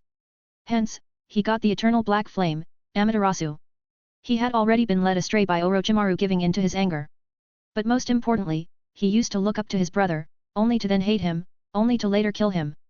Therefore it was to be expected that his MS would replicate his brother's skill, reflecting the inevitable insecurities of Sasuke when he compared himself to Itachi. So, he got Amaterasu and the ability to control the Amaterasu, representing his desired and final victory against his anger. In overall conclusion, the Mangekyo Sharingan skill is the way the Uchiha unconsciously overcompensate for their own flaws. At least in battle. It is so, that with the help of the people who were so kind as to donate their bodies to me tacitly, that I now possess the knowledge about these matters and am ready to construct my very own customized pair of Mangekyo Sharingan. The ones I have on currently are simply not enough to reach the apex.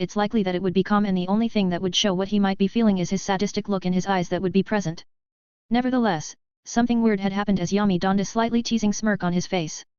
The moment the Rakich's one-finger hell stab was within arm's reach of his body, Yami's hand went to stop the hell stab. People would consider this the height of humanly possible stupidity, given that this technique could inflict considerable damage to even the Haxabi. What it could do to a mere human being is a completely different thing. One that had previously been delivered to Yami's illusion not more than a few moments ago. By the time the crackling finger of the Rakich is about to enter contact with the hand of the Inyazuka, Yami's hand also got filled with chakra in less than a split second. Wind style, chakra scalpel. Yami was about to use that technique to contend against the Rakichs. But then, whoosh! In a black flash, before anyone including the Rakich could notice, Yami was behind him. He teleported to a high-ration formula kunao that he had secretly buried in the ground. Yami then swings his wind chakra scalpel at the Rakich's back. The Rakich couldn't see behind his back, but Yami was already known for his use of the high-ration. Predicting a flanking attack, the Rakich just jumped forward to dodge Yami's attack. Yami was about to chase after the Rakich, but then he sensed an attack from Killer Bee. He too was careful and jumped out of the attack range with relative ease, as it was just Haxabi black ink that he threw him. As he looks at the Jinchuriki, Yami clicks his tongue. Killer Bee is in his full Haxabi aspect transformation. The giant Haxabi had now opened his jaws, and while Yin and Yang chakra were rapidly gathering there in a pulsating dark purplish sphere, Killer Bee had already taken aim at Yami as he finished charging a small-sized Bijutama.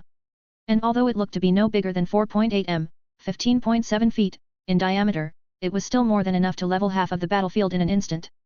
Yami frowned at this scene and immediately started performing several hand signs at a fast pace. He was getting ready to create a barrier to contain that dreadful technique. However, the Rakich wouldn't allow this, so he again moved in to engage Yami and provide support for the Haxabi-clad Killer Bee. He returned the favor by appearing behind Yami and Almighty A had landed a clean heavy punch on his back, making Yami stop performing his hand signs as his face grimaced in pain. He could feel the lightning chakra running through him, tearing through skin and muscle, paralyzing his body and scrambling his chakra. The pain not allowing him to even teleport away with high-ration. He didn't have enough time to turn off his pain receptors. And as the Rakich blitzed away just as fast as he came with his punch, the Bijutama was at that same moment fired by Killer Bee. The two Goliaths of Kumagakur had established just how overwhelming an assault in perfect coordination by them can be. Boom!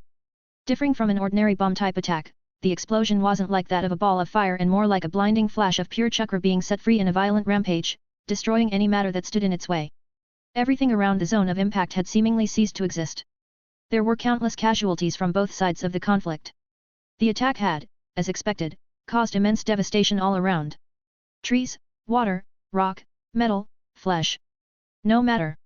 Anything in range of the giant blast had succumbed before the terrifying power of the second strongest Baijiu.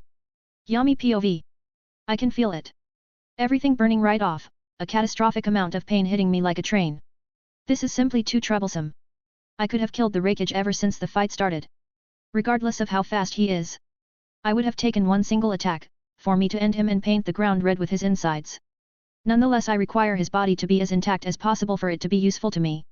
It is quite harder to win right out of the bat when you need to take care to not obliterate your opponents in the process. Abruptly, I look at my hands. Trembling from the shock of pain. And by hands, I mean my calcined hand bones. I could feel that all of my hair and half of my face had been burned off as well. Including half of my skull. Thankfully I saved the Sharingan inside my eye socket. I could at least protect my vital organs and my Jiangu hearts in that decisive moment. Sigh. It seems like I will have to get serious. I get up, and move my hands. Not by the use of the nerves or anything like that.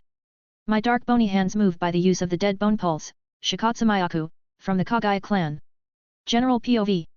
The Kumo shinobi were happy that this attack had paid off. Their hefty sacrifice had been worth it. The Konoha ninja were now trying to scatter in despair. But then, whoosh!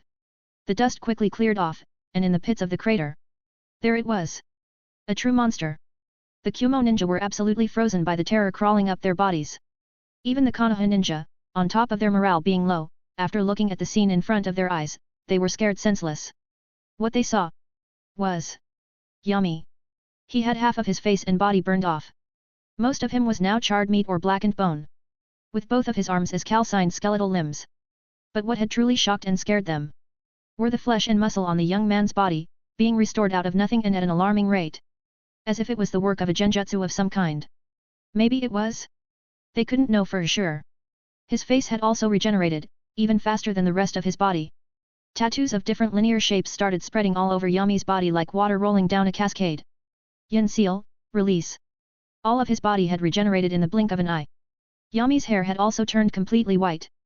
His body couldn't possibly keep up with the jutsu and produce enough pigments to dye his new hair roots. Yami had a cold demeanor that looked like you would be frozen if you got too close. He clasped his hands together, and a golden light radiated from where Yami stood. No. More like from his entire physique. It was as if Yami himself had become a miniature sun, emitting a blinding flash similar to that of the Bijutama. A/N, Yami truly is a monster now. I am not going to nerf him. In this chapter I showed his terrifying regeneration, next will be his power. Announcement, for every 1000 power stones in this story, this will get one extra chapter that day. P.S. I will post again soon I know. But that doesn't mean that I am happy baka. Sun Sin? 140, Changes in a Split Second. Chapter 140. Title, Changes in a Split Second. Yami just regenerated and looked towards the wreckage. His body still shining like he was a miniature sun. It seems like I will have to start getting serious now, said Yami with a creeping calm voice. The wreckage frowned at what Yami said but he didn't let his emotions take the better of him and attack Yami immediately. So Killer Bee in his 8 tails form was the one to attack. It threw another giant-tailed beast bomb. Yami just waved 3 handsings and the tailed beast bomb got absorbed by a giant Fuinjutsu seal that appeared mid-air and far away an explosion was heard. This technique is very chakra-consuming, if Yami was the average ninja that is. But he had the Tsinad seal that stored chakra together with 5 hearts and each of them are at S-rank chakra amount. So truly Yami didn't even feel the drain. Plus his chakra was already regenerating at an alarming rate. He was sucking and purifying the huge amount of dark chakra that was produced by all of the negative emotions around the battlefield. Where dark emotions are overwhelming. Suddenly as the wreckage was about to attack again, Yami just drop-kicks the ground. Boom! Creating a huge earthquake, destabilizing the wreckage's footing. Obviously the wreckage was only destabilized for a split second, but that was enough time as a giant golden fist that seemingly came out of nowhere punched him. Pow! And threw him away. Boom! The wreckage was punched very hard, going through many trees and rocks before his body halted. On the outside the wreckage didn't have a scratch on him but he still had a frowning face as he touched his chest. That was shockwave damage. Thought the wreckage, as he analyzed what happened, he didn't see it, but... Whoosh! He went back at the side of the 8 tails bee, he looked at his opponent and he saw Yami who now had white silver hair, with a smile on his face. Yami just clapped his hands again, and the wreckage was able to see what had hit him, a transparent Buddha-like golden statue with 100 arms. 100 type Guanyin Bodhisattva. A monk technique that had been modified by Yami to suit his needs. The statue was gigantic, easily matching the 8 tails in size. The 8 tails got ready to shoot another tailed beast bomb but before it even had time to gather the chakra to do that. The giant statue behind Yami opened its mouth, and boom! It fired a laser beam towards the 8 tails. The speed of the attack was too fast for the 8 tails' giant body to dodge, but it still decided to bring his hand forward to defend itself. Boom! As soon as the giant golden laser beams and the 8 tails' palm collide a burning feeling fills the air as the hand of the 8 tails is clearly burning from the laser who is spreading around and hitting people all over when the beam made contact with the 8 tails' hand. Killer Bee just winced a little and it held the beam back and he was still able to form a tailed beast bomb of the smaller variety and threw it towards Yami, simply waved another hand sign and summoning jutsu, mountain leech stomach. A giant flesh substance wraps all around Yami. Boom! As the mini-tailed beast bomb hit him and even the wreckage went on top of the head of the 8 tails and waved through hand signs as he dropped his lightning armor. Suddenly black lightning appeared on his hands. Black Panther. The lightning transformed into 2 panthers made out of electricity. So he sent the black lightning towards Yami's fleshy defense. Yami of course wasn't affected, even by the lightning shock. The meatball around Yami burned and got electrocuted but it simply regenerated. Yami waved through another sequence of hand signs. Earth style, swamp of the underworld. All around Yami, the land turned into a swamp. He also put a full-on cage-level chakra into the jutsu, making a huge and deep sinkhole all around him. Even the 8 tails got stuck into it as the mud was infused with chakra to make it stick more to its opponents. The 8 tails struggled but it was only sinking deeper into the swamp. Then suddenly all around the 8 tails body, black ink was secreted from his body and into the swamp. Giving itself even more time for something. But it took this time to form a giant-tailed beast bomb towards Yami and his fleshy shield. Boom! Completely obliterating it, but... Yami had already teleported out of there. That was a distraction all along. He had moved away from his meaty shield. Both Killer Bee and the wreckage came to the same conclusion. Suddenly. Faush. A purple square barrier is formed all around the Raikage and Killer Band. The Raikage used his lightning armor to help his perception and see if he could find any weakness in the barrier. Fwoosh. The 8 tails disappeared from under its feet. The Raikage was worried for B for a split second as he was falling down. Yami took that opportunity as he appeared from underground. The Raikage was mid-air so he couldn't dodge, so he used his attack Hell Stab again, to attack the technique Yami threw at him. The Raikage frowned and it looked for any weak spots in my defense. But then. Fwoosh. 3 normal-looking kunai were thrown behind the Raikage. He looked around to see who did that and saw, it was Yami's shadow clones. The kunai had his Raishin mark as he appeared behind the Raikage, and swish. Yami used his super strength as he used wind style, chakra scalpel, and the Raikage's body was pierced from his back, but due to the strong defensive properties of the lightning armor, the pierce wasn't too deep. But it definitely pierced the Raikage on his back, giving Yami a chance. Then Yami does a slashing motion and fwoosh. A large cut appears in the back of the Raikage. While still midair, dark wings appear on Yami's back. With all of his strength he grabs the arm of the Raikage. Crack. And due to using all of his strength on it, the Raikage's arm is completely broken. Yamo tugs it away, and rips the arm of the Raikage's body. When the Raikage sees this, he immediately understands that Yami hasn't been going all out. This kid will kill us all. If I am injured, me and B won't be able to hold him back, thought the Raikage, while clutching his stump and using the heat of the electricity in the wound, burning it, which stopped the bleeding. As soon as he does so, he screams to the top of his lungs. Retray. And he finally touched the ground. In a split second the battlefield had changed. The Kumo ninja were the ones in peril now. Yami had a calm look all along as he looked at the Raikage. With the 8 tails teleported out of the way, he could easily handle the Raikage. A/N, here it is, the bonus chapter. P.S. Yami is not nerfed or anything like that. He is simply trying to not kill the Raikage in one shot. He wants the Raikage's techniques. P.S. The technique, is a monk technique, like the one that monk that was Asuma's friend and was killed by Kakuzu. The technique was just supercharged with Yami's chakra. Announcement, for every 1000 power stones in this story, this will get 1 extra chapter that day. 141, Almighty A faces defeat. Chapter 141. Title, Almighty A faces defeat. Story by? Edited by? _ The Raikage immediately ordered the retreat of his soldiers. He might not be a match anymore for the monster in front of him, but he can hold him back. He looks at his son, Unruly A, and their eyes meet each other. His son wouldn't be useful in a battle against Yami, so he had gone to fight against the other Konoha ninja. Whereas he is still an S-rank ninja, he killed a lot of them. As the third Raikage and his son's eyes meet the Raikage, even with his arm ripped off of his torso, he smiles at his son. It would be shameful and sad, for his last memory to be of me fearing for my life, thought the Raikage. I took a gamble and lost, now I will pay the price. He simply says something to his son, who is far away and can't hear him, but from reading his lips he can tell what his father said. It's your turn next. The Raikage's son. No. The new Raikage, tears came out of his eyes, but his face hardened as he screamed at his soldiers. Retreat. Ordering them, he followed his father's wishes. The third Raikage was a little relieved at this. This all happened in a split second, and he then turned towards Yami, who had a calm look on his face. To hold him back long enough I need to put some distance between us. Contemplated the Raikage, using all of his vast life experience to try and use the best possible move. The Raikage jumped back in blinking speeds. Yami just looked at this calmly and asked. Why are you putting so much distance between us? If you want to make sure it hits me, then you should get up close and fire. Or is it that you're afraid of letting even a part of me out of your field of vision by getting close? If that's the case, then it is a foolish thought. Distance only has meaning in a fight between equals. With you and me, distance holds no meaning at all. Watch. Fwoosh. In a black flash, Yami appeared in front of the Raikage and placed his hand on the Raikage's chest, right above his heart. If I do this, my hand is almost instantly at your heart, said Yami with an absolute calmness to his voice. He wasn't bragging or anything. He was simply stating a fact. When he hit the Raikage's back, he had already marked him with the Hiraishin formula. The Raikage was already dead. He just didn't know it. Yami's hand easily went through the Raikage's defenses, and with a simple wind scalpel, he touched his heart. Cough. The Raikage coughed blood. His eyes slowly got hollow as his body started falling on the ground. Yami as a medical ninja is terrifyingly powerful, even with him simply touching his victim is a death sentence to his enemies. The Raikage, except for his missing arm, no other outward injuries were on his body during the time of its death. Immediately when the Konoha ninja saw the Raikage fall, they cheered.